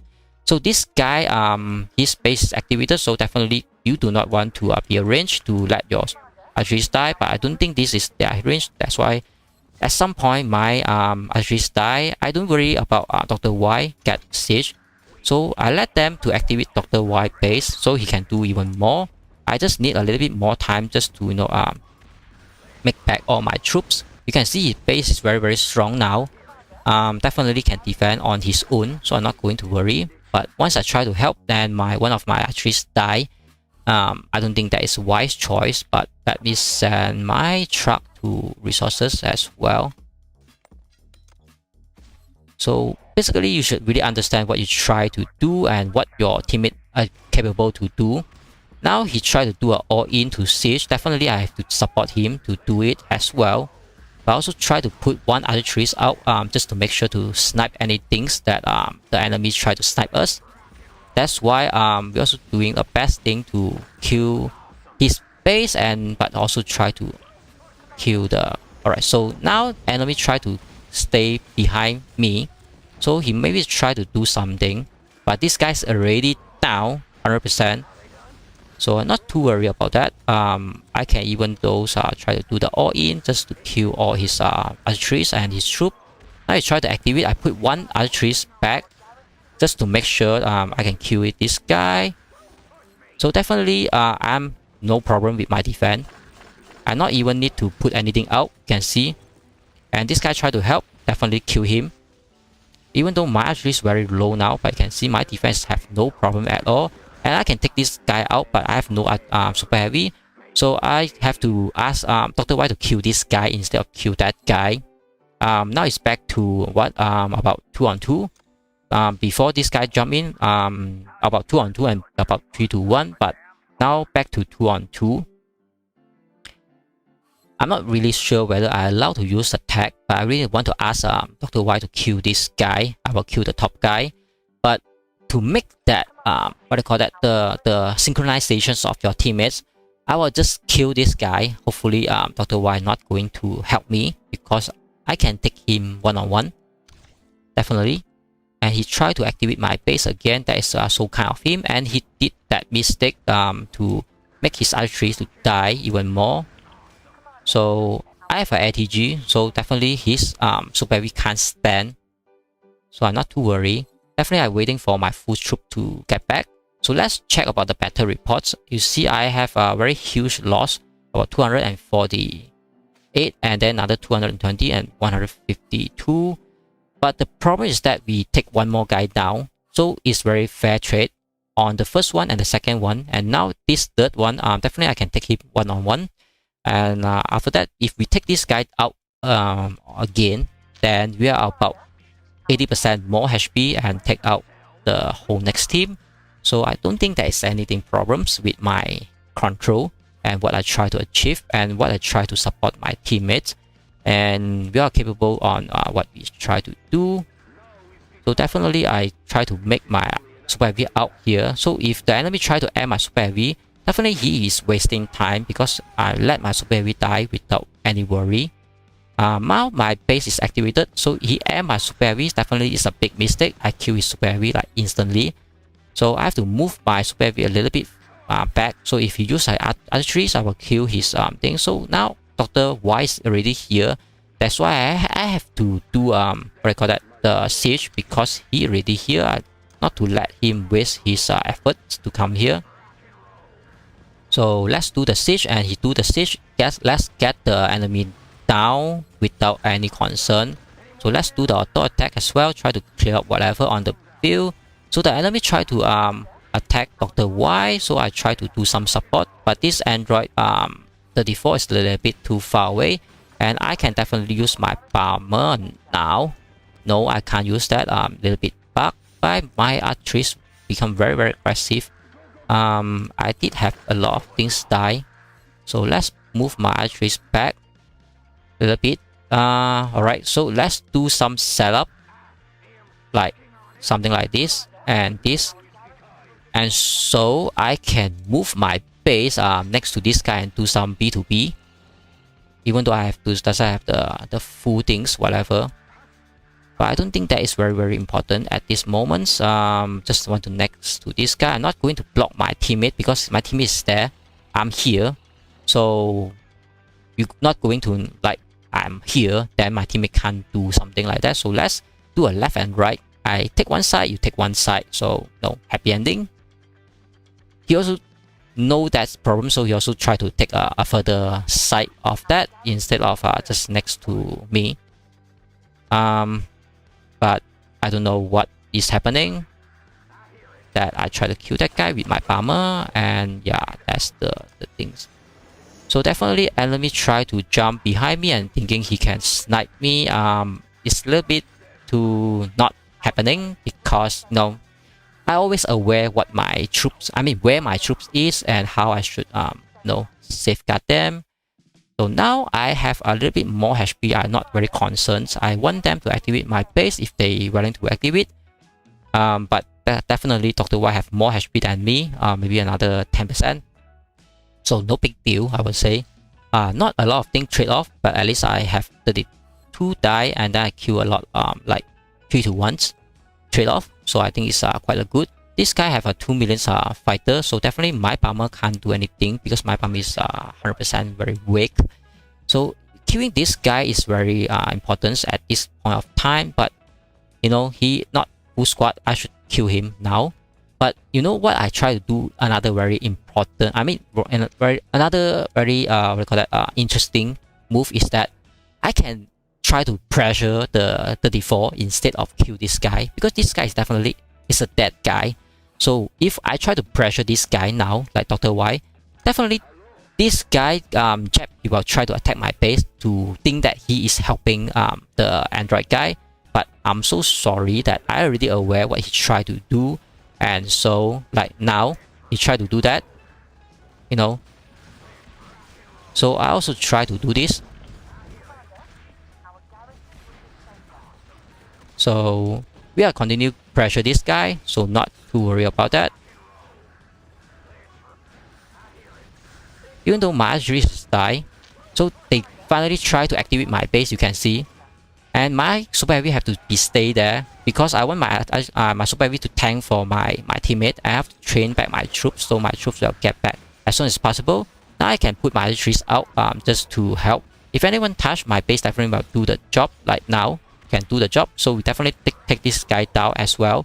The bunker is one of the problem, but I don't think it's very important. So definitely we have 3 of the enemy down to like 5 or 20% of the HP. So definitely we have an advantage on winning the match because our base is still having more than 80%. So now the Ravens are a little bit overrun and Dr. Y is getting the kill, so I just retreat a little bit more so that I don't let the Raven kill for nothing. And also let my troops to train it back, so I have full troops. So now I've tried to put something like this, make it interesting.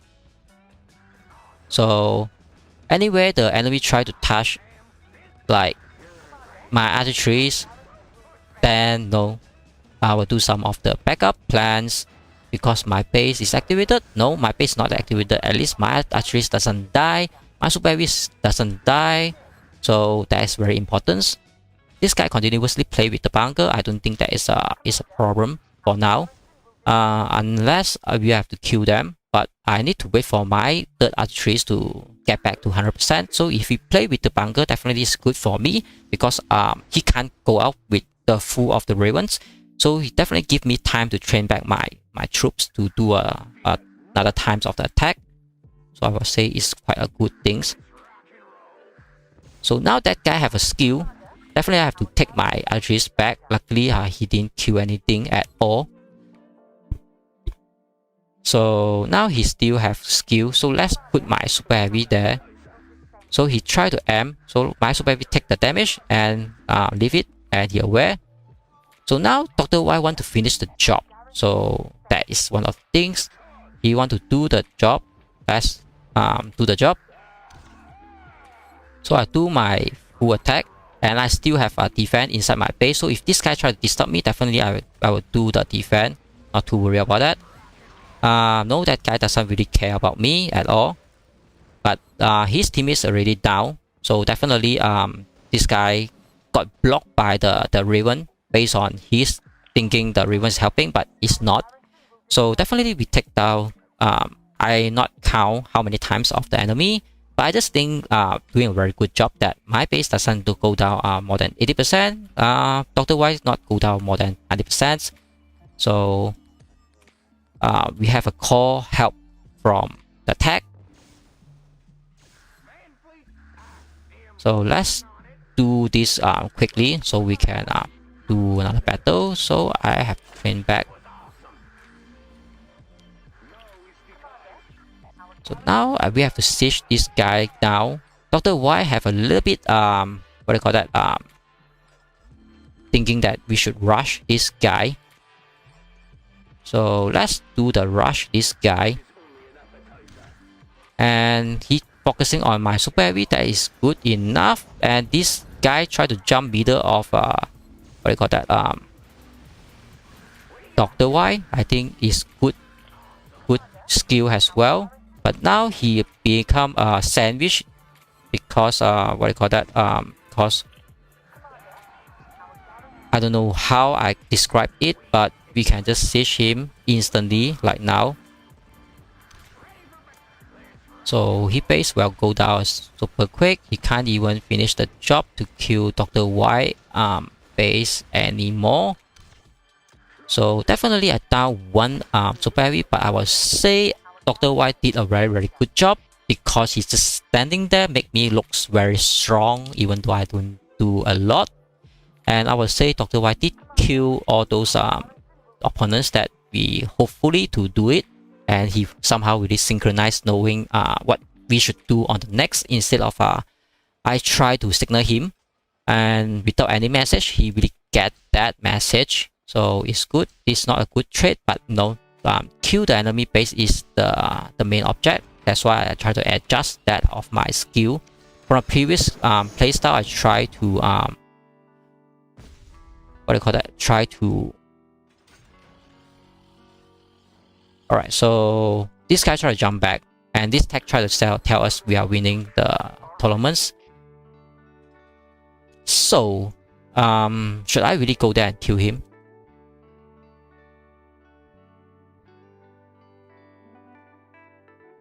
But I think it's okay for me to kill him and not to kill him, because I doesn't like to lose resources without a reason. That's just not nice.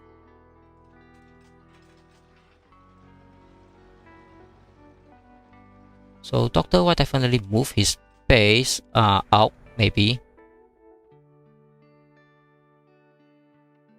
So this guy try to move his base, so I will just take a look what he tried to do instead of I try to do anything else now, because we already have a tag and telling what we are trying to do.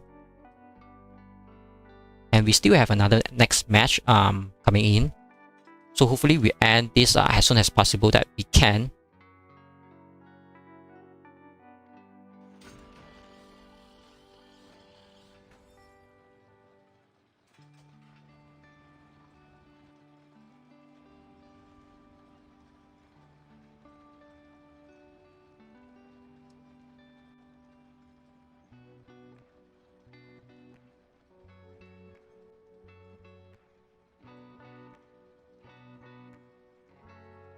Okay, so the gray bomber and the red bomber, two of them, the main differences is the gray one definitely kill those archeries or the infanteries, and the red one definitely kill those tank.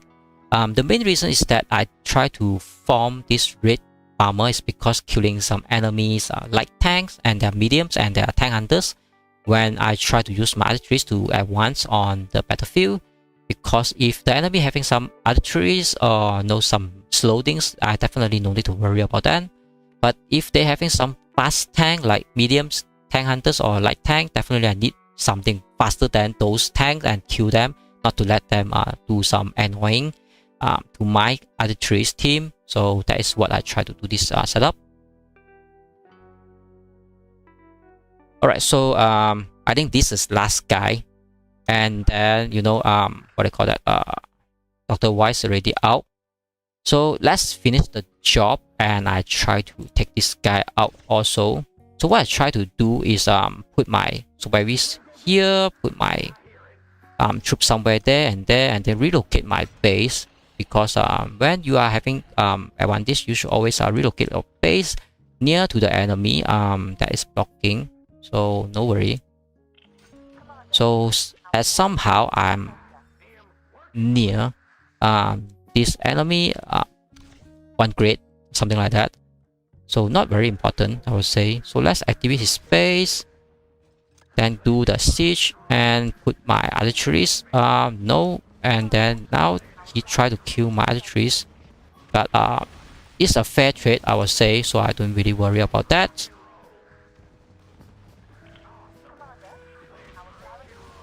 So definitely doing some of the trade, I would say. So now I can do my full form to kill. Just quickly finish this match. Kill his base. Even though he have troops, I don't worry. So let's get back my troop. Even though I have a huge loss, I do not want to kill any more of his troops. So even though he want to activate my base, I just let him do. I just do not want to kill anything more, because we might have a war. Just now ask for the help. So let's look at what is the problem now. Claim out, we need some of the problems because we have an enemy.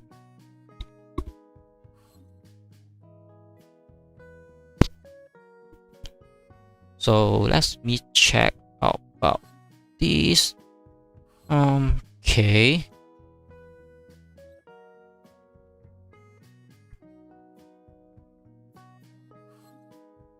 So we have a big war here.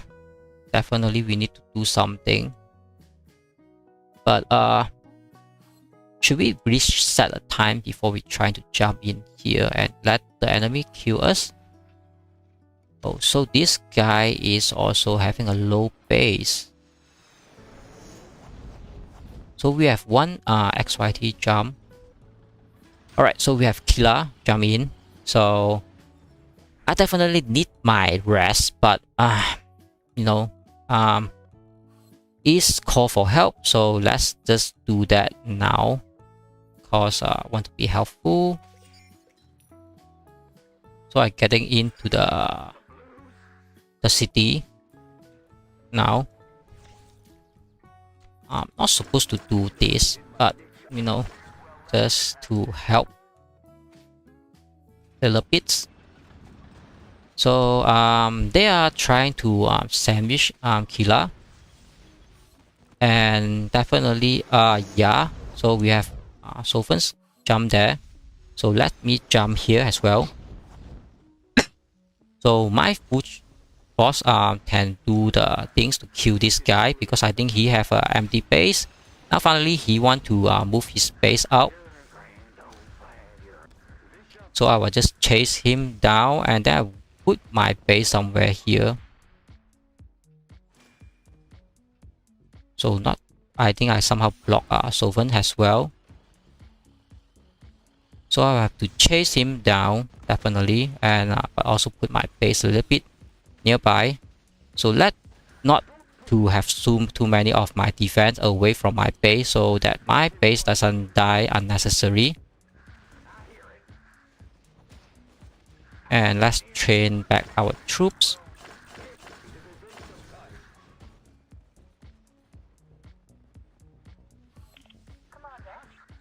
So I think this guy is empty. Let's kill this guy as well.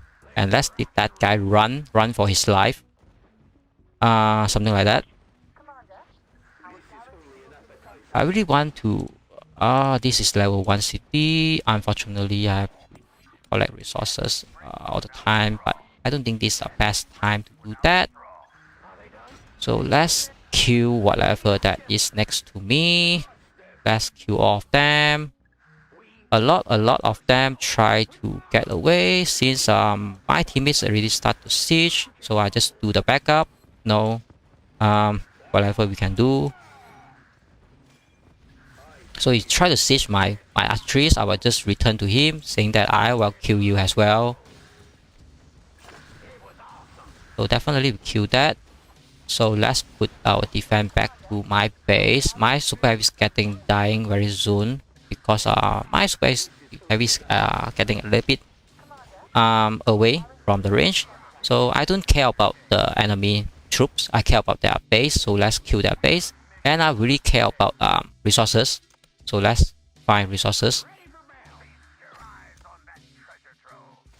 So even though it's very low level, so I don't care as long as taking resources is good enough for me. So those guys really having some guts try to kill my super heavy, but do you notice they can't kill my super heavy? That's the funny things that try to do, and they can't do that. So since our team is trying to kill this guy, and this guy are really having some defense, so let's help my team to kill it as soon as possible instead of kill this empty truck.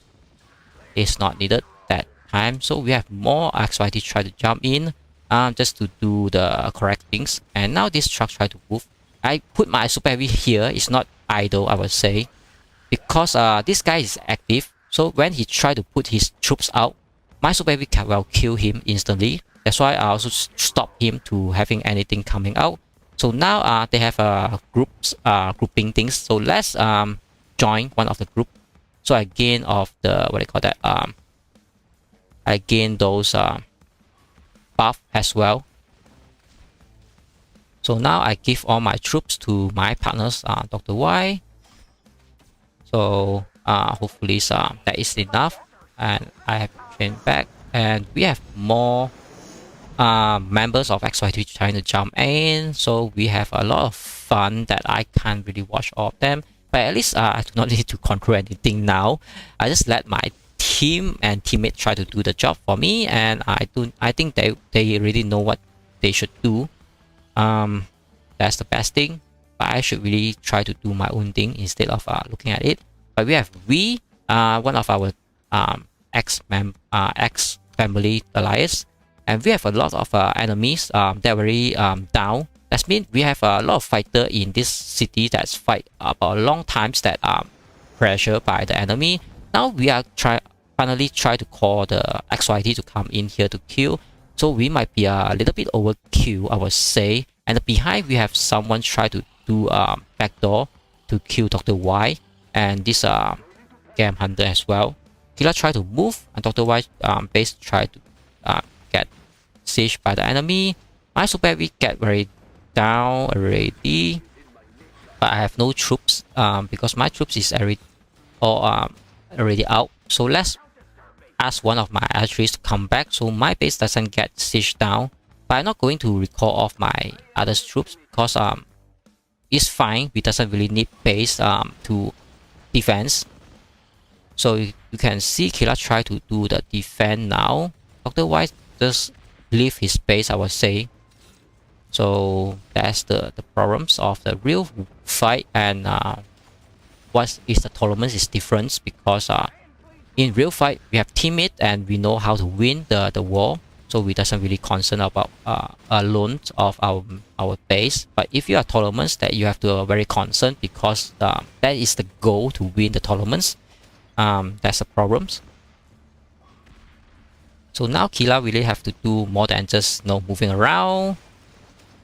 He should really kill some of the enemy.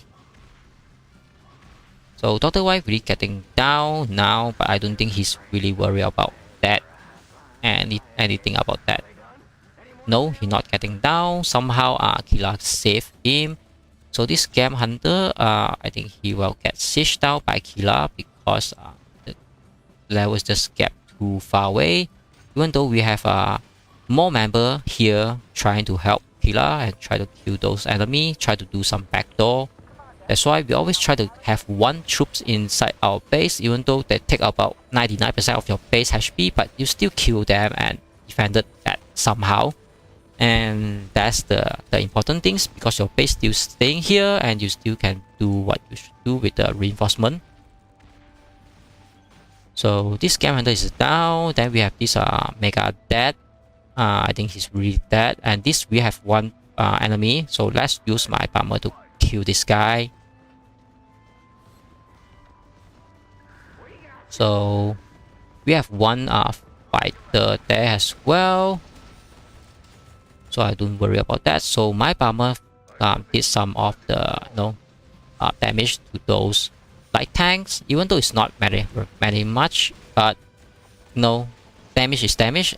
More or less is still doing some of the contributions. As my bomber will chase the light tank away, because plane is the fastest moving subject now. So my game getting a little bit lagging. So really can't kill that.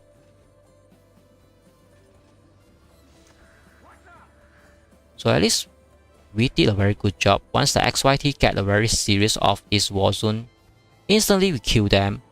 So not worry too much. And here we have one more enemy. So this teammate, this alliance team will get sieged down at some point. How do I do that?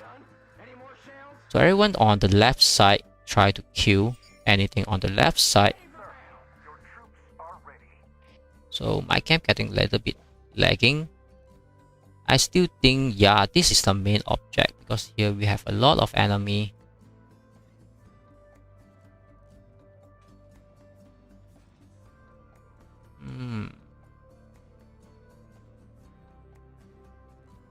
Alright, at some point I have to go here and kill them, but I can't do it without my troop.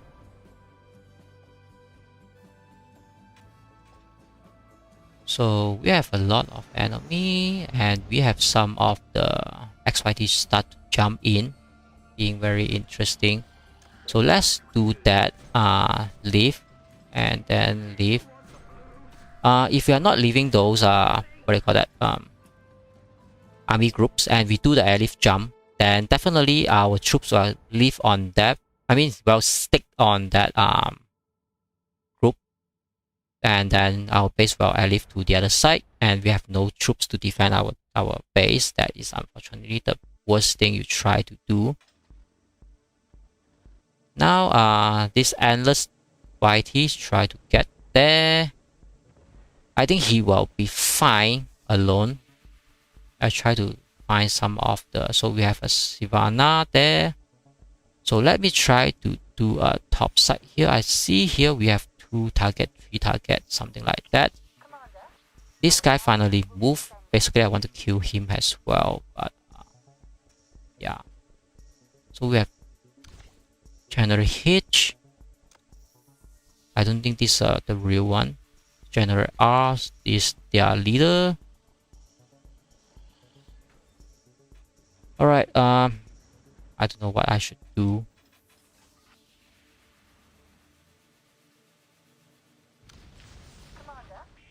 I think these are endless. He really doing a lot of fun. Try to kill those enemy.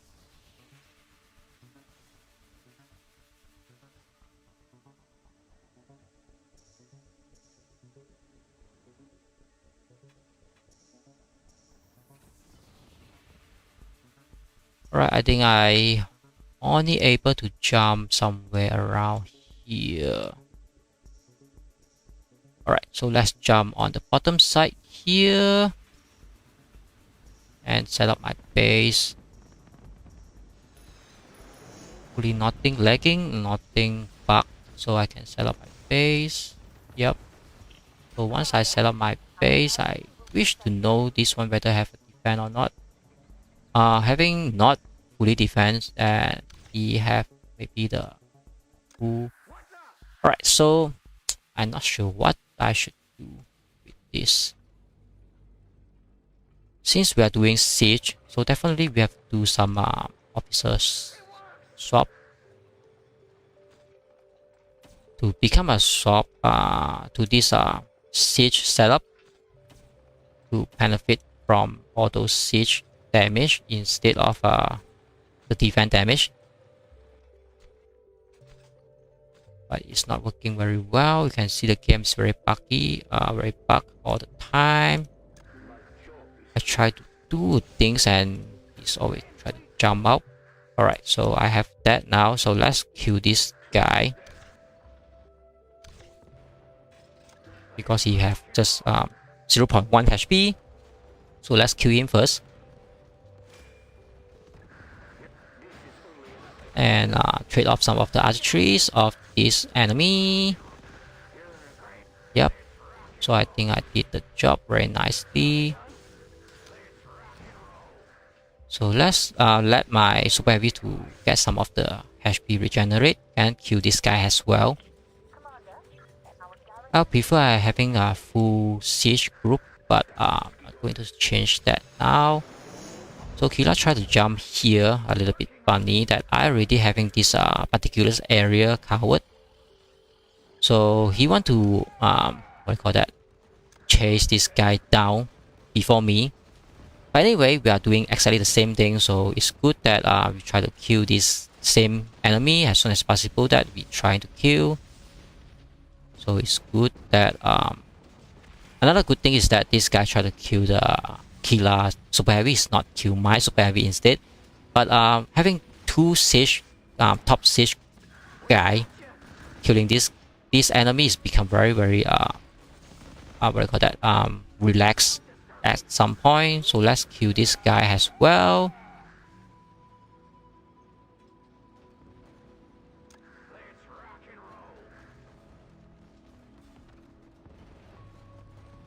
Somehow he think he can kill my archeries, but all his setup is just a red one. Why I should worry about that? I never worry about that. So let's kill this what do you call that, General Hechi.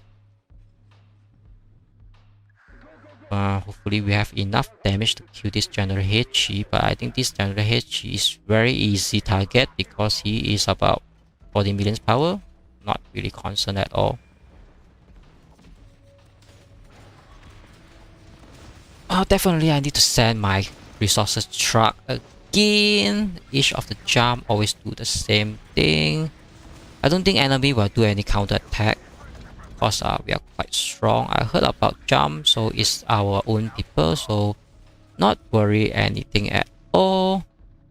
I just finding more resources, try to send my truck there. Finally we have some level 4, right? So this guy down. So since we already have one team working on that and we have another team working on this, then we should have someone work on this as well. But this is 51 million power. Definitely I need Sovens to help to kill this guy.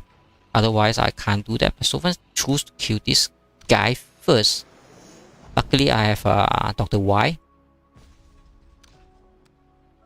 So let's wait for Dr. Y to come, and so that we have double siege to kill this guy.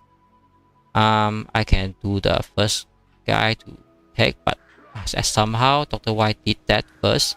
I think that's fine because both us being a very good teammates and become very good partners, I would say. This one is 50 million power. Definitely we need more than 2 guys to siege him enough, quick enough before our super heavy going down. So I think we are having enough firepower just to us. Yeah, definitely kill that before Dr. Y super heavy go down fully. So even though my archeries die a little bit, well, not too much, but the enemy having the whole base go down and the whole squad down as well. So let's kill that as well.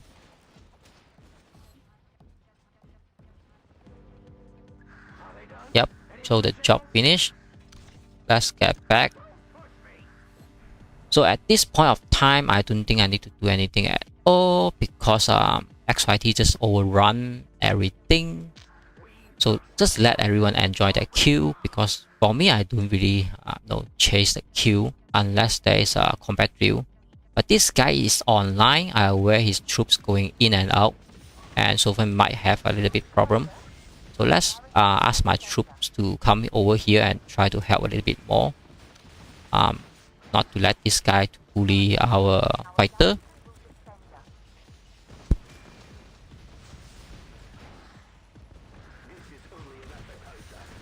You can see Killah and Sofan really doing a very good job.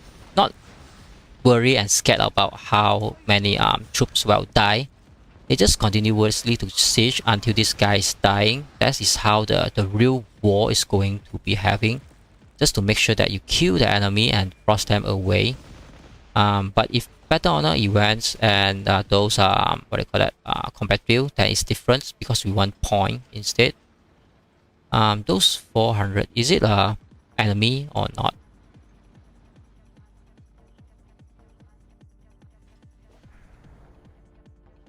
I think they might, yeah, they are an enemy, I would say, because they are trying to help to seal this this city.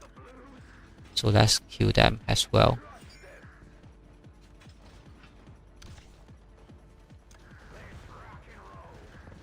So one of guys asked me to make it. Definitely I'm not trying to do that. I'm very lazy to do army groups. Definitely I need to turn off my live stream, because I really need some rest. I already stream more than 10 hours, I think. So this is a 32 level space. I did not aware. I thought this is some kind of filter that is very weak, but now my super will start to die. But at least we have some teammates, Killah and Sovens, try to back up and kill this guy as soon as possible. So we can kill this guy. Yep. And kill his archeries as well. And kill that rocket as well. So we did that job. I mean, did it perfectly. So somewhere I have to overrun all those enemy, but I'm not really think I will do that now. And we have some enemy try to do some backdoor. Yep. But those enemies just very weak, I would say.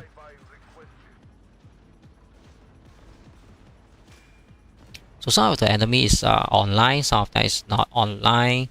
But for me, I just want rest. So I think I might assign my troops to one of the groups again. Yeah.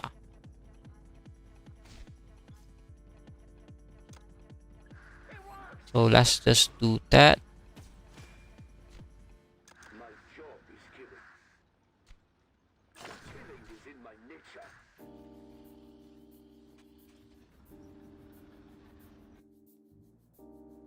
Alright, so let's Dr. Y use my troops to do the groups thing and let them enjoy those fight. I'm not really enjoy that unless there's an event.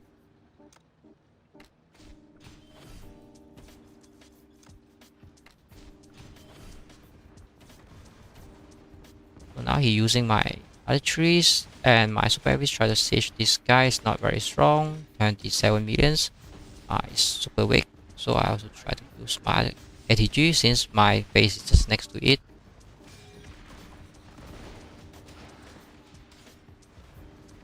So kill all those enemies very easy and quickly.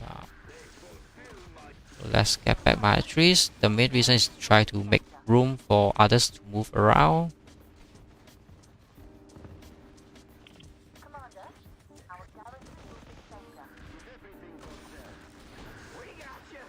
So definitely kill these other trees already. Then kill his base again. So yeah, definitely make the job work.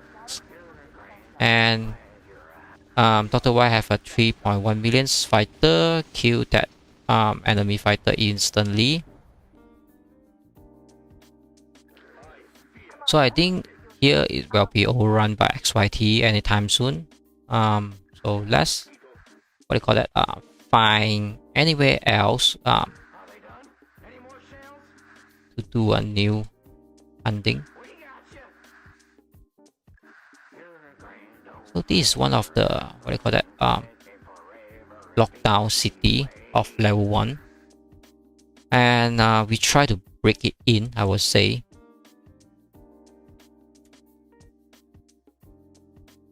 But the bad timing is about another Battle event we're going to start. So at somehow we have to change the city, and we might have to come back here. That is unfortunately. But it's good that we have some allies try to work it out. You know. This is only happening because we doesn't have Moscow. Otherwise, we will lock on our what do you call that alliance that we can't really flexible. And we have a lot of scout enemy try to run around, try to do a lot of funny things that I want to kill them. That's why I have my red bomber just to chase them away.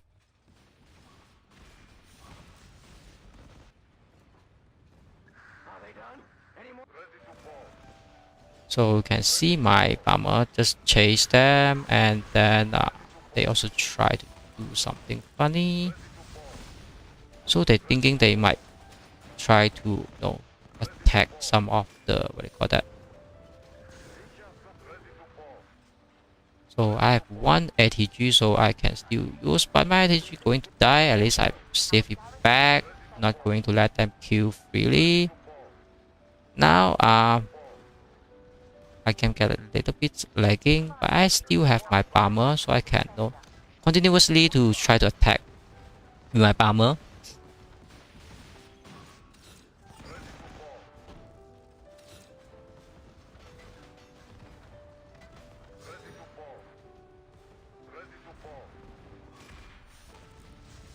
Yeah, so my bomber has somehow chased them away, but this is the best endless XYT uses like tank to chase them away even more. But I think his setup is not very good. He tried to use what do you call that Huntsman and Primary. It's not the best setup that put on the light tank. But I will continue to use my bomber just to kill all those big enemy. Make sure they will die. You can see we also having some of the fast tank groups that can chase the enemy away. So they are not very free to roam us and kill us. But my troops die at somehow. Not very nice. And I use my ATG. Try to do some defense, but not going too far away. How did my troops all die? That's very funny. But I think that's not the main issue for now. We still have a few enemies that we need to kill. So let my teammate do the things. I continue to use my bomber just to chase them away.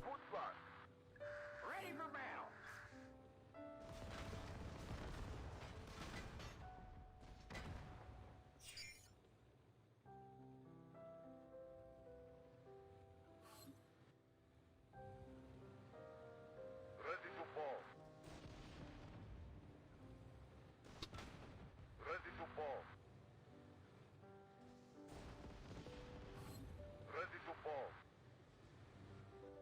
Ready to fall. HQ, I got some trouble. Freaking whoa! Oh, my army got killed again. And somehow. So I think he tried to use the main troops to kill this online guy and got the troop die. So I think if any more of my troops die, I have to stop this group and try to play it for myself. But enemies just try to use the fast unit to be very annoying. So I also try to use my bomber and become very annoying to the enemy as well.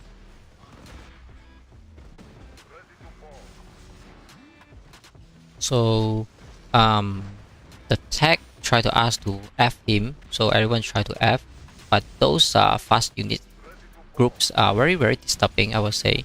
So I also try to use the bomber to become very disturbed as well, to annoy the enemy. So you can see if my base is 100% empty, those annoying team, they can really siege down your base even though they are not supposed to siege. But if an empty base, definitely anyone can siege, because empty base is very easy to kill. But if you have one troops inside, definitely they will think twice about the actions, even though whatever inside your base might be a weak one or might be a strong one. The enemy just do not want to take the chance. So now Sivana at this Poka King 7s, and also some of the groups, they try to surround this guy and do a siege, because he's 55.6 million power. Definitely need more than 2 guys to do the siege at the same time.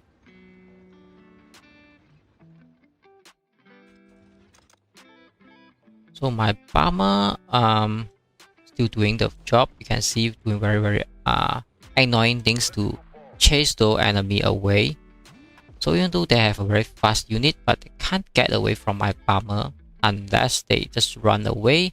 But their main purpose is coming here to kill us. So if they're running away, so what is the purpose to make those army groups, you know?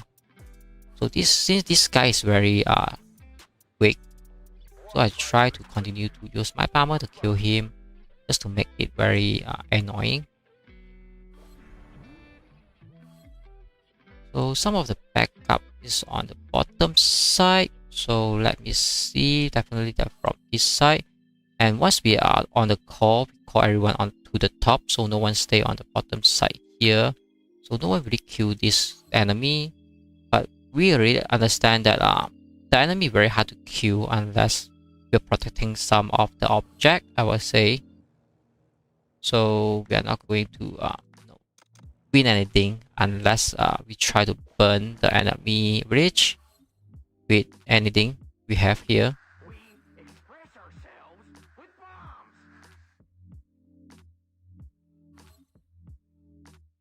The enemy just having a little bit more defense, so we have to burn them, still have a little bit harder. That's why we call more XYT to come over here to do those backup. But we already clear all those enemy one by one. So I think take about 10 minutes, something like that, clear all of them.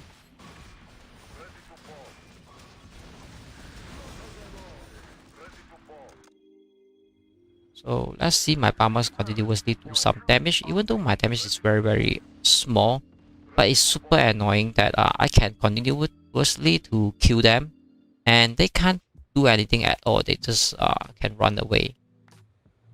So this is what I try to do, and I also try to swap target to let not only one guy feel the pain, but the few guy also feel the pain, and so they have to retreat their troops and thinking not to let any more of their troops die.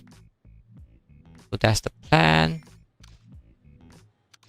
But also try not to aim those too high levels, because they might not take those damage seriously. So I have to aim some of the weak guys and let them feel the pain.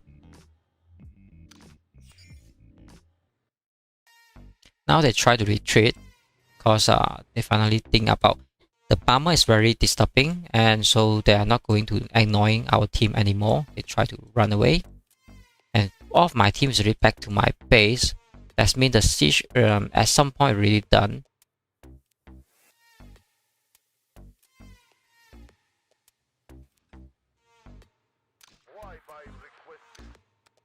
So I put my bomber to kill this guy again, but now need about 2 minutes. And the the resources truck coming back. So it's very annoying to have a level 1 city to always send your truck for resources.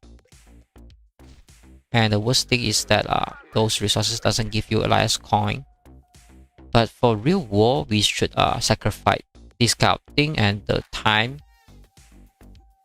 because this is what we used to fight all the time. When the fighter all the time go out, we sacrifice a lot more than just what we can see that our power is strong, but we also try to sacrifice about the military funds and our time and last coin and resources, whatever that, and also our lilith and what do you call that, city pass to move around just to support those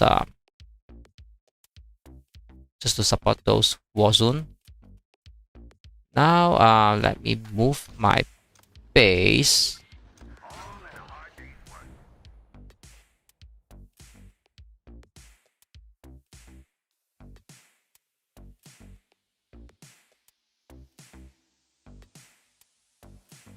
Not sure where to put my base is the correct positions, but let's move somewhere here.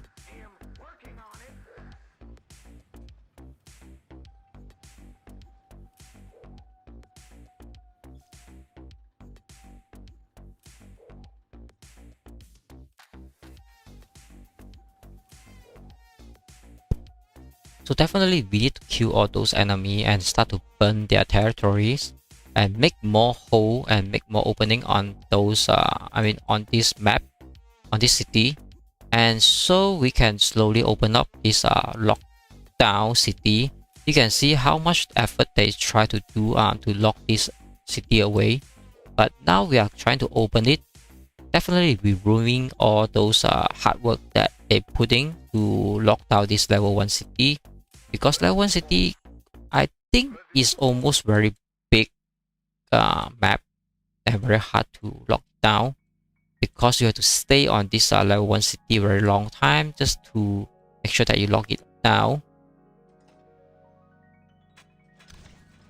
So now let's put my troops to join the army group again.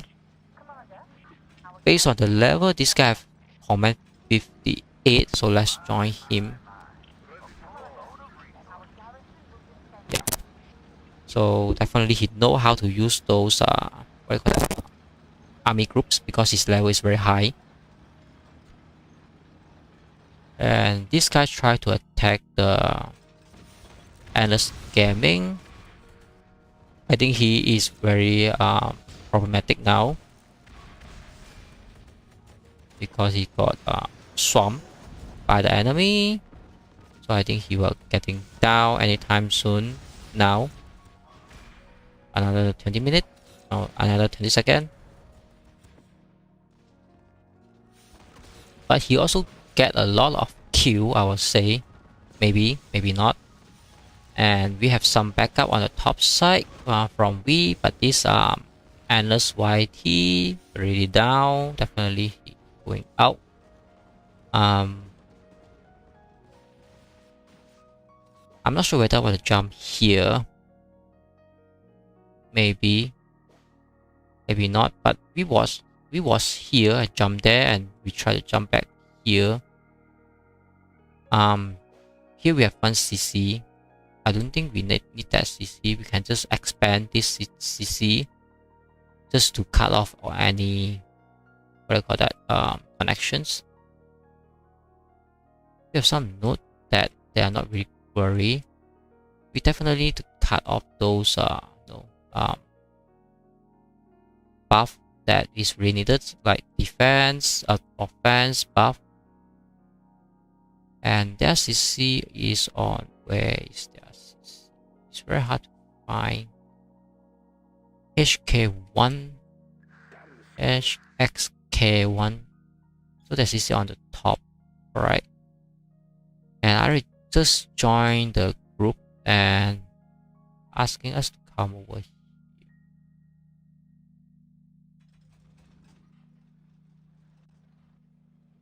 I don't think I have any reason to come over here to do anything alone.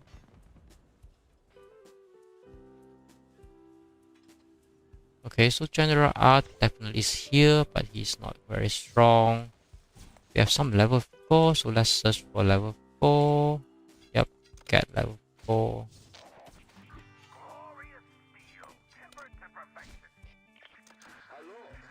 Okay, so let them use my troops to clear this area before we try to jump here and there, not completing any one task at the specific task that we should do.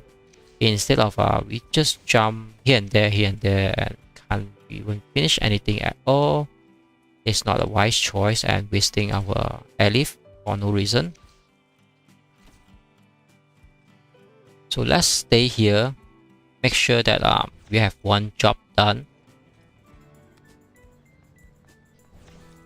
And let these our allies try to burn those next to it, and make sure those allies is getting burned. Then our allies can expand and like a cancer on this lockdown map and try to spread it all the way and make everything from blue to what color? Yellow, something like that. So we have one more member jump here. Little Pan, he's jumping here. About 50 million power, not very strong.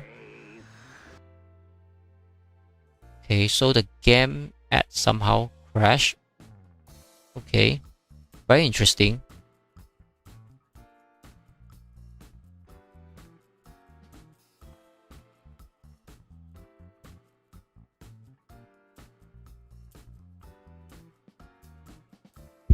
So I think at this kind of point, I can just turn off my live stream because that is of these tournaments. I think the tournaments supposed to be ended today, and tomorrow tournaments we will be set up again. And I think we still have some top 8 problems, and then until the quarterfinals. So let's stop to thanks for everyone for watching. I think everything is very good now.